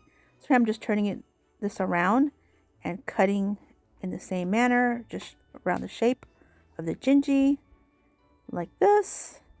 Nothing fancy. Trying very carefully not to move the fabric too much because it might mess up with how I'm cutting it. So I'm not pinning anything or anything like that. I probably should, but I don't know. I've done this so many times. So I'm just cutting it like this. Oh, here I forgot to do the middle of the leg. So let me cut a little triangle here. Snip, snip.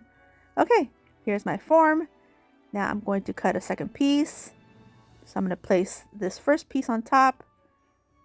And just real quick, I'm just going to cut the second piece out like this. Now I have two pieces. I'm going to leave one piece side down. Place my Gingy on top. And the reason why I left all of the tinsel is for cushion. That way I don't have to stuff it. So now here is the other piece, and I'm placing this with the top side up. And all I'm going to do is just take some hot glue, and I'm just going to tack it down, starting with this middle point here. And I'm just going to go around with the hot glue like this in sections and just press it down using my silicone spatula in case the hot glue gets too hot or if it happens to ooze out. I sure don't want to burn my fingers. So just like this, go around and push down until the glue sets. And I just keep going around this whole form, pressing it down, kind of pulling the fabric that way is nice and tight.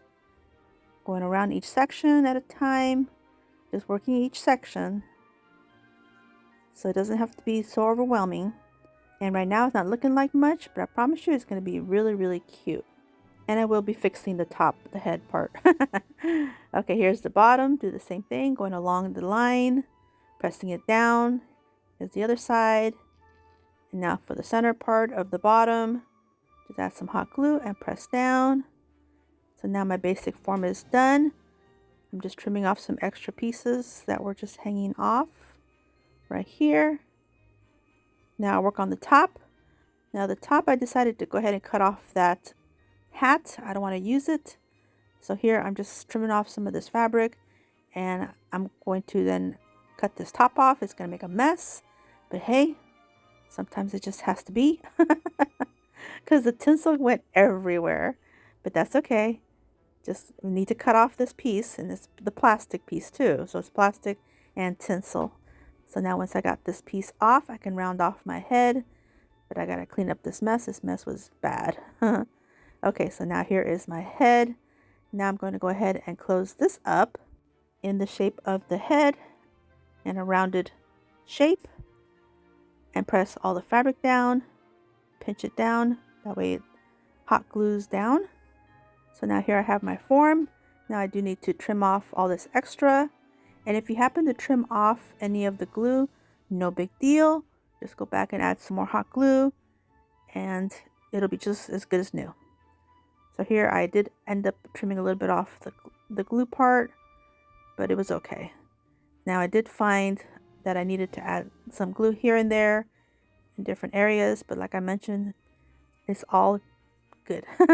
Just add some more glue and you're good to go. It's okay. So now he's looking like a Gingy. Kind of, sorta. A little chunky Gingy.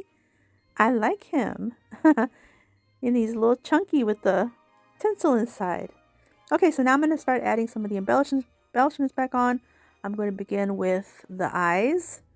I'm just going to reuse them. And I'm going to use the buttons for a nose. Just one of them. And then I decided not to use the rickrack that came off of it. I decided to use my own rickrack because it's smaller and I think it's cute. So I'm just going to add a line of hot glue, place a line of rickrack on its arm, and I'll go all the way around to the back. That way it gives it a complete look. Snip off the end, that way I can go back up to the top. Here is a nice line of glue. Place the rickrack down. And if I had my Beacon Fabrictech glue, I would rather use that, but that's okay. Hot glue does work. Here is the end of my rickrack. Now I did go around the whole Gingy in the same manner. Here's how it's going to look. Now I just did decide to add the little smile back on because I thought it was adorable. And look, oh, he's got a little face. And I decided to use some plastic peppermints for his buttons. And then I got some of the Dollar Tree red and white gingham ribbon to create a bow. And I'm just going to use a little hot glue to place it on the middle, on his neck. And I don't show it, but I do add some buttons for his cheeks later on. Now at the Dollar Tree, I found this pack of toy food pieces. It's got a little milk and some donuts and ice cream cones and this chocolate. And I thought, oh, he is going to be holding some chocolate. So I just added with some hot glue. And then the two donuts were adorable, so I kind of hot glued them together and waited just a few seconds for the glue to set. I do put together the ice cream cones, but I do that later on. So now I'm going to take my donuts, add some hot glue, and place that on the other hand, because he's all about chocolate and donuts. But yes, the play food at the Dollar Tree, it's great to use for Gingy DIYs. Yeah, really cute. So here are the little ice creams, and I just adhere them with some hot glue. And then that's going to be it for this one. Such a happy little guy. Here's how he looks.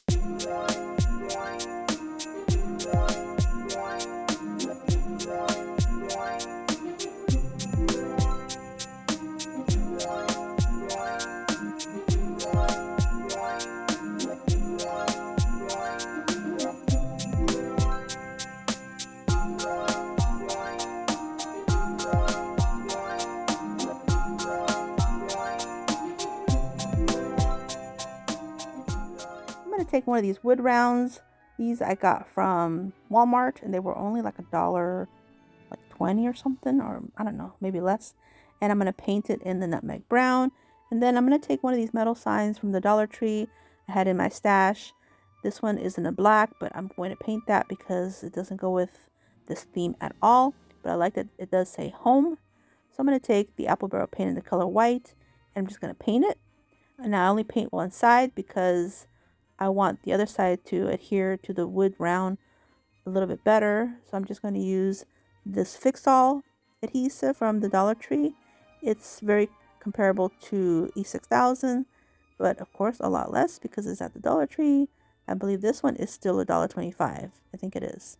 And I'm just going to put little dots all over the place, all the points that I think this will need to be adhered, and just gently put it on top of my round, and using my craft clamps again to hold everything in place nice and securely. That way everything will adhere better than if it didn't have the clamps. So right here, I'm just going to place all these clamps like this and then set this aside, allow this to dry and set. Now here it is, nice and dry and ready. I'm going to remove all the clamps and everything is adhered beautifully.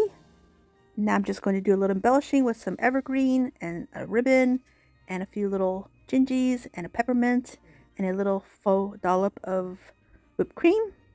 Here are my little pieces of evergreen. I just take it off this little bundle from the Dollar Tree, and this is how it looks. I'm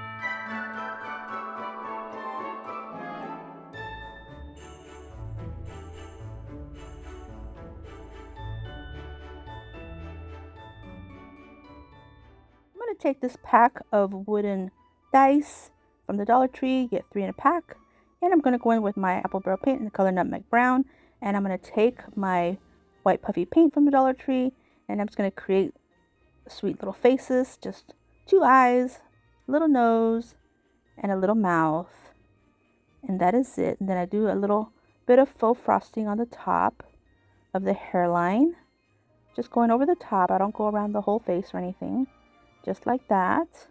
And then I decided to give them little freckles, and just 3 little freckles on each side of their nose, like that. And I do the same thing to the rest. Here is my last one. Just a little bit of hair, just not really hair, but it's just faux frosting. Just little drips like that. I'm pretty happy how they're looking. They need some cheeks though. So I'm going to take some of the red puffy paint, give them some nice little cheeks on each side of their little faces. Just real simple, little dots. And like this. Just so cute. And then allow these to dry completely. In the meantime, I'm going to take one of these piping bags from the Dollar Tree. They're just plastic, and a cup to place my piping bag inside and a little metal tip. This one's a star tip. And then snip off the tip of the piping bag and place it in my cup. And then taking some of my favorite lightweight spackle. This one's the DAP Fast and Final.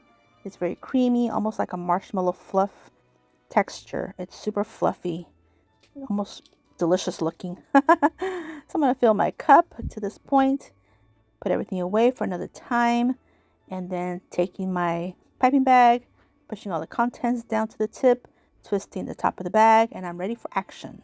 Now here are my Gingis all ready and dry, and I'm taking my spackle and making some nice faux whipped cream dollops on the tops like this. Super simple. And then some of these larger peppermints that I had in my stash, and place them on here. And they're looking so cute, but I feel like it needs just another little something. So I'm going to take some of my faux sprinkles and just use a little bit of the red to sprinkle them on top. And when they say this spackle is fast and final, it is fast because it started to dry on me. So I'm having to use my tweezers to help place these sprinkles in. And here's how they look.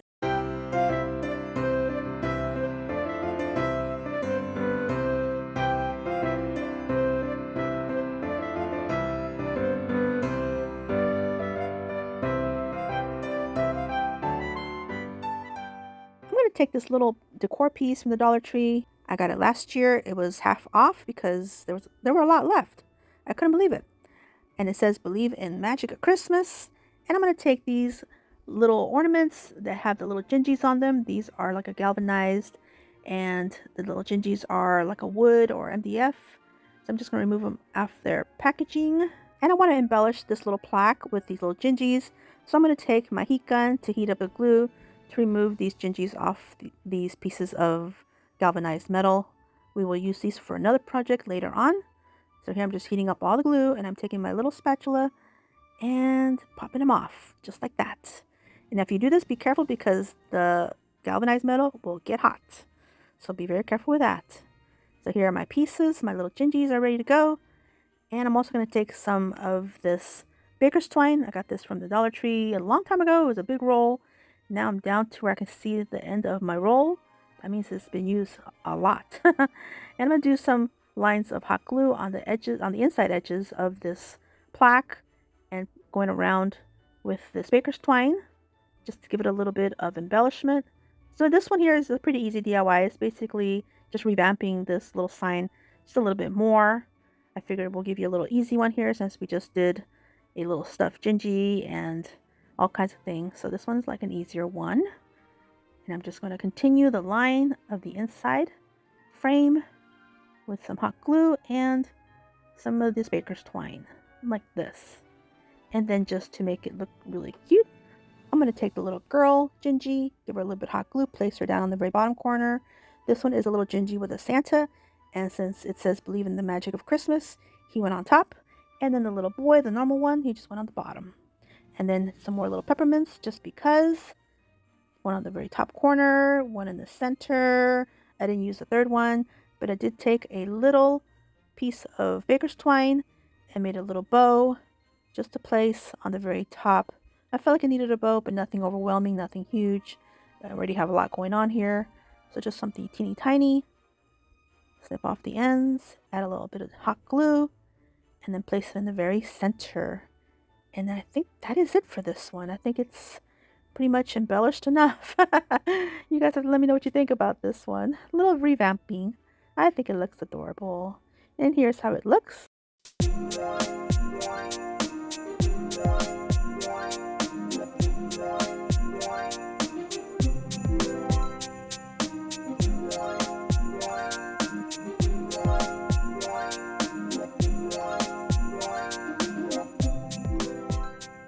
I'm going to begin with one of these packs of ornaments. They are in the little mug shape from the Dollar Tree, and I'm going to go in with the apple barrel paint in the color white. And I'm just going to take some of this washi tape. Don't mind the pattern. I really love the pattern, but we're not keeping it for anything in this DIY. It's just going to be washi tape. So I'm just going to take some pieces and place them in this diagonal direction, and then one across the top. I don't want to paint anything on the whipped topping section. And then here's another little piece just for another little line. That way it's got a nice peppermint stripe. So now I'm going to go back in with the white paint again. And this is going to be to seal up all the lines of the washi tape. That way when I place my red paint, it will help that the paint won't bleed so much. And I just used a sponge dabber brush to do this. So now I'm going to add my red paint, just a few little drops, and I'm going to get a clean sponge dabber brush and then just dab it everywhere, especially where all the lines are, because I want it to have that peppermint pattern. So just dab, dab, dab. And of course, these brushes are from the Dollar Tree. You can find them there. Now I'm just going to peel off all the tape while the paint is still wet, and look at the lines. Pretty crisp, pretty nice. I love it. And I went ahead and did this to the rest of them. Here's my last one, removing the tape. And it's just so satisfying. They're all a little bit different. Now I'm going to go back in with the same red paint, and I'm just going to paint all the handles. I decided to go ahead and paint all the handles. And I just did this with a small brush, like this. And then I went ahead and did the rest in the same manner. Here's my last one. Now I'm going to take some puffy paint. This one's in the red from the Dollar Tree, and I'm going to outline the whole area of the mug itself. So across the top where the whipped cream would be, and then on the sides and on the bottom, just go all the way around. I just do it in little sections. It's just easier for me because I'm left-handed for the most part, so it's hard to see what's there. So I have to do it like in little sections, but of course, you know, you can go all the way around as you want. Here's my last one. Allow the paint to dry. Now I'm going to place some gloves on my hands, and I'm going to take some of the resin, the epoxy resin from the Dollar Tree, a little plastic cup, and a craft stick, and I'm going to pour half of A, which is the epoxy resin, and part B, which is the hardener, and I just make sure they're even amounts by looking at my bottles. If they're even, then I know that they have equal amounts in my cup. And just using my craft stick, I'm going to stir, stir, stir, get everything nice and mixed. Got to mix this really, really, really well in order to activate all of the resin properly. So now I'm going to take this resin, and I'm just going to pour a little bit on each of these cups. I just do one at a time. That way I have enough time to spread it evenly. And that's where the puffy paint comes in. It helps create like a little border. That way the resin won't like seep out. And that worked really, really well. Just spoiler alert. It did. It worked really well. So just using this craft stick to spread all my resin. And I'm trying to work quickly because I have maybe about, I don't know, 30 minutes or so before this resin starts to harden and set. So I just want to make sure I get it all done. I want these little cups to look like they are a ceramic or a glass. And I figured this would be a great way to make it have that look. So once I'm pretty satisfied with having everything nicely covered, then I go to the next one, do the same thing, and I just take my time, but I'm trying to work fast too. And here's my last one. Try to get as smooth as possible. Now allow these to set and dry and cure. Here they are, nice and dry, and look how pretty they are. Now I'm going to go in with the puffy paint from the Dollar Tree and create some drip effects. This will be part of my faux whipped topping. It's just melting and dripping down the sides of the mug. And I'll go ahead and fill in all the top part, of course. Get it nice and decadent looking. And yes, I did speed up this portion here. I don't work that fast. But yeah, look how decadent it looks. And my mug is so shiny. I love the contrast. Then after doing a couple of these, I decided to go in with some of this brown puffy paint that I have from Tulip. It's a slick paint, but it looks just like melted chocolate. And I thought, oh my goodness, this will take it over the top. Chocolate with peppermint? Who likes that combination? Let me know in the comments. Do you like peppermint with chocolate or just the peppermint by itself? I'm very curious. Okay, so now that I did my little drips with some chocolate, or faux chocolate, I'm going to go ahead and then finish the top off with some more of my whipped topping. And then I do this to the rest of them, like this. And then I decided to do a drizzle of some faux chocolate on top. Yes, talk about over the top. So I'm just going to do some little drizzles. I'm going to do these on the chocolate ones. On the ones that I left plain, I'm going to go in with the red puffy paint that I have from the Dollar Tree and give it a little drizzle, a faux peppermint drizzle. I don't know if it would be red. Maybe it would be green. I don't know. But anyway, in my world, it'll be red. So just some little drips like this, or not drips, but a little drizzle like this. Just super simple. And then I decided to add a few more little embellishments just because you guys know I'm extra. So while all the puffy paint has not set yet, I'm going to go in with these little peppermints and then these little gingis. And then I'm going to add a couple little bows that I made with some Dollar Tree ribbon. And this is how they look.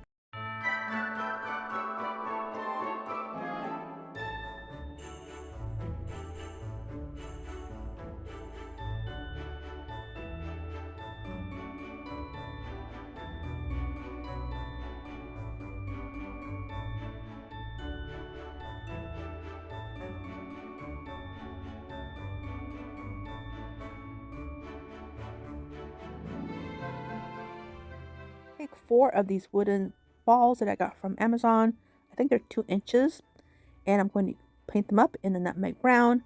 And I'm placing them in these little cups. That way I can make some little faces and then they won't be rolling around everywhere. I say cups, but these are actually little glass dishes from the Dollar Tree. And I'm just going to place them on here. But I decided I'm going to take a little piece of paper towel to kind of like nestle it. That way it doesn't accidentally roll. So my puffy paint doesn't get all smashed and smeared. So I'm just going to continue to make little faces. Add another little piece of paper towel. And here's my last one.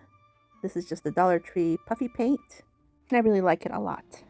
So now I'm just going to allow these to dry. In the meantime, I'm going to take these little cups. They are like cupcake little liners. They're real teeny tiny ones.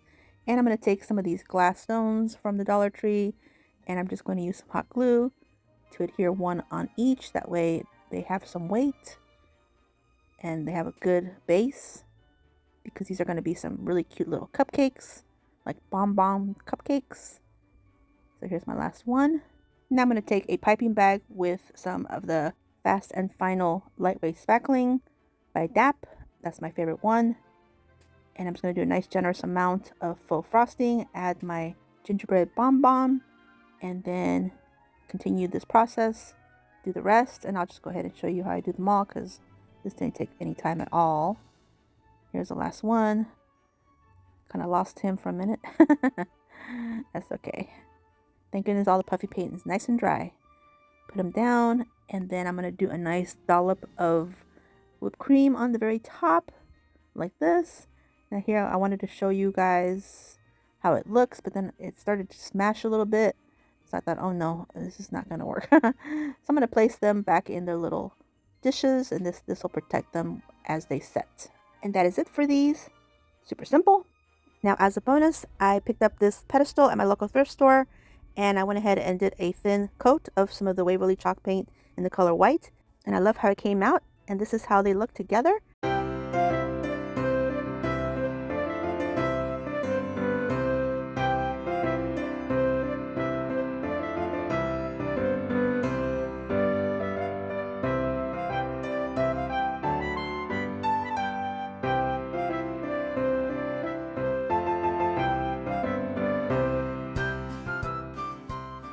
I'm going to take one of these glass mugs from the Dollar Tree, and I'm going to take this mixture of paint that I made back in the summer when I made my faux popsicles, and it's just black paint with a nutmeg brown and another brown, I think melted chocolate, and I'm going to kind of drip it all on the top, on the rim, and then going all the way down. Let it drip on its own, let gravity take hold here and take control, do its thing. So just kind of let it drip, and I just keep adding and adding until I get the drip that I like, just like this. Now I'm going to take some Mod Podge and add some to the bottom, and add some of this Dollar Tree white acrylic paint, nice glob of it, and I'm going to take a little bit of water, spritz it inside, get everything nice and fluid, and then take my bamboo skewer and mix it all up. Then I'm just going to carefully kind of swirl around this mixture inside the cup. Got to be careful because all that drip is not dry at all. So I'm just mixing it just a little bit more. I could have taken my little brush to do that, but I was so afraid I was going to mess up my drips on the outside. So I'm just going to allow this to kind of swirl inside the cup like this. And then I just keep going around and around until I get it all nice and covered, just like this. So I still have to allow this to dry completely. Now here it is, nice and dry. Now I'm going to take this little piece of foam core board that I cut in a circle to place inside, and then I'm going to add some of my Faux whipped cream, which is my DAP Fast and Final spackling or lightweight spackling, and I'm just going to make a nice glob of this frosting, or not frosting, faux whipped cream. And then I'm going to add some more of this faux chocolate that I made, and I'll link that video up in the iCards if you guys want to see that. So here I'm just going to drip it everywhere, nice and decadent. And for embellishments, I'm just going to add a Dollar Tree berry for a cherry, and a little gingy and a little bow. And this is how it looks.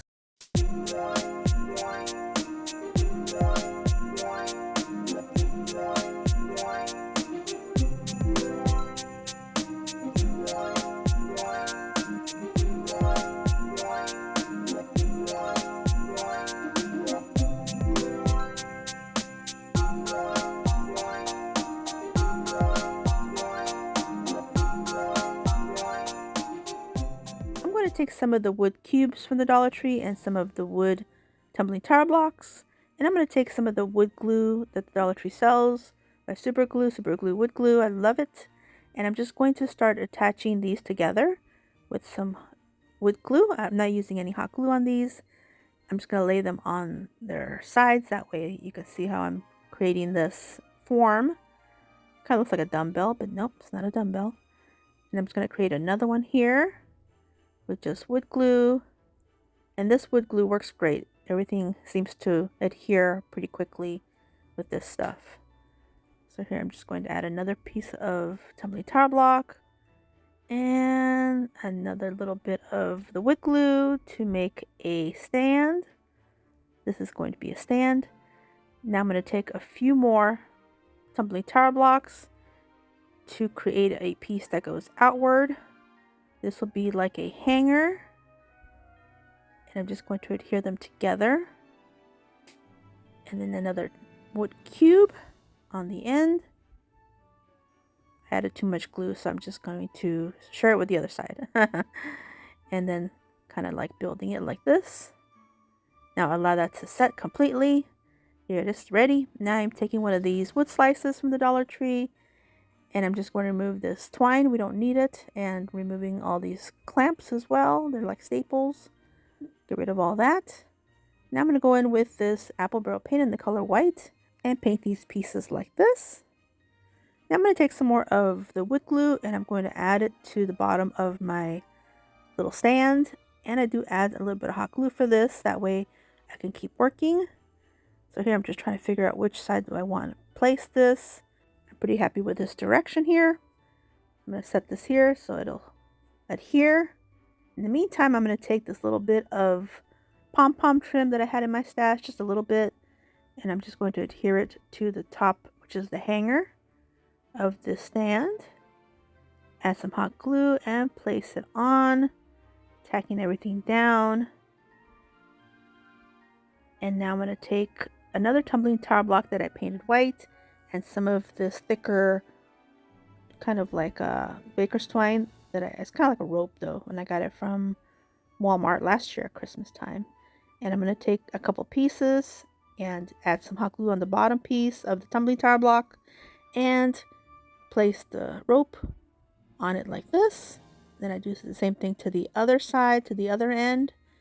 Now this piece started to come unraveled a little bit, so I had to twist it, adding my hot glue, placing this piece halfway on the side, going around, placing the other piece on the other side. So I'm making 2 loops. Press everything down so it'll adhere well. I do add a little extra glue just to keep everything nice and secure. I don't want this falling apart on me. And I'm using my silicone spatulas to press everything down. That way all the fibers are nice and secured on my tumbling tire block. So right here, I'm pretty happy with it. Now here I'm going to add a little bit of hot glue with my detail hot glue gun to kind of pinch these two ends together. And then I do the same thing to the other side. And if you haven't figured it out, we're making a little swing. This happens to be the seat. And it's going to be hanging on that hanger. Here I'm just removing a little bit of glue that was oozing out too much. Don't want to show any glue. Okay, so now I'm just going to loop these on my hanger. And I have a little swing for some Gingis. So now here are my two little Gingis. I had two more left in my stash. These are from the Dollar Tree from last year. And I'm going to add some hot glue and place them on top of each other. And now I'm going to take a couple of these plastic candy canes I had in my stash. And then this large peppermint, two mid-sized peppermints. And I have some teeny tiny peppermints. I only grabbed one here, but I ended up using two. You'll see it in a minute. And here are my Gingis, nice and ready. Add some more hot glue. Place it on top of the swing because they are little daredevils. They just want to swing. Oh. Now for the candy canes, I'm just going to add some hot glue. And I'm going to place one on one side of this wood slice and one on the other side of the wood slice to make it look like a little bit like a Candyland area. And then these little peppermints, I'm going to add this one to the very corner top. And then these mid-sized ones to the middle. That way it has like a graduated order. And I had two of those, so add this one right below it. And these are placed on the cubes. And then this larger peppermint on the very base right here. And here's where I grab my other one, teeny tiny one, place it on the end of my hanger. Adorable. Now I'm taking some florals, adding them to the back side. You can't see them here very well, but you'll see it at the final reveal. And I added some more of these little peppermints in front of the florals. That way it looks like a little Candyland. And then these two extra ones on the very tippy top, like this. And then all I have left to do is take some puffy paint and cover up all of my hot glue because I don't want any of that showing. And that is it. Here's how it looks.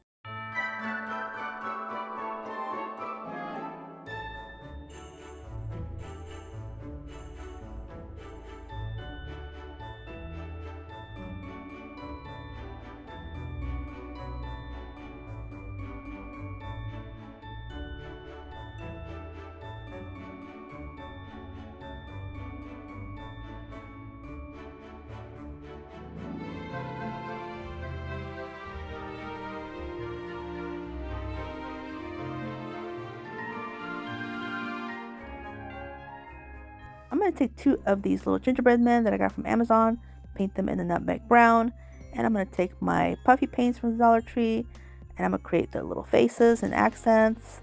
I'm going to do little black eyes on these. Real simple, little teeny tiny black eyes. All my projects today have different faces. I don't think I repeated anything on them. I don't think I did. No, I think I made them all different. And I'm going to do a little smile with the red. And then a little cheeks with the red. These are fun to work with. And then the white for the nose. And little pupils of the eyes. The nose and pupils for the eyes. And then for the boy, I did a zigzag motion for his icing on his arms and on his legs. Right here.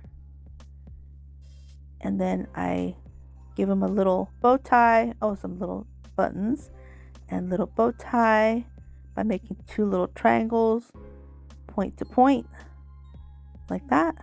And then I did do little squiggly lines for his hair. Meet in the center. He's pretty much done for now. The little girl, I did squiggly lines for her hair as well. Left the blank in the middle because I'm going to create a little bow tie for her head. making it the same way with little triangles. And then for her arms, I'm just going to do little scallops and a little line. So little scallops and a little line, little scallops and a little line, and the arm, one more, little scallops and a little line. Oh, and the neck. The neck I did, well, the little buttons, and then I did little scallops for her neckline. And then I'm going to go back in with the red just to do a little dot on their bows for her on her head and his on his neck. And now I'm pretty happy with them. I'm going to show you real quick and allow these to dry.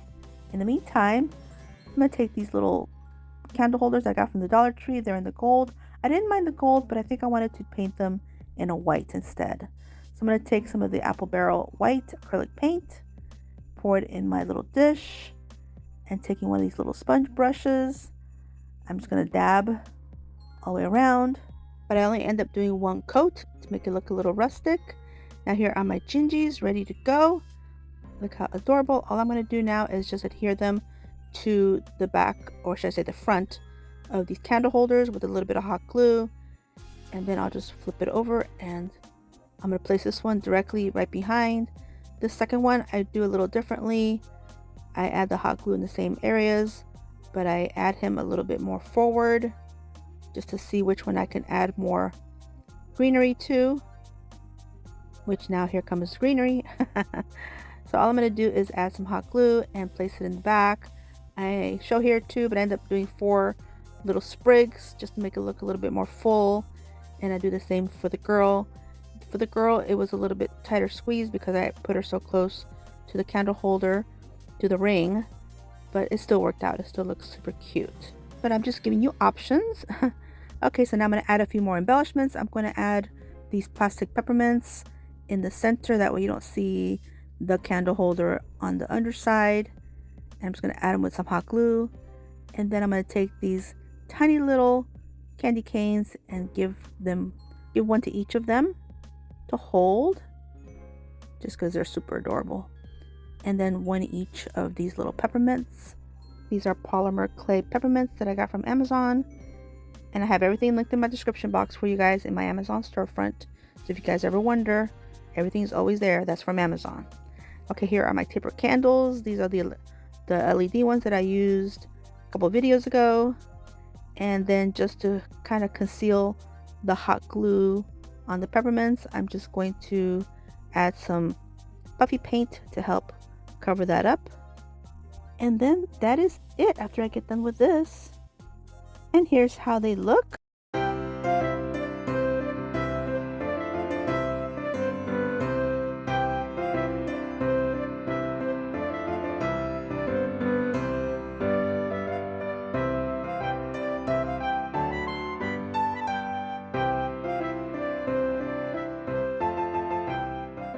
I'm going to use some of these wooden beads from the Dollar Tree that my sweet friend Tony from Creative Chica Hauls and More gifted me. She's my shopping buddy. And I'm going to use these 2 paints from the Dollar Tree, this white and this scarlet, and then paint these up in this manner.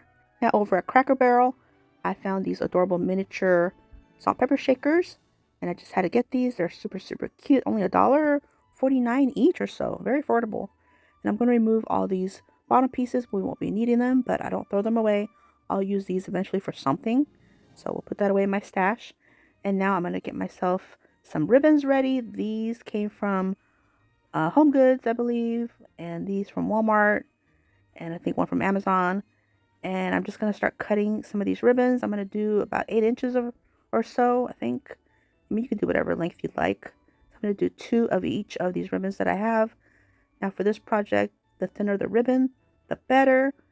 And you can use other things too. I'm going to use some rickrack and some of this jute cord and a Chanel stem. And I'm just going to take this bunch of ribbons, trying to place them evenly, but you don't have to. You can always trim them later if you want, or just let them hang uneven for more interest, however you like. So here I'm just going to place them like this, and I'm going to take my Chanel stem and twist everything nice and tight to make this little bundle of ribbons. And now I'm going to take another thin jute twine and I'm going to close the tassel. Now you don't have to do this. I ended up doing this to just 2, and the rest I didn't close the tassel, and you'll see what I mean in a minute. But here, this one, I closed it up, snipping off the excess jute. Now using these two pieces, I'm going to thread it through the holes of the salt and pepper shakers. This took a little finagling, but the chenille stems are nice and firm, so they're easy to go through. So that's not bad. Then I tucked the top of the tassel inside of the salt and pepper shaker. Now using my larger bead, I'm going to thread it through both. And I do the same with the smaller bead. It does fit, you just have to do a little finagling, but it'll go down like this. Now I'm going to close off the top to create a little loop, like a hanger. And I'm just going to take the excess and kind of wrap it around the two sides. That way I don't have anything extra. And now here, I made this loop a little smaller. I make the other ones a little bit larger, but you could do your little hanger however you wish. So here's one done. And I'm going to take a piece of this red ribbon, and I'm just going to create a quick little tiny red bow, just for a little added embellishment. And I'm just going to add a little bit of hot glue. Oh, I am trimming off the ends. And then add it with a little bit of hot glue right here in the base. This one just goes on the base. I do some that go on the top. Again, you can add your ribbon wherever you want it, but I'm pretty happy with it. Look how adorable, little ornament. Here's my last one. This one here, I'm going to show you, I added some little pearls, and I'm not closing off the tassel on this one. I'm just going to go ahead and thread it through the salt pepper shaker. And when I pull up the chenille stem, that top part of the tassel goes inside of the salt pepper shaker, so that kind of locks it in place. So these others, I don't close the tassel. And now I'm just going to add the rest of my beads, or should I say add my beads. Added the white, added the red, create my little loop, because again, this is an ornament, so I just twist it and then twist the ends on it to itself right here, like this. And then for this one, I'll add the bow underneath. You can see on my others, I did add the bows on the top on a couple of them. But that is it. Look how sweet these are. Super cute little ornaments made out of these adorable mini salt pepper shakers. Here's how they look.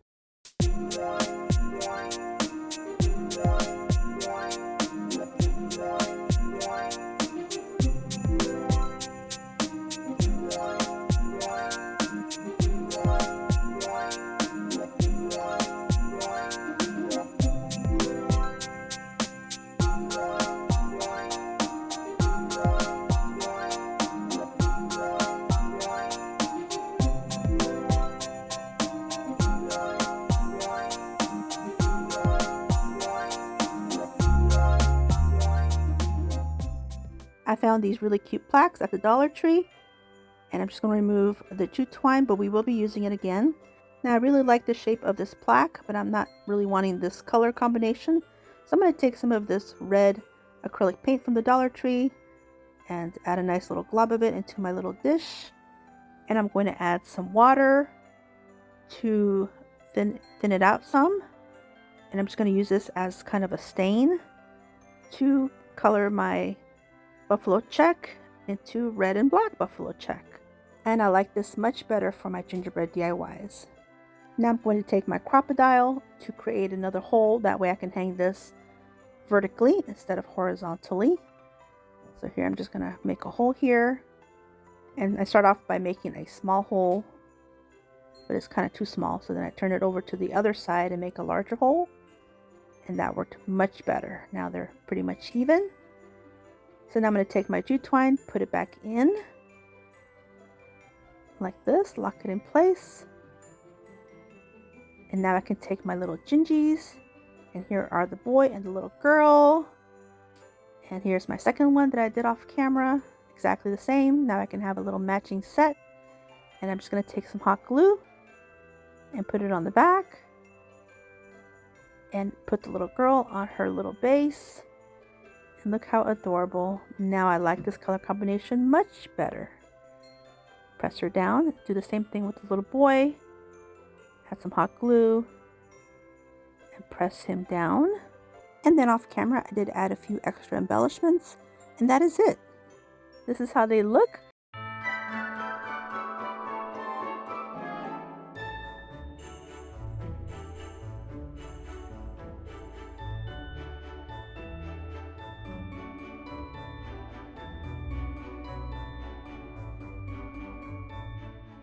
I'm going to begin with 2 of these wooden balls from Amazon and 2 of these candlesticks from Amazon as well. I'm going to take some of this nutmeg brown paint and paint them up. And then I'm going to take some little cubes from the Dollar Tree and some of the Fix-All adhesive, also from the Dollar Tree. I'm going to add some adhesive to the little block and some hot glue. I need the Fix-All because I'm putting wood onto metal, and so that's really the best way to adhere anything to metal is use some Fix-All or even super glue. But I just push these little cubes inside. They fit in there very snug. And now I'm going to take some of the wood glue from super glue from the Dollar Tree, add a little dab of it on the little blocks because I'm going to adhere wood to wood, and so wood glue is the best. And I'm going to add a little bit of hot glue for the immediate hold. That way I don't have to wait a little bit and have to stop working. I can continue. So just press them on there. Now I'm going to take my puffy paints, my red, black, and white, and I'm going to do a little bit of embellishing. I'm going to make their little faces. I'm going to start off with the black by making their eyes, and I'm just going to do 2 little ovals like this. Real simple. And then here's the other set right here. And I decided to make some little eyebrows just for more personality. But you know, you guys can do whatever you guys want, however you like. Okay, I'm pretty done with the black. Now I'm going to take the white, and first I'm going to do a little nose, a little mouth, and I'm going to give them little pupils like this. And then same with this one, same thing, super simple. And now some of the red for the cheeks like this, and then the other one as well. Now allow all this paint to dry. Here they are, nice and dry. Now I took some spackle and put it in my piping bag with a star tip, and I'm just gonna fill in the little neck area with this Faux whipped cream. And I'm gonna also do a little bit on the head. This one's gonna be the little girl, so she's got a little bit of a hairdo going on here. And for the little boy, I'm gonna do his neck also, just to cover up that cube. And then I'm gonna do a smaller amount of hair, not as much as the little girl. And then I'm also going to do a little bit on the base, just because I still had some spackle left in my piping bag, so I wanted to use it up. So here I'm going to fill in this one. And then for the little girl, I go a little bit extra because, you know, the little girl needs a little extra. So here I'm at the very end, so I'm just going to go all the way till I get it all finished out right here. And I'm pretty happy with that. Oh, here I added a little bit more to the little boy and the little girl. Now I'm going to try to work quickly to do a little bit of embellishing because this spackle here dries pretty quick. So I'm going to use a little bit of all these. I'm going to take a couple of these peppermints and place one on the top of each right here. And then I'm going to take a couple of these little peppermints, the little tiny ones, and I'm going to place them on the bottom, on the neck, and then on the bottom, here on the neck first. I usually don't show all this embellishing because it just takes me forever, but I decided, yeah, I'll show some of it. So here I'm going to add one to the bottom right here, and one on this side. And then I'm going to take some of these. I had these little resin Gingis, so I'm going to add one to the top on each side, on each of them I mean, and then a couple of these little houses. And then on the girl I ended up switching it out. I ended up putting the little Gingy on the left side and the house on the right side, but for now that's what you're seeing. And then these little candy canes, putting these on there as well. And then over here I had these little tiny little lollipops, or teeny tiny ones. Just added a little more embellishing here. And then I don't show it, but on the little girl I did add a little bow made out of baker's twine, red and white baker's twine. And then that is it for these. Look how adorable. This is how they look.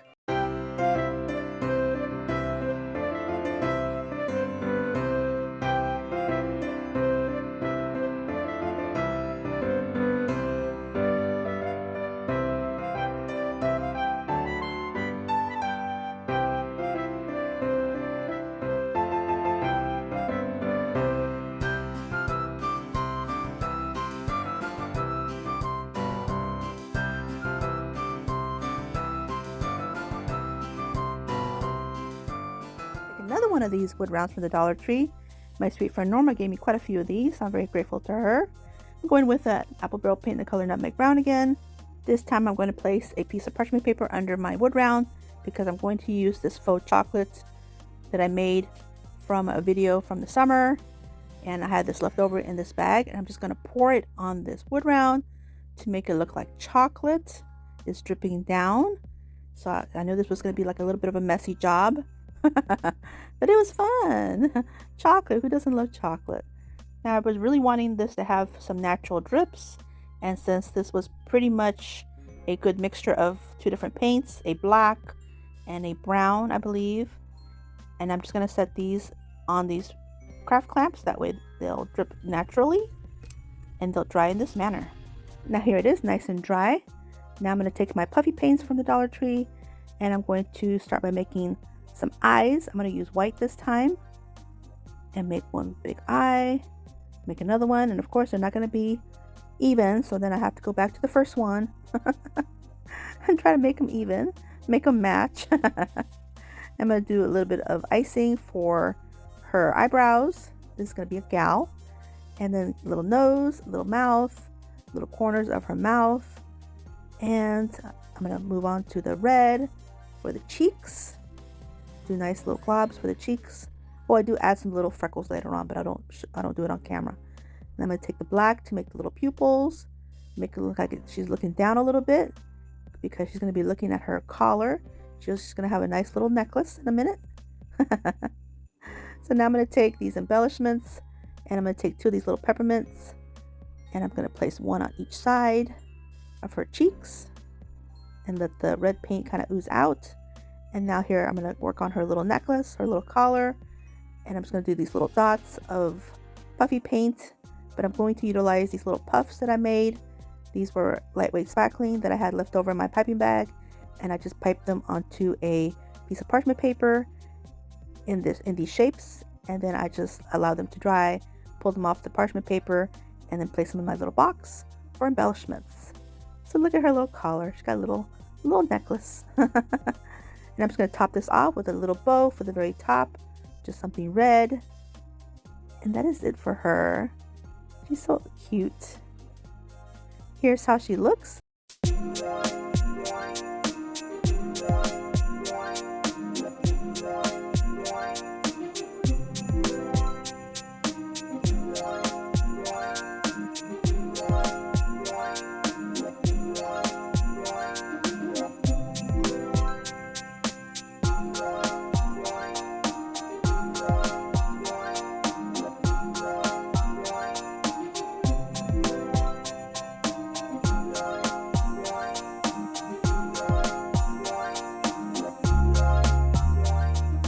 I found this adorable homemade sign at Dollar General. It says $4, but it was half off because it was kind of broken. Not broken all the way through, but kind of like bent. So I'm going to have to repair that first. So I'm trying to see, it's not cut all the way through. So I'm going to just reinforce the back of it. And I'm just going to find a little piece of wood, a piece of a craft stick that I had in my wood stash, in my little box of wood stash, my little remnant pieces. And I'm going to take the wood glue, of course, because these little signs are MDF, which is a product of wood. And then I'm going to place this little piece like a little band-aid, and I'm going to put a craft clamp on here. That way it'll adhere and it'll be good and secure and strong. So now I'm going to remove this jute twine, and I'm just going to take all these beads out. There's a little clamp here I need to remove. I'm just going to take this little dish and add all my little beads on here. Originally, my thought process was to go ahead and paint the beads, But then I changed my mind because I have red and white beads. So why am I going to paint? So yeah, I don't use the red, just the white. Okay, and here I'm switching up the beads. So those are the beads I'm going to use. I'll save those for another time. Now I'm going to take some of my Mod Podge. This is in the matte, and I'm just going to lightly and completely cover this piece. Allow this to dry. Now I found these really adorable red and white gingham napkins on Amazon, and I'm just going to take 2 pieces of painter's tape to take this napkin down to 1 ply. So here I'm just going to gently remove the bottom ply. We're not going to need it. We'll use it to clean something up. Now here's my napkin. I'm just going to lay it down on this sign. It doesn't fit completely, but that's okay. We'll fix that. I'm going to take a piece of parchment paper, lay it on top, and taking my mini easy press to adhere everything onto my sign. And of course everything moved, so now I have to fix it again. Yeah, sometimes it just happens. So I'm going to make sure that everything is going to be covered. And here I go with my mini easy press to reactivate all the Mod Podge. Gets it nice and warm, and then it'll make the napkin adhere perfectly onto the sign. And this is my preferred way to add napkins to wood pieces because you don't get wrinkles. At least I don't, so I like this. Now I'm going to take some water and a small paintbrush to gently tear off the excess napkin paper like this. Now I'm going to take this piece and I'm going to use it to cover up the E. So here I need to try to line it up. It doesn't line up perfectly because there's a white line. So I'm going to remove this excess here, this excess red. That way the white can go with the other red. And then the pattern will continue better. So here, right here, I'm lining it up. That way it continues well. Holding it down. Getting my parchment paper, placing it on top, and heating up the Mod Podge to reactivate it. Now removing the excess tissue paper, napkin paper from here. And I'm going to go over with the mini easy press one more time. Now if you don't have mini easy press, you can use any iron. Just make sure it's dry and no water, no steam, and then you're good to go on high. So now here, everything is adhered well. Now I'm going to remove the obvious napkin paper that we won't be needing because I'm going to use a lighter to remove the excess, and it'll contour it perfectly without too much issues. Now the only problem I had was that my lighter was running out of lighter fluid, so that was a little bit of a challenge, but I got it done. I just need to either get something to refill it or just get myself something different. But anyway, here's my little lighter, and here we go. So just add a little flame and see where the flame goes. I wasn't sure if it was going to go to the left or to the right, so I was prepared for either or. But now I'm just going to follow the flame and watch the flame work for me, and contouring all of the shapes, all of the curves, going down the line. This is so satisfying. I love to just watch this. And the smell is good too. Oh, and it leaves a really nice little burnt edge on the finished product, which I was really liking. So this little piece here was just needed a little help. So here's where my lighter was running out of fluid, and I'm just struggling a little bit, but finally got it to work here and there. Finally I figured out if I held the lighter a certain direction, then it worked better. So here I'm just going to show you guys all of this because it's just so entertaining to me. And if you're afraid of fire, don't do this. But if you know that you're not afraid of fire and you know that you're in a safe place, then just have fun with this. It's fun. It's satisfying. But yeah, if you're scared of it, just don't do it. Be responsible. Okay, so here I'm done. And I'm liking the way it looks. Now I'm just going to take my finger sander to sand off any of the soot. There's a little bit of soot here and there. Just kind of brush it off. And I'm liking it a lot, looking really nice. Now I just got to clean up my mess here, a little messy. Now I'm going to take some of the more of the Mod Podge to seal it up. So I just do a nice light coat to seal it up. Allow this to dry. Here it is, nice and dry. And now I'm going to add my beads that I had in my stash. Actually, some of these my friend Norma gave me, so I'm pretty grateful for her. And I'm going to add these. I had these little gingham ones that I purchased off of Amazon like 3 years ago. They may still have them, but I still had them in my stash. So hey, it went well with my theme here for this homemade sign. So hey, yeah, sometimes it just all works out. So now I'm going to flip this over. I'm going to add some hot glue and placing the other piece of jute twine and holding it down with my silicone spatula. And look at that, super cute. So now to embellish this a little bit more, I'm just going to take this wine ribbon, and I got it from the Dollar Tree, and I'm just going to make a little bow. Well, not real little, kind of mid-sized bow. Just regular, like shoestring bow.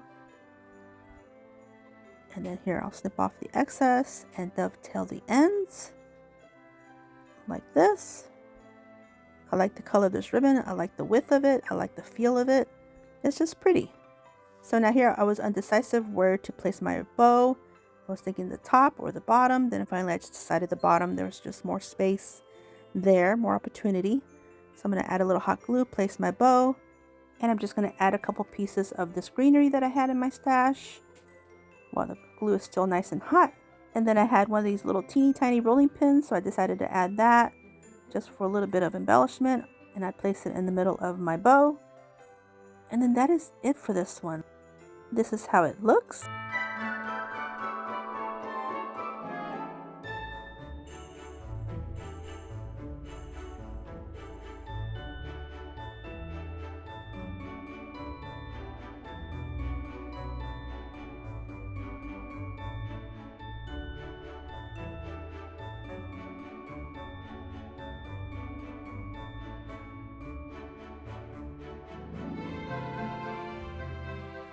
I'm going to begin with using 2 of these crates from the Dollar Tree, and I'm going to paint it in the apple barrel paint in the color white.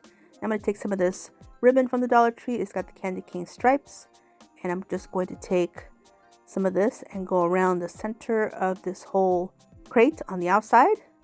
So I'm just going to glue one spot on the side and then go all the way around nice and tight, and then snip off the excess, and then holding it, I'll adhere the other end down and massaging all the glue nice smooth, and then snip off the excess. And I did this to both. Now I'm going to take these little squares from the Dollar Tree, and I painted them white as well, and I'm just going to add some hot glue to adhere them in the center of the side of these crates like this. Here's the second one.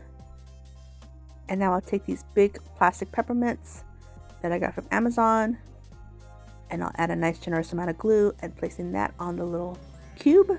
And then I'll do the same thing to the second one, like this. Now I'm realizing they're a little wobbly, so I'm going to have to add a little bit of hot glue to secure the cube and ribbon to the crate. And that worked much better. So now these are going to be little drawers for a hot cocoa bar, and I'm going to include these items for the inside, these gingerbread cookies and the chocolate and peppermint spoons. And I also found this really adorable jar at the Dollar Tree and this bag of mini marshmallows as well. So here everything's nice and prepped. So now we'll come back to these in a little bit, and I'll show you how we used all these items. I'm going to take 2 of these little scoops. I got these from Amazon, and I'm going to paint them in a white by Apple Barrel. And now I'm going to take some of this red and white baker's twine. I'm going to do a little bit of hot glue on the back, and then just wrap this around the little handle a few times and get it nice and secure. And then I'll just snip off a piece, and then I'll take this end and secure it to the back as well on the other end. So here's a little bit of hot glue, and on this side right here just makes a little loop, a little hanger. And then I do the same thing to the other one, a nice little dab of glue, and just go around a good 3 times or so, snip off a little bit, and then adhere the other end to the opposite side like this. And that way it's nice and secure. Now I'm going to take some of my embellishments. I'm going to take some of my faux sprinkles and some of this slick paint by Tulip in the color brown. And this is going to be my hot chocolate. So these are going to be scoops of hot chocolate of the syrup. And I'm just going to add a nice generous amount on the inside. of this syrup, faux syrup. And then I'm going to add 2 of these little peppermints that I have and some sprinkles. I'm going to use my Christmas little combination that I have here. This little pack came this way. So, oh, here I got an orange one in there by accident. And then I'm going to go ahead and add some more. And I do this to both, just simultaneously. Add a little bit extra red, my little peppermints in the center. And then I'm pretty good with my embellishments. I'm just going to do a couple little bows that I made. I'm just going to add these on top of the handles with a little bit of hot glue. And then that is it for these super quick, super easy little embellishments for my hot cocoa bar. And you'll see them again in a little bit. 4 of these wooden arrows from the Dollar Tree, and I'm going to remove this jute twine and little clips. I don't need them at all. So here I just removed everything.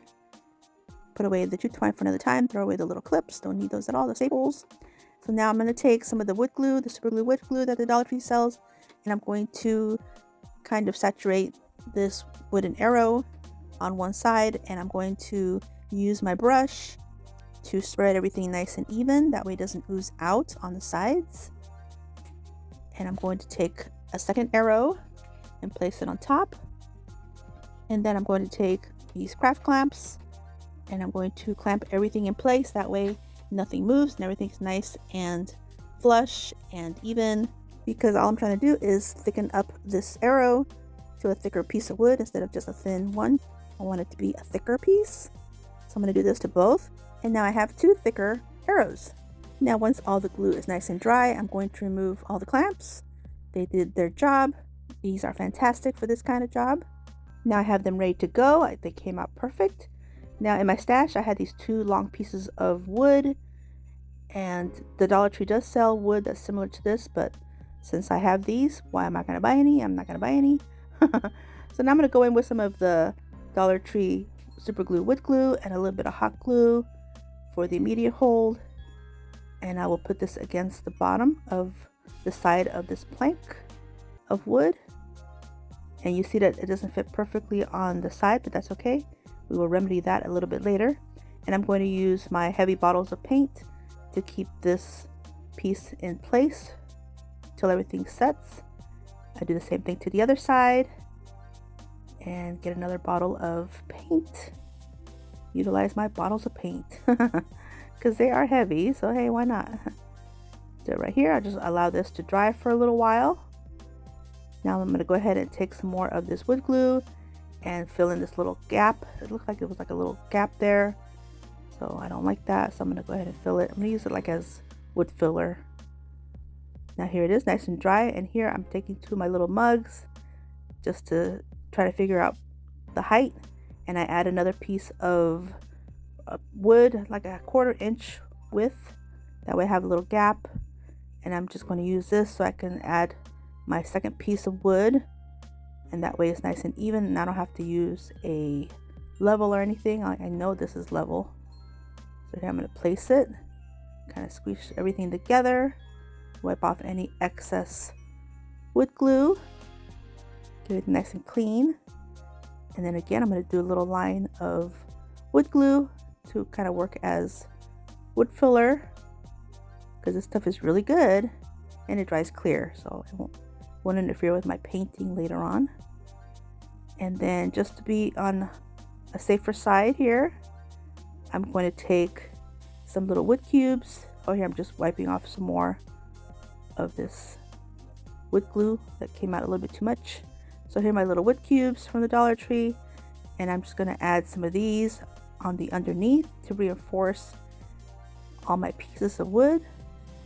So here I'm going to use hot glue and wood glue and kind of press it in, and these will act as little supports for the top piece of wood, the top shelf. And here's the next piece, and then I'll go ahead and flip the whole thing around. You did notice that I did remove those bottles of paint. So here's, I'm going to do the same thing to the back side, adding these to the little corners. And so one goes here, and then the last one right here, a little bit of wood glue, and a little bit of hot glue. Gotta work quick so the hot glue doesn't cool down. And look at that. Fantastic. Now I don't have to worry about things falling apart as they dry and set.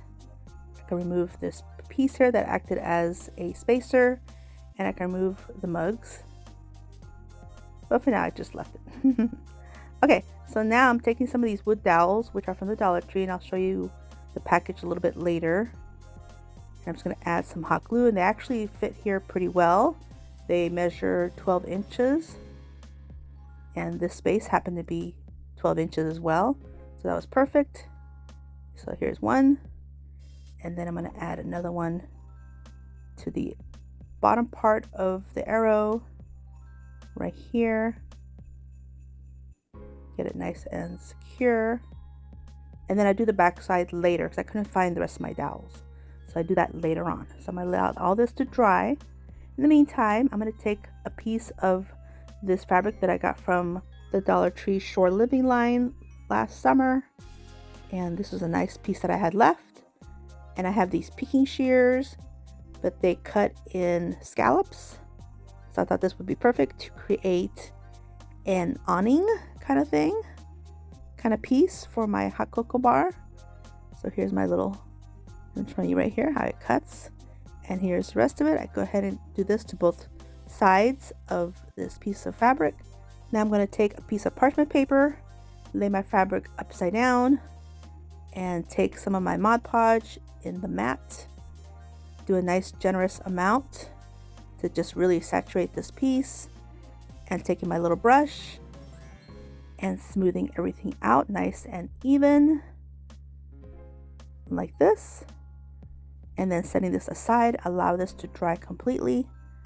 Now here I'm coming back to my wood piece. Here I remove my mugs. They did their job. Now I'm going to take my white apple barrel paint, paint everything up, and here's the frame to my hot cocoa bar. Looking great. I still need the other dowel rod on the other side. I haven't found my dowel rods yet, but I do find them. Okay, so here's my fabric and everything's nice and dry, looking good. Now I'm going to go ahead and adhere this to the top, and I'll do the back side later, and it'll be off camera because I do finally find it. So I'm just going to figure out where the center is, and I think I finally decided I'm going to use this one other side, and I'm just going to adhere it with some hot glue. And please excuse my hot glue gun. I know I've been doing a lot of DIYs this time. I need to take time to clean my hot glue gun. That will happen very soon. Okay, so I'm just going to adhere all these sides of this fabric. So first I did the top dowel, and then I did the left side. Here is the right side. And now I'm going to lift up the little front. Oh no, I do the back side. I do the back side next on the two sides, and press everything nice and tight. And here's the last piece here, the last side, like this, and pressing it down. Now I go back to the front. Now I do the other dowel rod. So I'm gonna kind of like try to lift this up and then add my hot glue all the way down, and then kind of press it down. I want it to contour and take the shape of my dowel like this. Now I lay it down because I want to add a little bit more hot glue and just kind of get it in this position, and kind of just pinch it down a little bit like this. If my piece of fabric would have been just a little bit longer, it would have been perfect. But we'll make this work. We will make this work. And I do the same thing to the other side, but later. Okay, so now here I got some of these letters from the Dollar Tree, and I spelled out the word hot cocoa, and I'm just going to add them to the very top of my awning because it has got to say hot cocoa bar. Well, it'll say hot cocoa. And I'm just going to adhere them with my hot glue gun, my detailed one, and I'll start off with one side and then go to the other side. That way I have good placement, good spacing, and then I'll continue alternating. So here comes the O, right here. And then here comes the C. And I keep banging on this thing. Keep bumping into it. Okay, here's the O for the other side. Just trying to be mindful of the spacing. And I guess I decided to show you guys the whole thing. So here we go. Okay, here goes the other O. Right here. And then the last C. Right here. And that leaves just a little gap between the hot and the cocoa. Now, I'm going to take some of this Dollar Tree ribbon, the peppermint stripes, and I'm going to do a little bit of accents on the fronts of these shelves. So I'm going to do a little dab of hot glue going down. I do end up adding hot glue all the way down these, just because I don't want these to be getting pulled off at all, and securing it to the other side right here. And then I decided to use my heat gun to help smooth out any kind of lines that are visible. I don't want any lines visible. And this will melt the hot glue enough to smooth them very nicely. And then I do the same thing to the other side as well. Little bit of dab of hot glue on the side. And then go all the way down with my hot glue gun. And I'm using my detail hot glue gun for this one. And then to the other side. And now I'm taking some of these jumbo straws that I have in my stash, and then here's my rest of my dowel rods. They measure 12 inches. I'm showing you here, they're the same ones. So I'm just going to take two. I take two of these, and I'm trying to see how much of this I'm going to need. So here I'm going to measure with my fingers. And I'm taking my miter shears and snipping off the size that I need. Check again. Yep, perfect. So I'll take another dowel rod and cut this one in the same length. So now I have two dowel rods that will measure perfectly on the sides, and these jumbo straws. And I'm gonna add a little bit of hot glue and then push these straws down. This will give these straws a nice sturdy base. That way they're not just flimsy little paper straws. It gives them something substantial, something solid. So now I'm gonna have to cut this one because these straws are not long enough. So this third straw, I'm going to cut it. Just cut a piece and measure. Cut a second piece, the same size. And now I'm gonna double check to make sure it's gonna fit. Yep, perfect. And I even figure out where to place it so the line is continuous. Add a little bit of hot glue and kind of find that spot where it's continuous. Look at that. And I'll do the same thing to the other side, a little bit of hot glue. And I put the cut side in on the inside as well. So look at that, perfect. Now it looks like they're two long straws. So now I'm gonna take some hot glue and I'm gonna go down one side. And that's where the arrows weren't long enough on the base, on the width. They weren't wide enough. So this will take up and make up for that. And I do the same thing to the other side. And this actually gives it a cute look. So I wasn't mad at it that the arrows weren't wide enough. This came out pretty perfect. Yeah, look at that. Super cute. Okay, so now I'm going to add some bows. I'm going to add them where the two straws were placed together.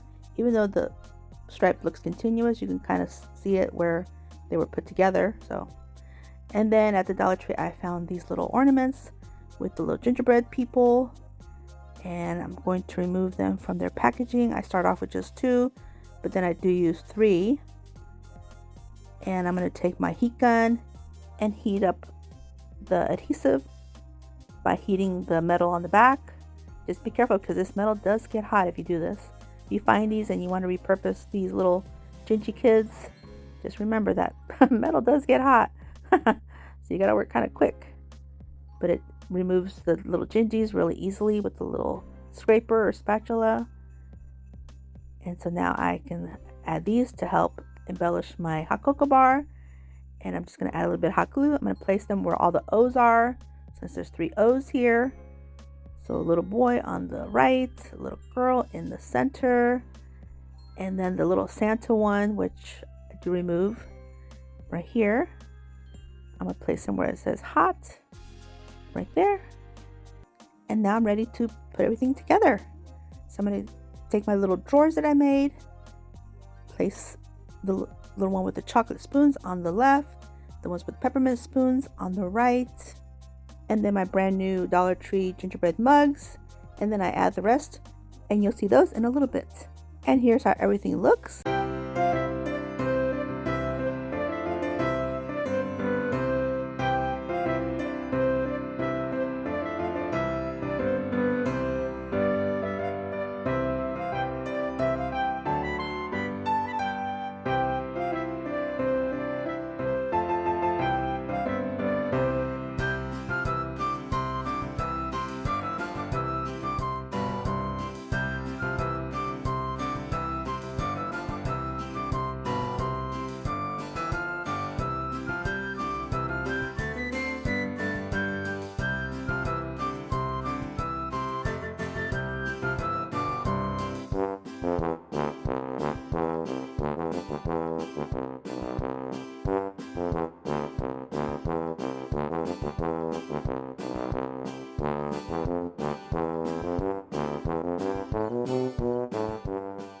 I'm going to begin by using one of these wood rounds from the Dollar Tree, and I'm going to use my apple barrel paint in the color white and paint both sides.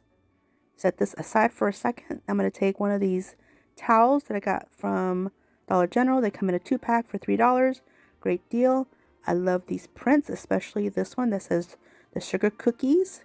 Now I know it doesn't say gingerbread cookies, but we're going to turn it into some gingerbread cookies. And by the end, and this is like almost like a tea towel kind of fabric. It's not really a towel, and it's really good quality. So I'm going to go ahead and press all these lines with my mini easy press, just to give it a good base. And this just takes me a second, and I think this little bit of effort goes a long way. So I'm going to place my towel on top of my wood round and kind of center it with these stripes on the sides, get it nice and even how I want it. Now I'm going to flip up the first bottom half, and I'm going to take my Mod Podge, this one's in the matte, and I'm just going to add a nice generous amount and spread it nice and even, and then set down the towel, press everything down nice and smooth with my fingers, and now adding some more of the Mod Podge, being very generous and spreading it all around completely. Of course, I always kind of cut this and speed this up for you guys, so you guys don't have to watch all of that. And then I do the same thing for the top half in the same manner, just like that. And then putting the towel back down, and then adding the top layer to seal everything up. That way I can have it out in my kitchen. Okay, so now I'm going to allow this to dry completely. Oh no, first I'm going to go ahead and cut off this piece. I'm going to use my scissors and carefully snip off this top piece because we will be using it for this DIY in a little bit. Now I'm going to set this aside and allow this to dry completely. In the meantime, I'm going to take this piece of parchment paper and I'm going to lay the rest of my piece of towel down. I'm going to flip it upside down and use some more of my Mod Podge in the matte. And I'm going to give it a nice generous coat, nice and even, like this. Now I'm going to allow this to dry completely. Now here's my wood round, nice and dry, and I'm going to trim off all the excess fabric and set this aside again. Now I'm going to take these excess pieces and I'm going to use my scissors to trim off the fabric to where I just have 2 of the ticking stripes off of these 2 pieces here. I like to utilize the scraps as much as I can. I don't like to waste much of anything. So now I'm going to utilize these 2 pieces and I'm going to join them together to create one long piece. And I usually like to use the Beacon Fabric Tech fabric glue, but I ran out, so I'm just going to use my hot glue, and I'm just going to do a nice thin line with my detail hot glue gun and just start adhering it to each other, to the 2 together. Boy, I'm losing my voice, guys. I gotta hang in there. Okay, so here I'm just adding them together, pressing them down to adhere, and I'm pretty happy with this. And now I'll just set this aside And I'll go back to my other piece that had the Mod Podge right here. It's mostly dry. It's just a little bit damp, but I can work with it. And I'm going to begin by adding a nice long thin line of hot glue on the one rough edge that I cut, the cut edge. And I'm just going to fold it down to give this a finished edge, pressing it nice and tight like this. And like I said, for the most part, it's dry. It's just a tiny little bit damp, but we're going to work with it. This will be actually to our advantage. And I'm just going to flip this over to the front side right here. And I'm just going to start cinching it in the center, walking it to the middle like this, and create a big, big floppy bow. And I'm going to take this piece here for the center and using some hot glue and squishing it all nice and tight in the middle, and adding some more hot glue, folding this back down a little bit, snipping off the excess, and then adding one more little bead of glue just to finish it up. Press everything nice and tight to create a nice big floppy bow. Very on trend right now, the big bows. And using the Mod Podge in this manner helped the bow stand up easily for me, especially being a little damp. I think that really helped me a lot with this. So now here I'm trying to figure out placement for this bow, and I'm just going to add some hot glue and place on the very top. That way I utilize the majority of this towel, or should I say tea towel. And I just pressed it down to secure it in place. Now I'm going to use a little bit of this greenery from the Dollar Tree. This one's the snow greenery, and I'm just going to snip off a couple pieces and stage them in the top center, adding my hot glue and pressing them down right here. Now still looking a little bit bare, so I'm going to take some other greenery that I had. I had some of these holly leaves. I'm going to place them in there as well. And then of course you got to have some berries with holly leaves. So I had a nice little cluster here. Add some hot glue and place it on there. Now I'm starting to like the way this is looking. Nice and full. Now on the bottom, I decided to use one of these little mini rolling pins that I painted the ends red. And I'm just going to place this on the very bottom just for an embellishment. And then I'm going to turn this over, and I'm going to use this other piece that I still had left over for my hanger. I'm going to place it in this manner on the back. And I'm going to add the cut side first, the cut piece, and then this piece after that. Adhere it with hot glue. Get it nice and secure on there, because this is going to be holding this little wood round. It's not very heavy at all, so I'm not worried about that. This piece will do like that. Now I just need some cookies. So I had these two little wooden gingerbread cookies that I had decorated, and I placed them on the two sides, and I'll adhere them with some hot glue. Here I'm just trying to figure out the right placement. Add my hot glue, place the little girl down, and my little boy, place him down on the other side. And then that is it for this one. Tell me if you like the big bow or if you like a smaller bow. And this is how it looks.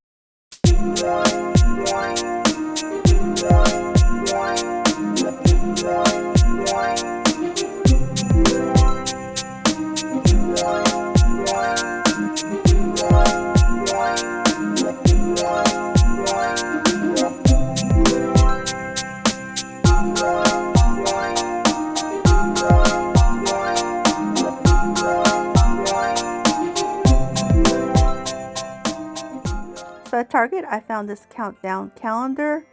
It's pretty cool, and it was only $5. They're available now. I just got it a couple days ago. I'm going to take some of this puffy paint from the Dollar Tree, and I'm just simply going to give this a little bit of a refresh, make it look like gingerbread. I like the color brown. It's a little darker than I'm used to, but I like all the windows and doors, so I don't feel like trying to make this look better than it already is. I think it looks pretty great. So here I'm just going to continue to add my little puffy paint along the top, and then I'll also do it on the very bottom as well, down here on the little ledge.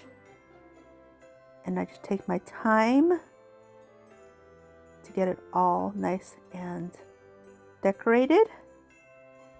Here I'm at the last little bit. Just taking my time. And then I also do a little bit on the star. The star was a little bit too wiggly, so I'm trying to hold it with my finger. So I got a little bit done on the very top, but like I said, it was a little too wiggly, so then I decided to hold it still from the back. So I turned the whole piece around right here, and I decided to hold it from the back, and that worked much better. Now I was able to keep it still so I can add my little bit of puffy paint accents. Now allow this to dry completely. Now here it is, nice and dry, looking great. Now I'm just going to take some embellishments that I had in my stash. They're just these little gingerbread kids that I purchased from Amazon, and I'll have everything linked in my description box for you guys if you're interested in getting them. They are adorable. You get like, I think 5 or 6 different ones in the pack. This little one here is like a Santa one, so I'm putting him to the side for now. And I'm just going to add these on these little doorways. And then the little Santa, I decided to put him up high because it's supposed to be Santa. He's supposed to be up there somewhere. And I just adhere them with some hot glue, and that's it. Here's how it looks.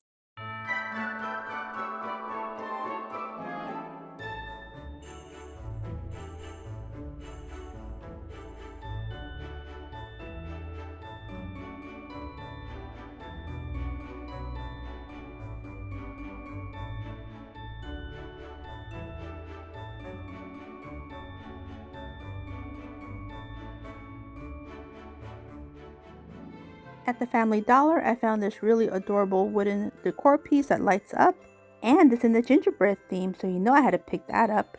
So I'm just going to take this apart by kind of pulling at it. It's got a little bit of adhesive, but for the most part it's like a tongue and groove kind of box. So just kind of finagle it gently. I don't want to break it and tear it up. So just like that, popped off. And now I'm going to take this light part out. We will be using it again, but for now I want to remove it so I can paint this. So I'm just going to put a little bit of heat with my heat gun to warm up the glue, and then it'll just pop off real easily. Now I'm ready to paint, and of course I'm going to go in with my apple barrel paint in the color Nutmeg Brown. Now here they are, nice and dry, full coverage on both sides. Now I'm going to take some Aleene's tacky glue. I'm going to open it up. I'm going to take a really fine paintbrush, and I'm just going to paint on there this glue, this adhesive, and I'll go along all the inside portions like this. Just take my time till I get everything covered. Now I'm going to take a piece of parchment paper and place it on top, pressing it down, and this will adhere onto the parchment paper with this tacky glue. It works great. So put my glue away. Now I'm going to take my brand new little X-Acto knife. It's pink and I love it. And I'm just going to cut away the piece that I don't need. And that leaves me with just this piece here. Now here I'm going to use my scissors instead, because it's pretty much easier with the scissors. Just turn it forward like this, face forward, and then snip off all of the excess paper. Just taking my time till I get it all removed like this. Now I'm going to take my little X-Acto knife again and cut the little holes where the box attaches to, because remember this is like a tongue and groove assembly. So now I made my little holes. Now to match it all up on 4 sides. So here I'm just trying to figure out the best way. I'll start with this side, kind of pop it in, and then I turn it over to the other side, and then get those lined up and just pop those in. And look at that, my little box is good as new. So now I'm going to put my little light back on here. I'm not going to adhere it with hot glue. I'm just going to pop it in like this. Just got to go find the right direction, the way it goes. Remove the little battery piece, and then look, it's an adorable little light up box. I love it. So now I'm going to take a little bit of the puffy paint, and I'm just really going to go into some detail with this. I'm literally going to outline all of these edges, all of them. So I take my time. I don't show it all because it took me a while. And here I did speed it up quite a bit. I'm at the final little edges here, just the last little bits. And I just take my time, being careful not to touch any of it because it's all wet. But yeah, but now if you don't want to do this, you can always use a white acrylic marker. Maybe that would work better too, but I like the puffy paint. And here's how it looks.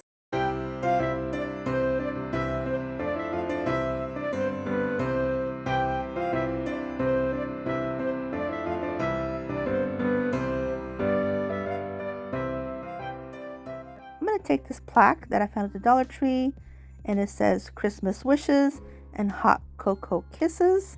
I love that. I love this little sign. It looks kind of vintage, very, very cute. The only problem is my kitchen doesn't have any red and black buffalo check. So I'm just going to kind of pop this off, this piece. And I'm just going to use my scraper until I get it popped off.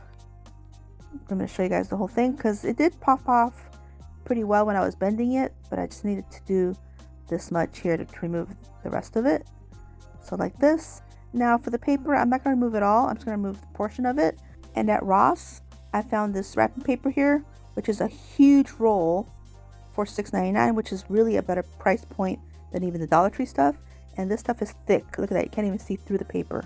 So I just decided to cut out a piece that will fit on this plaque. And then at the Dollar Tree, I found this Elaine's tacky glue stick. And I thought, ooh, gotta try this. So I'm just gonna take this out and I'm going to rub this stuff everywhere on this plaque. I'm talking everywhere. And I'm gonna show you the whole thing because I do the whole thing with this glue stick. And I gotta tell you, this stuff works great. If I see it again, I definitely need to grab some more because it works really, really well. So here I'm just showing you all the edges and everywhere. Kind of look up to see where I left any spots, any bare spots. Now I'm gonna place my wrapping paper on top. Smooth everything down. And look at that, you can't even see anything that's underneath. This stuff is good. Okay, put my glue stick away for another time. And I'm just going to take my scissors to trim off the rest. I usually like to use my little sander, but like I said, this paper is a little thicker. So I just decided to cut it off with scissors. And I went really close, so I did a good job. Right here, look at that, looks great. Nothing's coming up. Now I can add some hot glue to the back of this piece here and place it in the center where it was before, kind of eyeballing it. Now this will go in my kitchen perfectly. So okay, so now I had some of this red and white baker's twine, but it's a thicker one. I got this one from I think Walmart. And I'm gonna go along the edge just to give this a little finishing touch all the way around. I'm just using my hot glue, doing some straight lines and adding my baker's twine. Well, it's more like a rope. It's more like a rope, I think. This is super thick. Okay, so I'm going all the way around like this. And here's my last little line. And placing it on, pressing it down, secure it in place. Snip off the excess. We will use this for the hanger in a little bit. Now for the very corner down here, I added a nice glob of glue and a couple little pieces of greenery of this cedar evergreen that I had in my stash, and a couple little berries just for added little accent. And I'm pretty happy with this. Now I'm going to flip it over and add my hanger. Here's the piece that I still have, and I'm going to snip off these little areas where I created some knots. That way the hot glue will hang on to the knots. So right here, add some more hot glue, and the knots will just kind of be secured in there. And here's how it looks.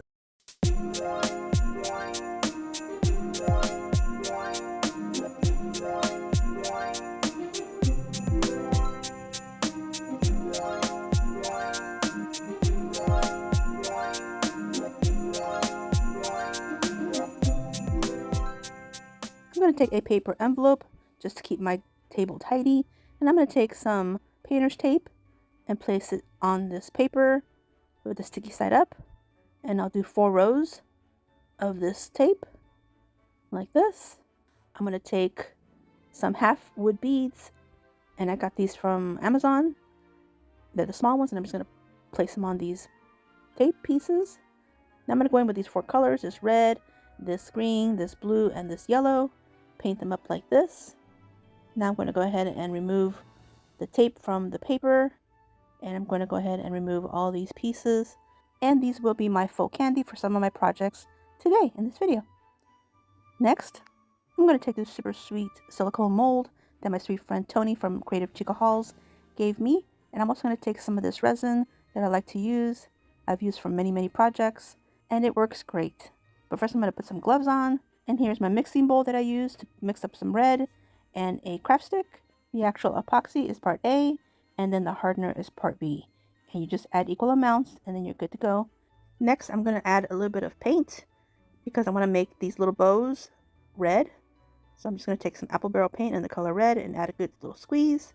And now here is one of the important parts, and you have to just mix for a good while, say a couple minutes or so.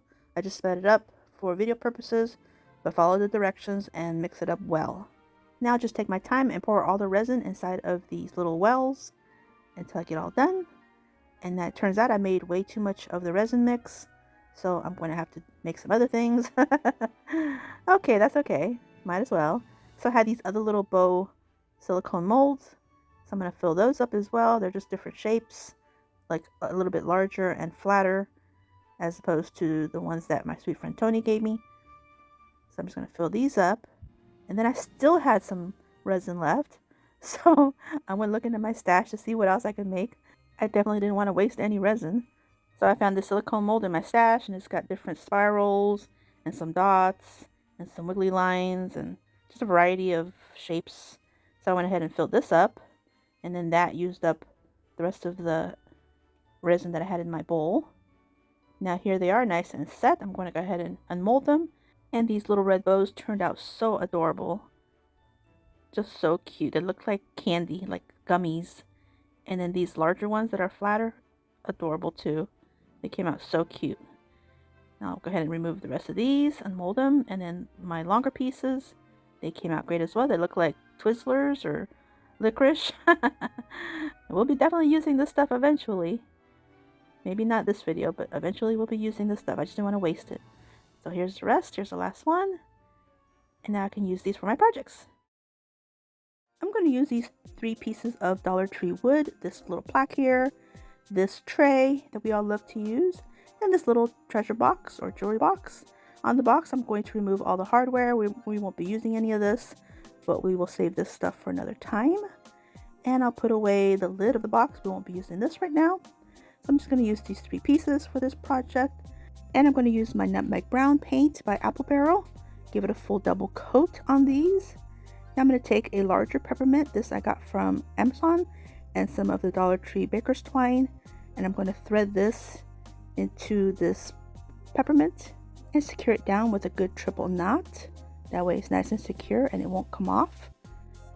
And then snip off the excess baker's twine right here. Okay, now this is going to be my pendulum because I'm making a grandfather clock, gingerbread one. So I'm going to thread it through the handle portion of this wooden tray, kind of place it in the center, and take a little dab of hot glue and press it down with my silicone spatula, like here.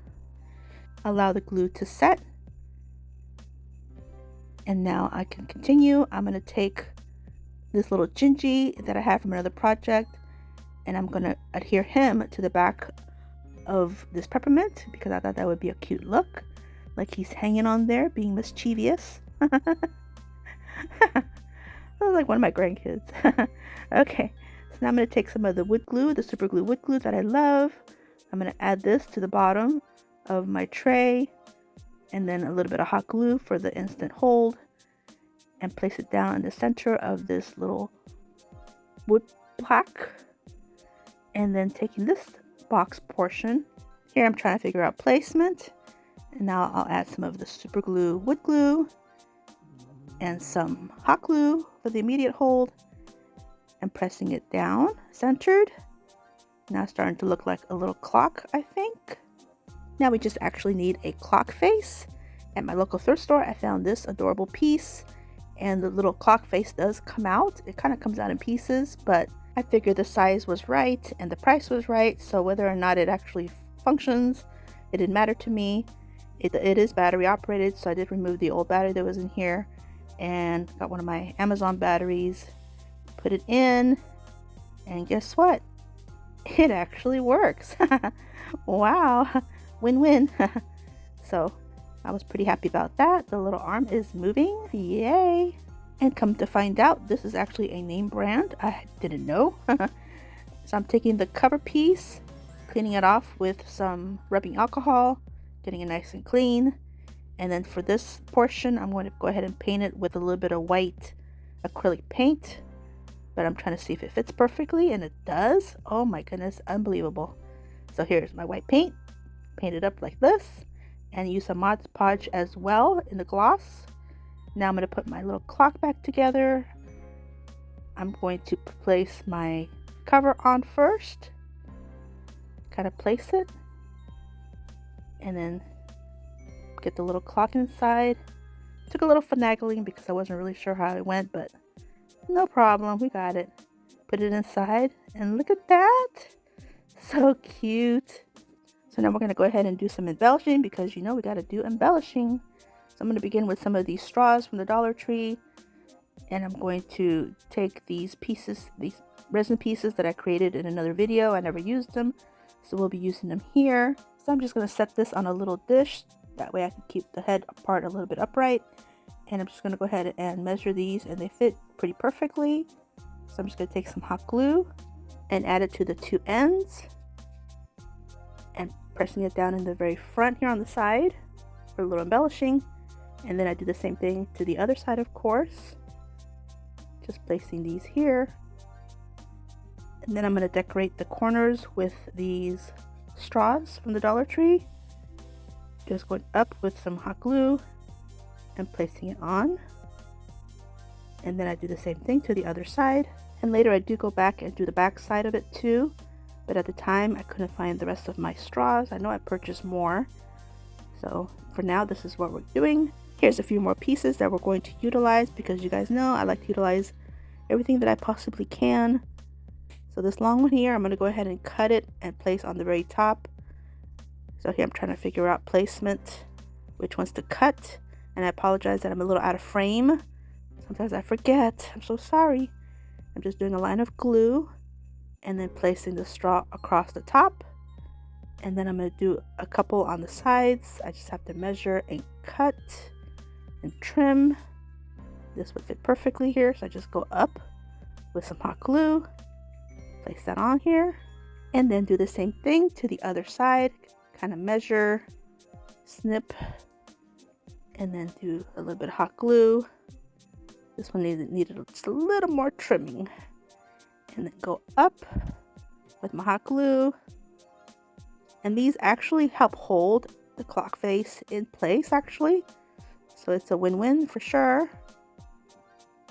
Okay, so now for the very top, I decided to take some little beads just to put on top of the two tall straws. So I do a little bit of hot glue and place them on top. So here's one, and here's the other. And then I do the same thing to the back side a little later. Okay, so now I'm liking the way it's looking. And now I go find my rest of my straws. Now go ahead and finish the back side because you know I want a complete look, not just the front. So I'm going to go up with some hot glue, placing the straw on here. And then I just go ahead and do the same thing to the back side until it looks like this. And then here's one last little piece I put on the front. And then I do end up putting another one on the very top, but I don't show that. Okay, so here it is. Okay, now I'm going to go in with my spackling. And I'm just going to do a little bit of faux whipped cream on different areas. I'm just going to have fun, go at it, and add a ton of this luscious stuff. And then that way my embellishments will stick to this faux whipped cream. and I just go ahead and go around and do all the sides. And then on the very front, a little bit here, and a couple little dabs where the straws end. That way everything has a finished look. So like right here, right here, right here, right here, right here. All these little spots here. A little dabadoo. Yep. And right here. Okay. Oh, here, one more. Two more. Okay. Yeah, I can't get enough of this stuff. It's so good. Oh, and some here. And on the other side. Okay, I think that's it. That's the last one. Oh, okay, one more. Okay. Okay, I guess there's more. Oh, and I went around the clock face. Yes, I did. I remember that now. I did. I was at the very end of this piping bag, so I figured I'd use it, and then that way it has a complete look. Now I'm going to take my embellishments, and I'm just going to have fun adding these pieces to here. So here are my embellishments. I'll go ahead and use some of these peppermints.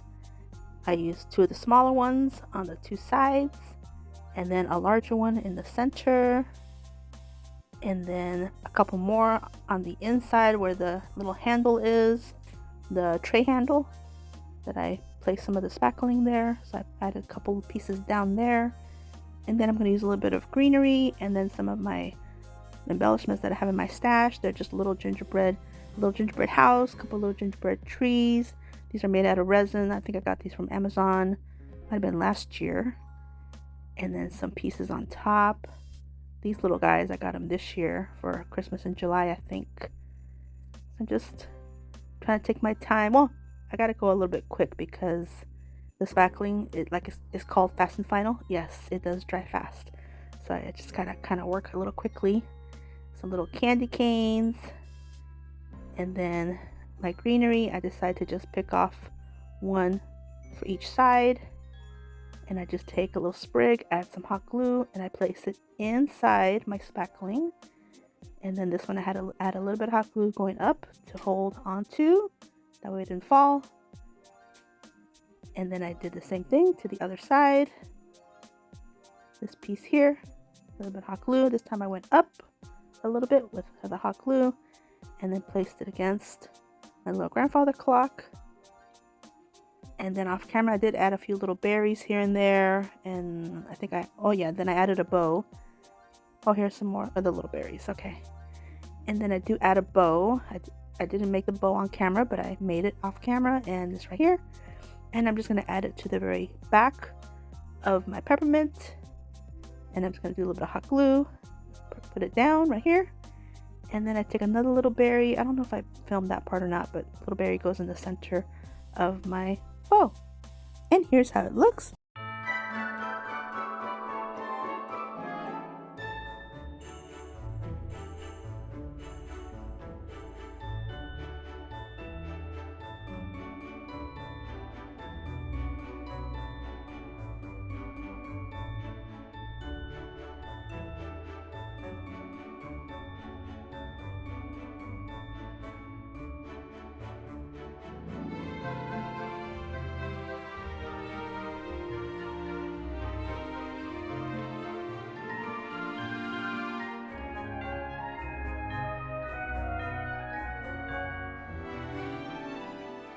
I'm taking one of these chunky wood rounds from the Dollar Tree, and I'm going to go in with a chalk paint in the color Snow White by Waverly and giving it a quick coat and allow it to dry. I'm going to take this trivet, it's made out of glass, it's from the Dollar Tree, and I'm also going to take some of this craft fabric from Crafter Square, Dollar Tree in the red, and I'm going to take my heat mat and place it on it. It's pretty wrinkled, so I want to do a little bit of pressing first. I'm trying to figure out how much of this I'm going to need first. And I figure this much is good. I'm going to take my scissors and snip off the excess. That way I don't have to press everything, because I'll be putting this away for another project. So that's going to work. Now I'll go ahead and take my mini easy press and iron it up. Get all the wrinkles out, at least most of them anyway. This will definitely make my DIY a little bit easier to put together, so it's worth the effort. So I'm going to take some of this Mod Podge in the mat. I'm going to give it a nice generous amount and brush it nice and evenly and smoothly and on the smooth side.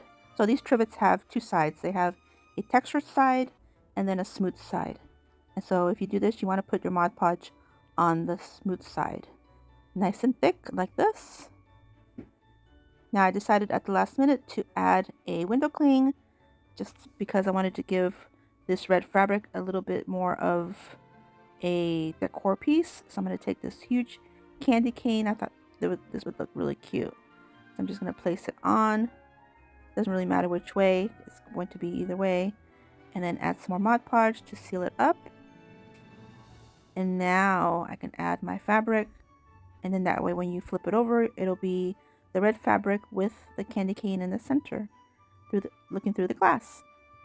So you could use this as a turntable to create any kind of project, any kind of DIY craft.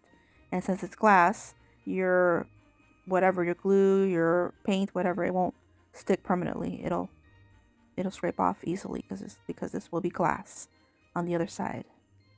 So here I'm just finishing up, getting it nice and smooth, and then setting this aside, allowing that to dry. In the meantime, here is my little wood round that I painted white. I only painted it one side.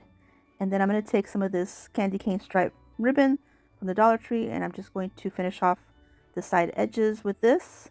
And it's just to give it a decorative look. So I'm going to go all the way around. And then once I get to the other side, I'll just snip off the excess and then tack it all down with some hot glue. And this will hold it perfectly. So here I'm just going to press it down, massage it a little bit. And now I'm going to take this Lazy Susan hardware that I bought off of Amazon. It just spins.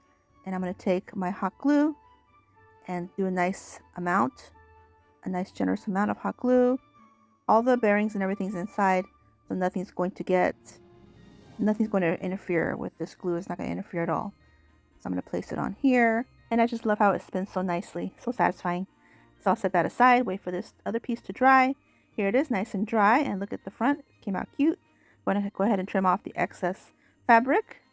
Now it's time to put everything together. And here I kind of made a big mistake. I added the hot glue to the bottom. This is supposed to be the bottom. And then I adhered this on top of the underneath of the trivet like this. But it's supposed to be the other way around. But I did fix it. Oh my goodness, sometimes. I don't know. Here's how it looks.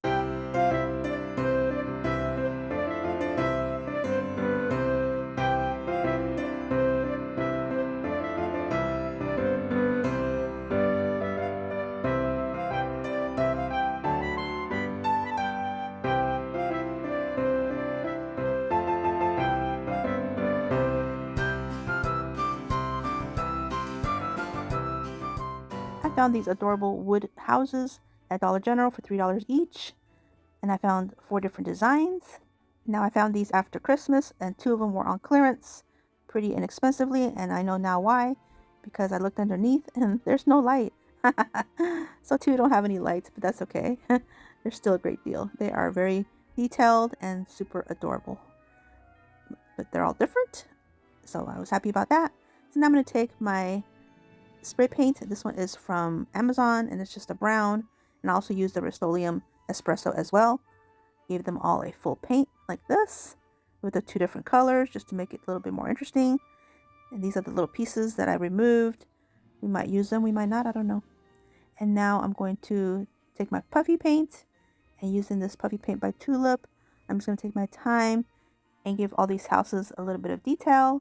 And for this part of the video, I did speed it up quite a bit just so that you can see how I did one house. And I even did some scallops on the roof. And then I did the same thing to the rest of the houses. So here's how they're looking. They're all nice and dry. I was pretty happy how they look. So now I'm going to take some of this Mod Podge in the extreme glitter. And I'm going to take my little brush that I got from Amazon. And I'm just going to paint this Mod Podge on. And it'll give it a nice glistening look without the mess of the glitter. This is a great product. And then I do the same thing to all the houses for all their roof lines. And then I'll just set them aside, allow them to all dry completely. Now here they are, nice and dry, and look at that sparkle. Look at that shine. It's pretty, but not too overdone either. So now I have to do something with these other areas that I didn't add any white paint, and I'm just going to do a little dry brushing with some of the Waverly chalk paint in the color Snow White, and my chunky chippy brush from the Dollar Tree. I'm just going to add some paint onto this paper towel and just kind of blot it and then just gently dry brush, because some of these areas are hard to get to and I didn't want to take apart the little fencing area. I didn't want to take things apart. So I'm just going to do some dry brushing. So yeah, this DIY here will have a combination of puffy paint, acrylic paint, and then in a minute you'll see some more of the spackling. So here I'm just going to dry brush some more of these little areas, these little features, this little banister up top, and this little window. So it's just too hard to get to with the puffy paint. And then the little fence, and the little windows, and the door, all of it, all the areas that I couldn't get with the puffy paint.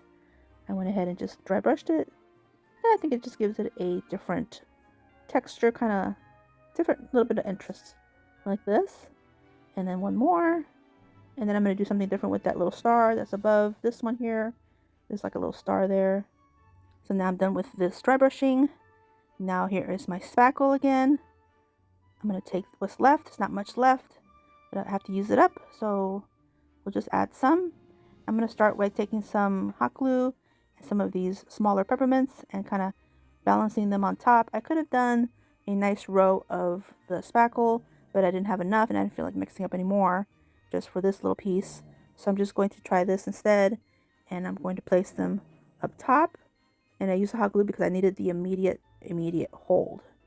So I'm just going to place enough of these peppermints on the tops of these houses, and then taking what's left of the spackle, I'm going to just run a line on the front and the back of where the peppermints are. So right here you'll see, hold it real tight because I'm just running out. And I'm just going to do a nice little line right here, get a nice thick frosting, and on the back side. And then I'll adjust the peppermints accordingly. Some of them are pretty crooked, but I'll adjust them in a minute. And then right here, some more. Gotta push this down. I was literally like on the end of this. But I did have enough. I did have enough to complete all 4 of the houses.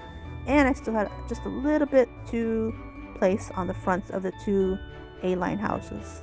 These 2 here on the left, I was able to have just enough on the 2 fronts.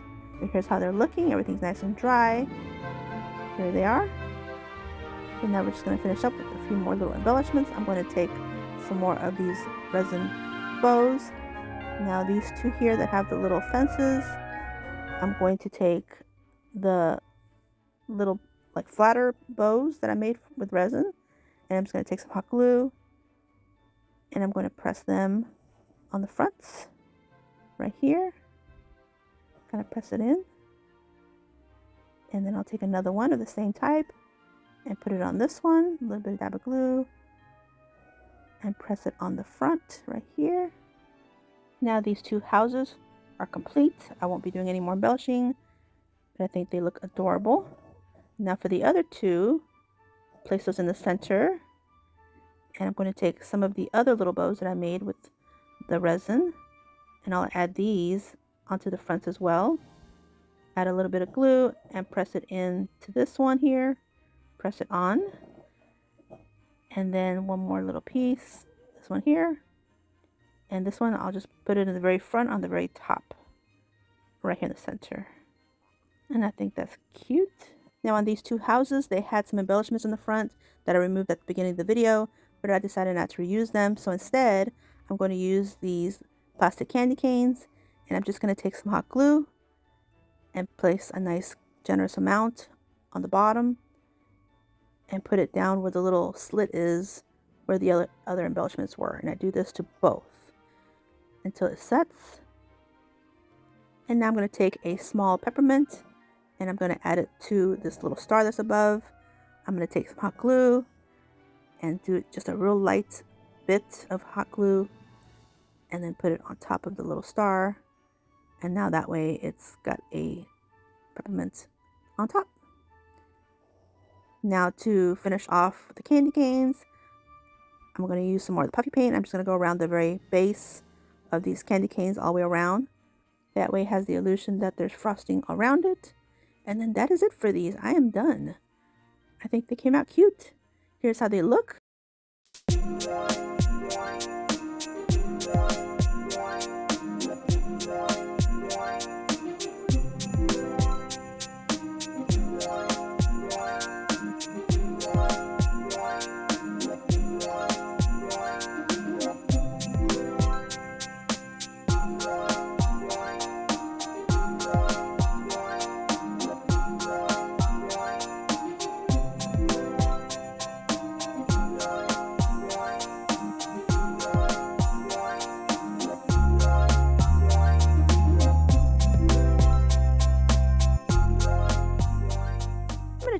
of these styrofoam cones from the Dollar Tree, and I'm going to give them a good coat of this nutmeg brown paint by Apple Barrel, like this. Now, I wasn't really crazy about the way this, you can still see the styrofoam, so I'm going to go back in with the foam clay. So I guess I could have skipped the painting, but like I said, that was my original plan, was to use them painted. But here we go. Anyway, here we go. Sometimes when you're crafting, you have to change your plans. It's just the way it goes. So here I conditioned it, and now I'm taking my acrylic roller to roll it out in this shape, like this. Now once I get it to where I think that my cone tree, this will be a cone tree, where this will fit, then I'll go ahead and place it on the middle, in the middle, and just wrap the foam clay over it, and then kind of just turn it, kind of stretch a little bit, and go ahead and form it. So this top was way too much. I went ahead and pinched that off like this, and then kind of just dab it with my fingers, kind of pat it down like this, and just kind of pull it and pat it. Like I said, this foam clay is very forgiving, so it's easy to work with. This bottom didn't need any of that, so I went ahead and pulled that off. Had a little piece here that you really can't see, but I can see it. So I went ahead and kind of did a little mending job on that piece. Kind of just pat it with my fingertips like this. And then I do the same thing to the second cone. Here is my other piece, and just like that, they're both done. Now I'm going to take a piece of parchment paper, and I'm just going to rub it. That way if there's any weird little like dents, that it'll be nice and smooth. And that actually worked really well. So now I'm going to allow these to dry. Here they are, nice and dry. Now I'm going to take this candle holder. This is from the Dollar Tree. And I'm just going to take some hot glue and put a nice generous amount underneath one of my trees and placing it on top of the candle holder. The other one will not have a candle holder. It'll be one tall one and one shorter one. So now I'm going to take this little Lazy Susan that I made. And I'm just going to take some puffy paint. And I'm just going to take my time and start doing a design, kind of like little waves like this. Sorry, I'm out of frame a little bit. At this point, I'm actually sitting. I usually craft standing up, but this time I was sitting to do this. But I just do little waves like this. And they don't have to be perfect because we'll be doing a lot of embellishing on these gingerbread trees. So I'm just going to go around like this. And now I'm pretty much done with this one. Put this one down. Get the next one. And do the same thing. Just go around, take my time. Got this one done. Now put this one aside. Allow them both to dry completely. Here they are, nice and dry. Now I'm going to take some of my spackle, and I'm going to give them both a little bit of frosting.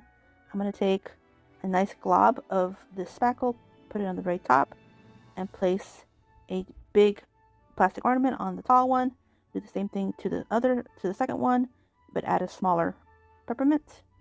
And now for this taller one, I will do a nice thick spackling around the whole bottom edge, just to give it a finished look, like this. Put that aside, and then I'll do the same thing with this smaller one, the shorter one. It's not smaller, it's just shorter. And I'll do the same thing. I'll just take my time and go around this whole piece like this. Now I'm pretty happy with it, so I'm going to go ahead and set these both aside, allow these to dry completely. Now here they are, all nice and dry, and all the spackle is nice and set. Now remove this parchment paper, we don't need it anymore. Now I'm going to take some of the Mod Podge Extreme Glitter and give it a nice good coat on top of the whole tree. And this will give it another bit of interest and another little bit of texture. So let's go ahead and do the whole coat completely, all the way around. And I'll go ahead and do both the same way, and then allow them to dry. Now here they are, nice and dry, looking great. And look how shimmery.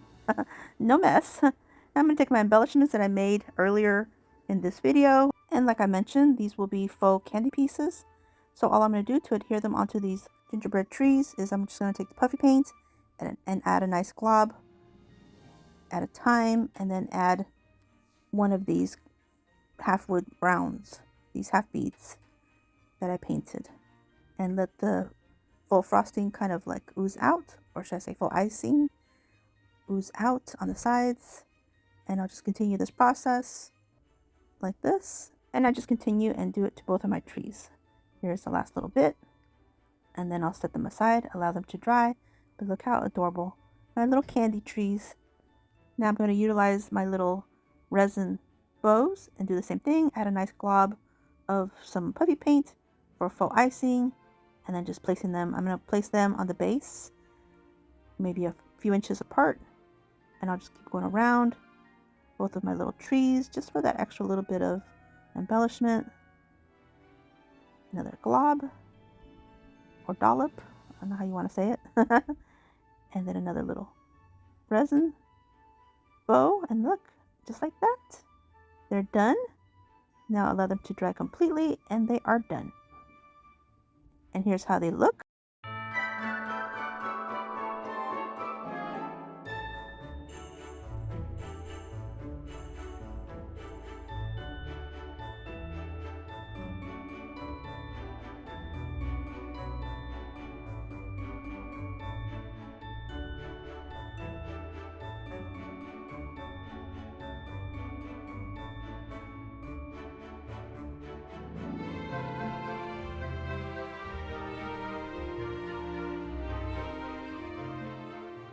I'm going to take some more of the foam clay, and I'm going to take a nice big glob of it. We're going to need quite a bit this time because I'm going to make some more cookies, but they will be actual cookies, nice and thick, not like the ones I made in my last video.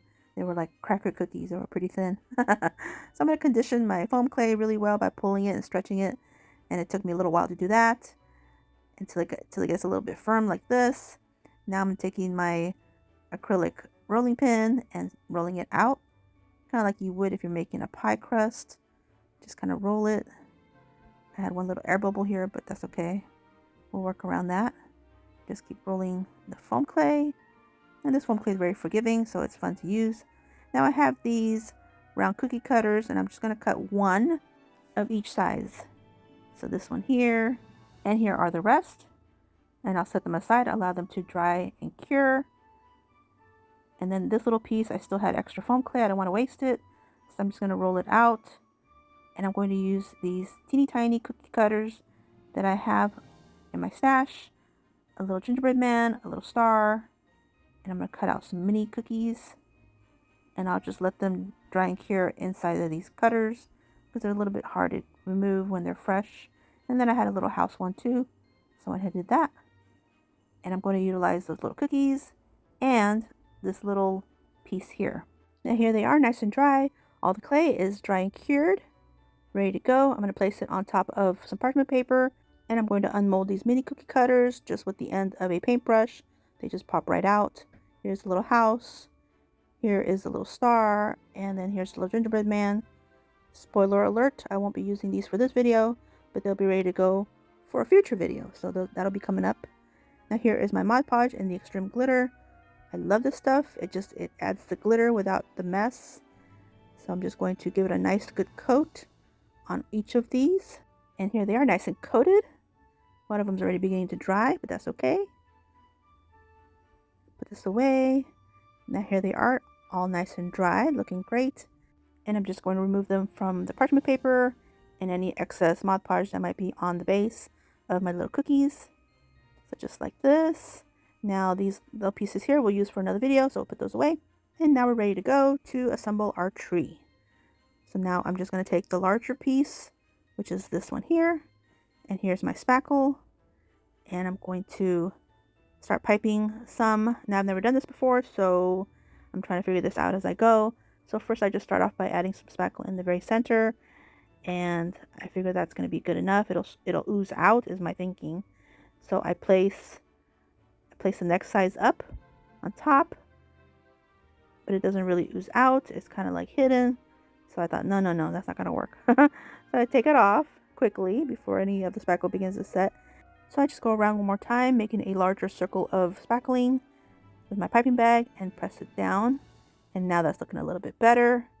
So I'm gonna do it like that from now on. I'm just gonna add a nice bit around the edge and then a little bit in the center. And yeah, that works much better. So I'll do that.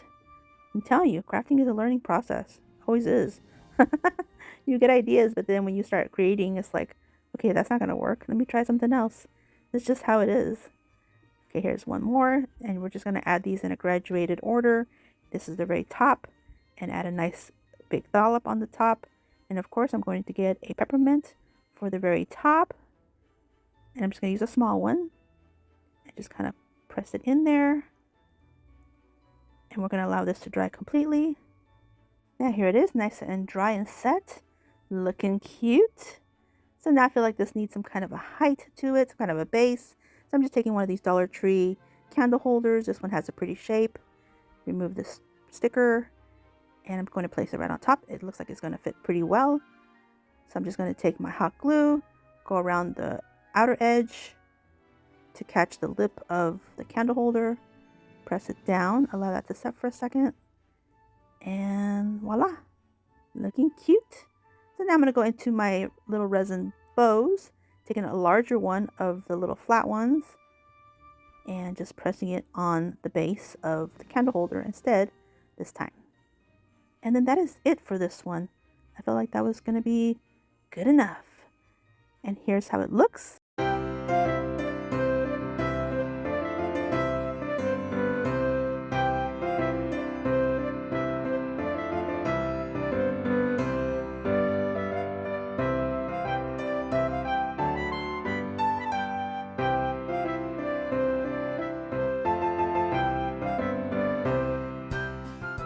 Pots, these little clay pots from the Dollar Tree. These are the smaller ones, and I'm going to go ahead and take them out of their packaging, and I'm going to paint them with the nutmeg brown paint by Apple Barrel. Give them a full coat like this. Now here I took some poster board pieces, cut out some rounds and some of these little triangle looking pieces because I ran out of styrofoam balls. So I'm just going to go ahead and fill these in with these pieces, and this works well. Kind of holds it up, nice structure, using some hot glue, placing it inside to adhere it. And then the little rounds, just add some hot glue to the bottom pieces of the poster board and then placing the rounds on top. And this will help me not to use as much of the spackling as I would if it was empty. So this takes the place of any styrofoam balls for now. So here I'm just placing this last piece. Now I'm going to take this piece of foam. It came from a package that I received in the mail, nice and thick. So I thought, oh, I'm going to use it.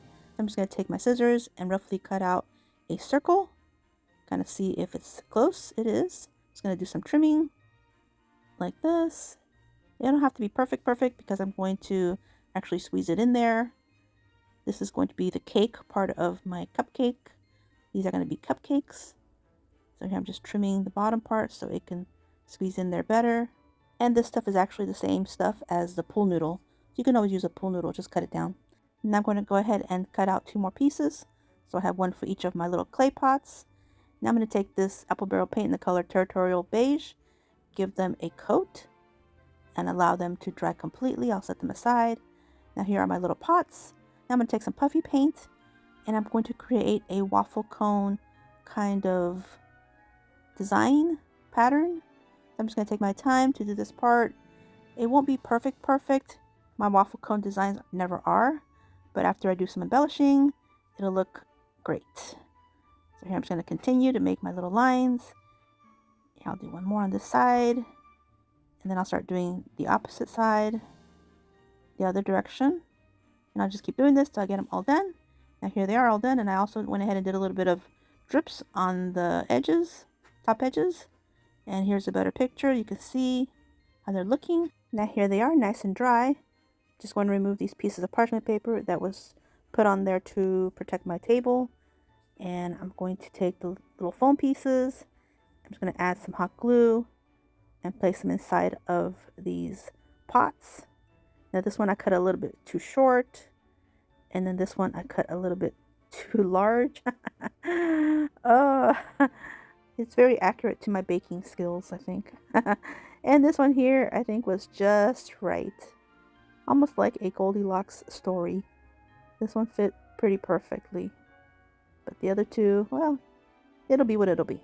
Okay, so now I'm taking these styrofoam balls. I got them from the Dollar Tree. And I'm just going to use some hot glue to place them on top. These will act as a filler. That way when I add my spackle, I won't be using too much of it. I'll just be using enough to cover this styrofoam ball. Here's my last one. A little bit of hot glue will do. Ooh, that rhymes. Like this. And here's my spackle. I'm starting to run low. Ooh, we'll get it done. So here I'm just going to start piping. I'll do one because it took me a little while. So I'm just going to go around like this. take my time, get a nice good coverage, and then the rest of the areas I'm just going to let's just make little peaks. Yeah, like that. And I just do this till I get all the way around. It took me a little while, but I did speed up this part of the video so you can see the whole process, but yet not take too much time. So finally get to the top, and that's it. I'm pretty happy with it.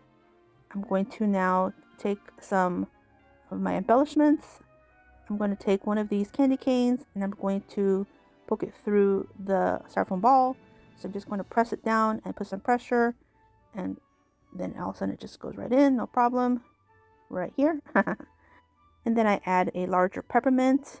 I do add a little bit more of the spackling, just a nice glob, that way it has a nice base to sit on, looking super cute. And then I'm going to take one of these little wooden gingerbread men and add some spackle to the back and place that on the side. And then off camera I did a little bit more embellishing, but for now you'll see this. Now I'm just going to take some of my fine sugar glitter and I'm just going to give that a nice bit all the way around just to make it look cute. And of course I have to add some little faux sprinkles. These I got off of Amazon and I used them for quite a few projects already, and I haven't even made a dent. Not even a dent in this thing. So I'm just going to add these little sprinkles, and my spackle is already trying to dry on me. This stuff does dry fast. It really does. So I'm taking my little tweezers and kind of like poking them in, and that works pretty well. So I get to this point, looking cute. So now I just have to allow this to set completely. There's one, here's all three. I did add a second of the candy canes. Here it is nice and dry. They're all nice and dry. Now I'm just going to add some little bows on the pots for extra embellishment. And I'm just going to add it with some hot glue. Press it on. And do this to all three. I just love this color combination. The red, the white, the brown, and then a little touch of green. Super cute. And then that is it for this one. And here's how they look.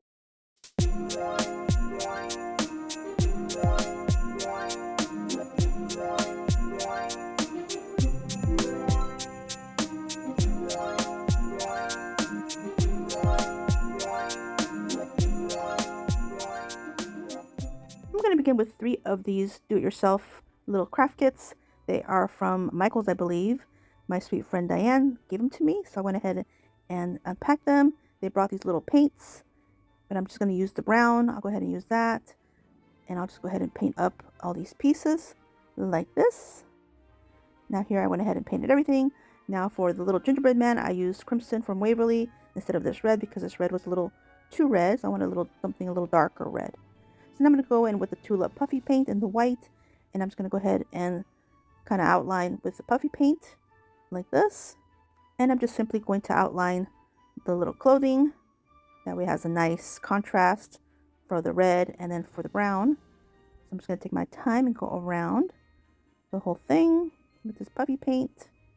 And I think this gives it a nice little look. And I go ahead and do this belt and the 2 buttons, and also do the 2 little details on the legs and on the arms. And then I'm going to go ahead and do the little eyes and the little smile. For now, allow that to dry. Now I'm going to take the little houses, and I'll just begin by adding some of the puffy paint on the very top, and then I do the little scallops, the teeny tiny little scallop indentions. So I go ahead and do those on both sides of both houses. And then I also do the very front. I do a detail on the side here to connect everything together, and then a nice thicker line, and then some little drips because this is faux frosting.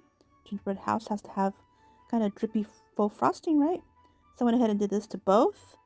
Allow these to dry completely. Now here they are, nice and dry. I can continue to do a little bit more embellishing. This time I'm going to use this Dollar Tree puffy paint because the nozzle is different. It's a little pointier, so it makes a thinner line. So I like that better for these little details. So here I'm just going to do on the little gingerbread man a little curly Q, and then like a little dollop. I'll do like a little dollop in a little bit, but like a little curly Q on top. And then I'll do some black for the pupils of the eyes. But then I kind of regretted doing the black. You look a little too surprised. Oh my goodness. And then I had some red from the Dollar Tree as well. And I'll give him a little bit of cheeks just because those features are there.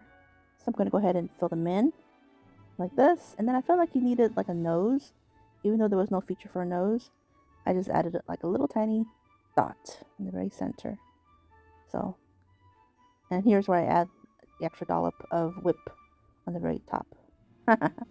Yeah, okay, so we'll let him dry. That'll be it for him. And then for the houses, here's where you'll see that this particular puffy paint with this tiny nozzle makes the thinnest little lines. It's so good. Look at this. So perfect for these little details. I could just take my time and make all the little lines. And it's so much easier than the tulip puffy paint with that particular bottle. It's just because of the bottle, really. So I'm just going to do the windows, the door. There's another little window on top right here with some little shutters. And then there's like a little design on the very top. Maybe it's the sun because it's got sun rays. So I'm just going to outline all the little features. Make it look cute. And then I just go ahead and do a couple little dots here and there just because I gotta have some little dots. Now for this one, I'll do the back. And I'll do the same thing. I do the front and the back on both. But for video purposes, I'm just showing you here how I did the front on one, how I did the back on the other. But everything will be completely finished when I'm done. And then here I decided to add some more on the bottom.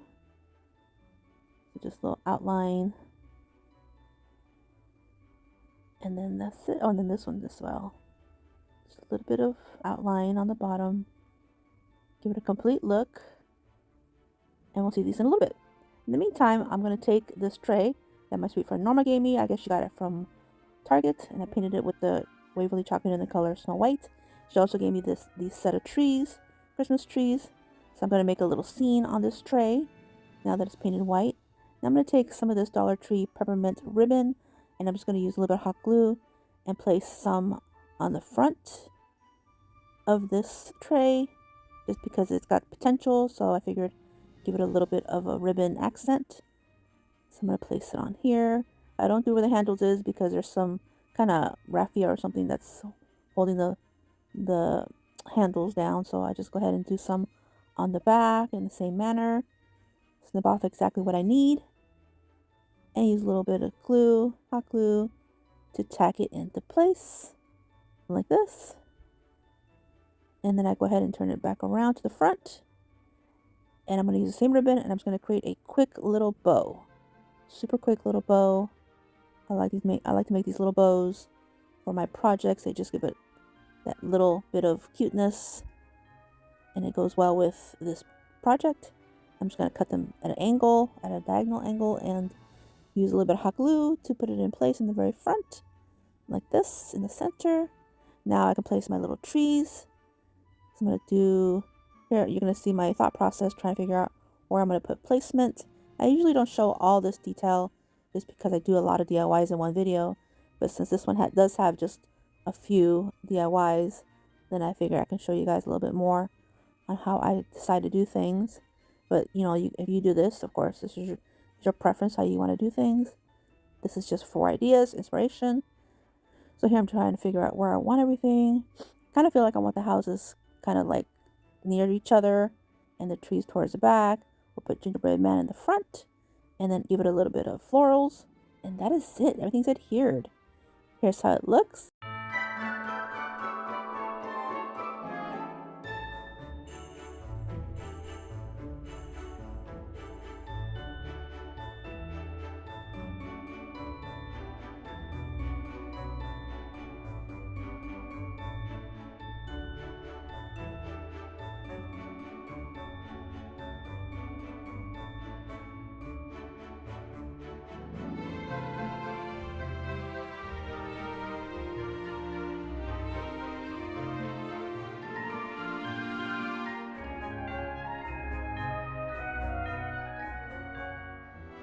So I picked up these two glass plates from the Dollar Tree. It's a large one and then a smaller one. And I'm going to remove all this labeling and things They come off pretty easily, thank goodness, because some of the other stuff, not so much. And now I'm going to go ahead and clean these up with some isopropyl rubbing alcohol. Get everything nice and clean. Make sure there's no residue anywhere. So just like this. And then allow that to evaporate a little bit. Now I'm going to take these window clings from the Dollar Tree. I got these. I don't know if it was last year or the year before. They may bring them back. I don't know. But they are adorable. You build your own gingerbread houses for the windows. I won't be using all these other little pieces for this DIY. I'm just going to use this larger house. And I'm going to flip it over, put it down like this. That way I can have the house showing on the other side. And then this house here for this smaller plate. It doesn't fit perfectly, but it'll work anyway. So now I'm going to take my Mod Podge in the mat. And I'm just going to do a nice glob of it. And taking my little brush. And I'm just going to do a nice thin coat. And make sure that all of the pieces on this little house get nice and adhered. Just kind of brush them down like this. And then the top part as well, the peppermint that's on top. That one wasn't staying down for some reason, so I had to make sure. So now I'm going to do another coat of the Mod Podge on top like this. Nice and thorough. And I do the same thing to the other plate. And while the Mod Podge is still not set yet, then I go ahead and place my piece of fabric that I placed on here. Make sure it's on there nice and smooth as best I can. Like this, get it nice and straight. And now I'll be very, very generous with some Mod Podge and go over the whole area like this. And then I do the same thing to the other plate in the same manner. Now here it is. Now here they are dry. This one looks like it needed more Mod Podge, so I will work on that in a little bit. So now I'm going to take my scissors and trim these up. Remove all the excess fabric. Just super simple. Now I'm going to use a different Mod Podge. I'm going to use the dishwasher safe Mod Podge now. And I really like this one for fabric. I think this one actually does better. So here's a nice thorough coat, very generous. Now the larger plate still does look a little gloppy, like it's missing. But you know what? I'm not mad at it because in the end, this is going to look really, really cute. So I'm going to do a little embellishing with some of this rickrack. And I'm just going to use my Fix All adhesive from the Dollar Tree. It's kind of like an E6000. And I also do a little dab of hot glue to lock it in place. You'll see right here. Well, I'm kind of out of frame a little bit, and I apologize for that. I'm trying to move my plate up. I realized, wait a minute, I think I'm out of frame. So here I'm just going to follow the line of the Fix All adhesive. And I'll just tap, tap, tap my rickrack. And then just do sections at a time. Add some more of this Fix All. Like this. Just trying to be very careful with it. Although this stuff does dry clear, but I just want to make sure I don't just glop it on there. So here's some more rickrack, just following the line, or should I say the curve, the edge of the curve. And then right here, going around this whole circumference of this plate. Just trying to be very careful. And then follow it with the rickrack. The really good thing about this Fix All adhesive, which is like an E6000, is that I have time to place my item where I want it adhered. It's not like hot glue where I have to move quickly. Yeah, so that's the really good thing about it. But the other thing is you do have to allow this to dry and cure properly, but that's okay. Okay, so I'm pretty happy with the way it's looking. So now here on the next one, I'll do the same thing. Now this one's looking like a pie plate. But I still think it's cute. I don't know. You guys have to tell me what you think. Yeah, it looks like a pie plate to me. Okay, so now I'm going to go back to the larger plate. And I'm going to do the inside circumference. Because I just feel like this has an opportunity. So might as well do a little more embellishing. The smaller one, it was just too tight. I would end up covering up the house. So I didn't do the smaller one. But I went ahead and went around and did the larger one in the center. Now here I'm at the very end. Snip off the excess rickrack and just kind of finagle it a little bit. Make sure everything is on there well. And then I'll just set this aside, allow this to dry and cure. Now here they are ready to go. I'm going to go ahead and go in with some of the puffy paint to create the windows and doors that are missing on these houses. So I'll begin with this larger plate and create a door. and give it a little doorknob. And then I'll create a little window here, just a little rectangle with window panes. And then I'll do a similar size window on the end. And then another one on the other side. And then just for interest, I do a larger, like taller window in the center, like this. And then on the top, I decided to do some little swirlies on the roof to simulate some frosting. Just little swirlies like this. And then I started realizing that I was running out of puffy paint in this bottle. So I ended up having to go over everything when I was done. But you'll see that a little bit later. So here, for now, I'm just continuing. On this smaller plate, I'm creating little circles with the window panes and a little door. Well, a big door. A big door like this. Doorknob. And then on the top, I think I leave the top alone. I think I do like one long swirl from one end of the house to the other. Yeah, right here. I do one. And as I was painting these plates, the one word that came to my mind was whimsical. These houses are definitely whimsical. And then just for extra embellishment, I decided to make some little polka dots, kind of going in a diagonal motion like this, going all the way around. And then that is it. I decided, okay, I think I did enough. And then of course I did the same with this one as well. And here's how they look.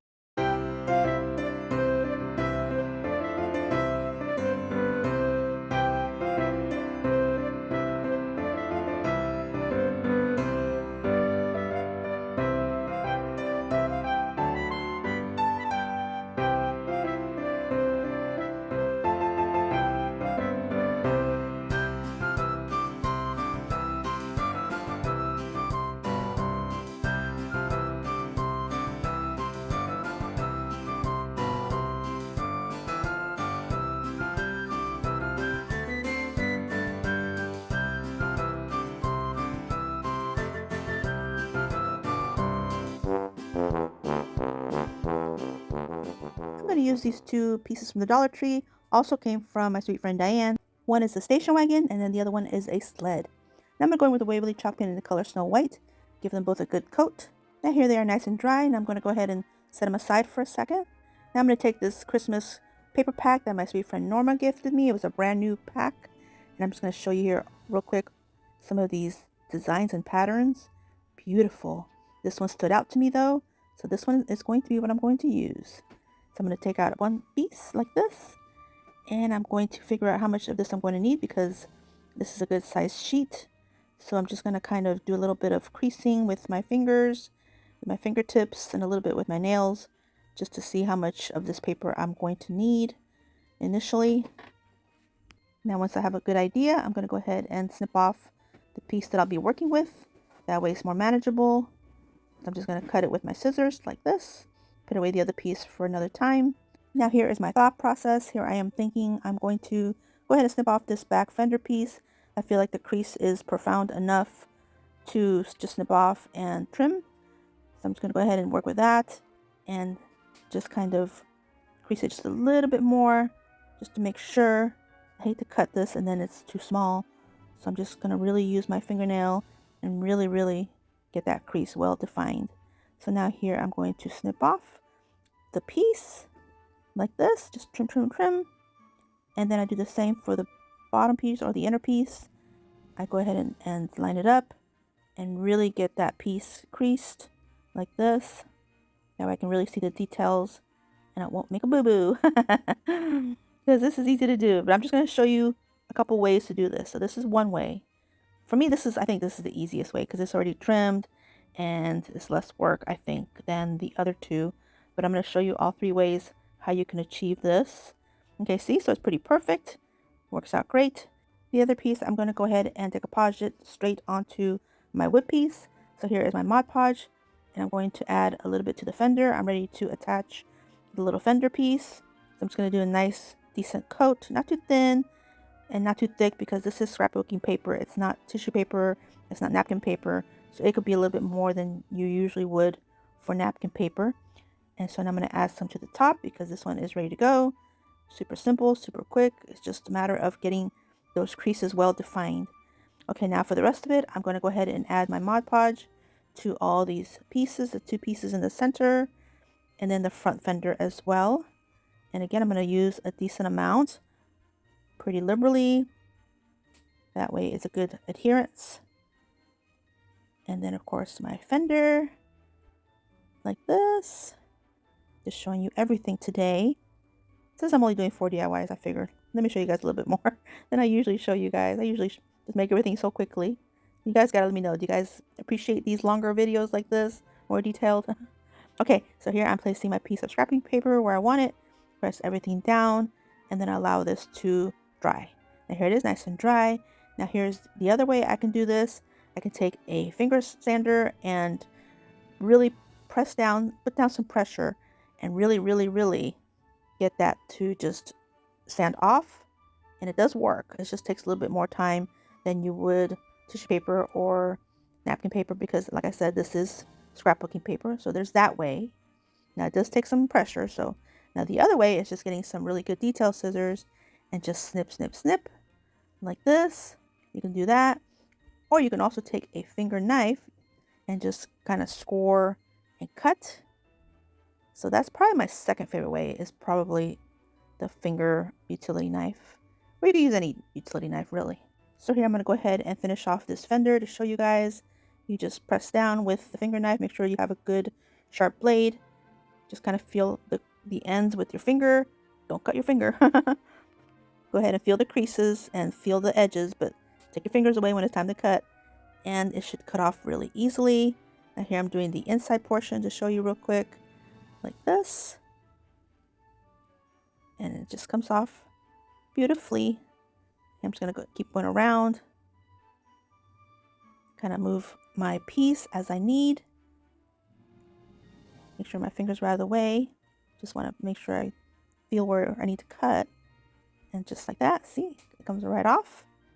And here I'm just going to finish trimming it. Anyway, then I finally just get it trimmed. Now I'm going to go ahead and seal it with some Mod Podge, because if this gets wet, the paper will probably just come right off. So I'm going to go ahead and seal that up. Nice thick coat of the Mod Podge. This one's in the matte. Now using the same scrapbooking paper, I went ahead and cut 2 little rounds for the hubcaps. And I'll just attach those with some Mod Podge as well and get them both on like this. Now once I have this completed, I'll go ahead and set this aside. Allow this to dry completely. Now go ahead and work on the little sled. I am taking my same piece of scrapbooking paper and I'm going to try to figure out where I want to cut this. I decided just to go to the edge, just make life a little bit easier. Now I'm going to use the same method as I did the first fender.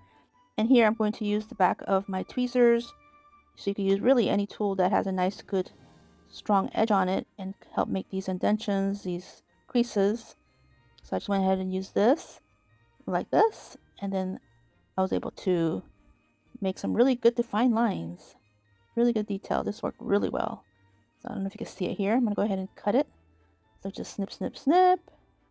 I'm going to show you all of this to show you how easy it is. And then go around the curve to the corner like this. Now I'm going ahead and place it on my little sled. Now I got to do this one little piece here that didn't get a good line. Just snip that off real quick. Now it fits perfect. Here I decided to snip off this little piece here on both sides just because. So I just snip this off like this. Okay, so now we're going to take the Mod Podge, add a good amount, use my little brush from Amazon. This is very similar to the ones that Dollar Tree used to sell, but they don't have them anymore, the little makeup brushes. And I'll have everything linked in my description box for you guys. If you're interested in checking these out, they are great. Great price point too. You get 12 for like $10, so better than Dollar Tree. And they're available. Okay, so here I'm placing my piece of scrapbooking paper and pressing it down and then adding the sealer top portion of the Mod Podge in the mat like this. Just give it a good even and smooth coat. Allow that to dry as well. And here's my sled, nice and dry. Then I'm going to take some of the Fabric Tech fabric glue and I'm going to go along the whole edge, outer edge of this little sled. I'm going to add some of this red and white baker's twine that I have here that I got from the Dollar Tree years ago actually. And I can't believe I'm finally going through this. So I like to use this fabric glue because I have time to place my baker's twine where I want it. Whereas if you use hot glue, you gotta work fast. So here I'm just taking my time, pressing it down with my finger, being real gentle, go away all the way around like this, taking some off the spool, and then just continuing the line. We're not cutting anything until we're at the very end, right here. Now here it is, looking good. Make sure everything's nice and adhered. Snip off any excess little pieces. And now I'm going to go ahead and take the same baker's twine and I'm going to add the little hanger for it. I'm going to put it through one hole, make a good double knot. That way it doesn't fall through. Snip off the end and just repeat the same step on the other side. Just poke it through the hole and make a little double knot like this, and then it's ready to go. Look how cute. Now here's my station wagon, and I'll do the same thing with the baker's twine. And here they both are, nice and completed. Now I'm going to take some more of these little gingerbread men that I had in my stash, and I'll definitely check my Amazon storefront to see if that's where I got them from, but I'm pretty sure that's where I got them from. So I'm just going to take a little bit of hot glue and add it to the back of the station wagon. This is going to be the dad driving, and who remembers riding in the back of the station wagon? I do. That's me. So I'm going to add a little bit of hot glue to her and place her in the back so she can ride. Our station wagon had seats in the back. Yeah, a long time ago. Now for the little sled, I had one more little boy left, and I'm just going to add some glue, hot glue, and place him kind of in this position till he stands upright. And then I felt like the sled needed a little bit of embellishment. I had these little mistletoes, and I'm just going to take a little bit of the greenery, put it up to the florals, to the blossoms, like this. I just need 2 little bunches, little sprigs, and then snip them off with my EMT shears. Love those scissors. And I'm just going to place them on the back, like he just came from the valley and picked some mistletoe. That's where we used to pick it. At the very base of the San Gabriel Mountains in California. That's where I was raised. In case you guys didn't know that. But yeah, I'm in Florida now. Anyway, so now here I'm just going to add the other piece to the other side. And I'm just going to finish it off with a nice little dollop of some faux whip with some of the puffy paint. Just right on top to help conceal that little loop where it's supposed to be an ornament, so it's got a hole. And then that is it. Allow this to dry. Look how cute. This is how they look.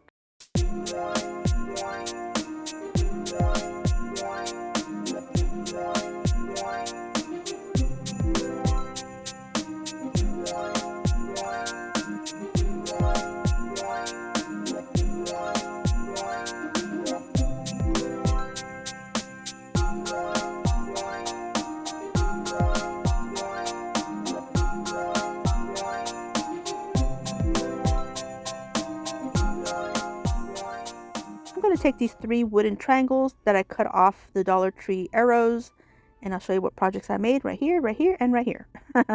And I'm just going to go into my wood stash and take some of these pieces of craft kits that I have in my little wood stash, and I'm just going to build it to make everything kind of sit up level.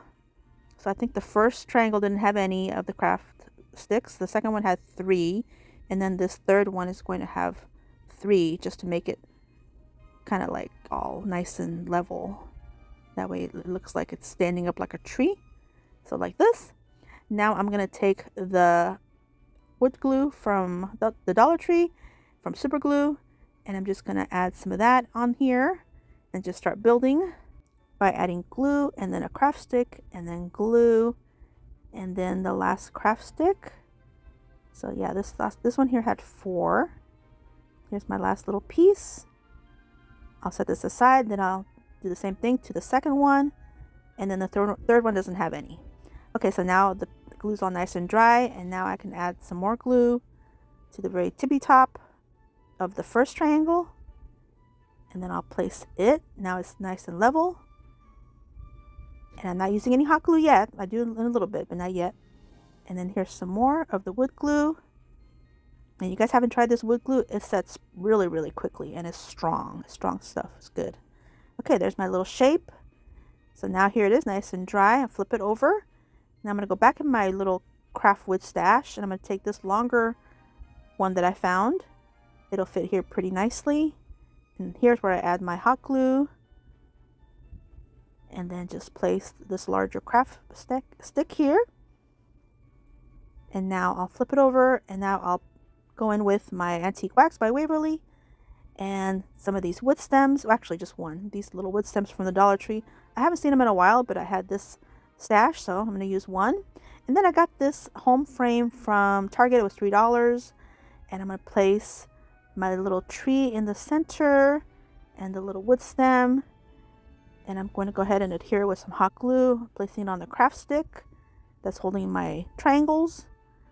Placing it on the center here, trying to get it to where the stem will fit perfectly, and then add some hot glue and some on the very top, and placing my stem in place very carefully in the center. And now to do some embellishing, I'm going to use this red bow that I had for my s'mores that I removed. I don't know if you guys remember that video. And I'll place that on the very top. And then I'm going to take these little bows, and I'm just going to place them in different areas just to make it look cutesy.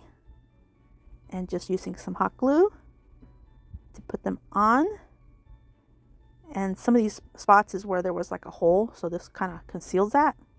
And then I'm taking some of my buttons. These came from the Dollar Tree.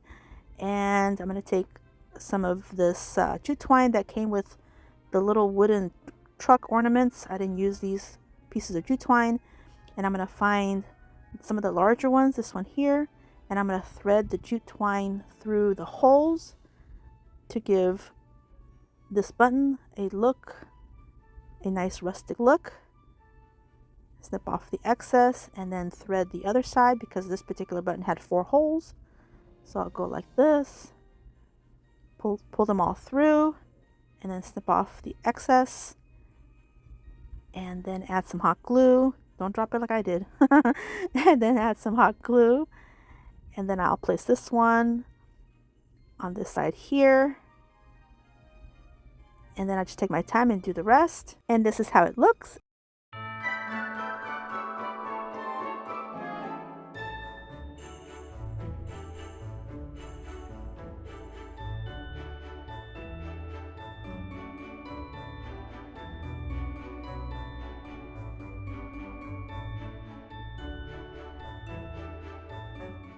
If you're on Instagram, here's my QR code. I invite you to scan it and come follow me on there. I post on there Monday through Fridays, as well as TikTok. Here's my QR code for there. Here is my QR code for Facebook, also Monday through Fridays, as well as my Pinterest. Here's my QR code for there. And here's my Lemonade account as well. And my Threads account. This is my handle, also Monday through Fridays. Here's my Home Talk QR code. I invite you to come scan it. Post on there twice a month.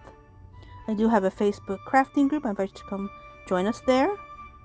And if you made it to the end, you are amazing. Thank you so much for watching my video. Hope you enjoyed it. And if you did, please give me a thumbs up. I really appreciate it. Don't forget to subscribe if you haven't yet. And if you want to see more, definitely subscribe. Until my next video, stay healthy, safe, and strong. And Merry, Merry, Merry Christmas. Bye-bye.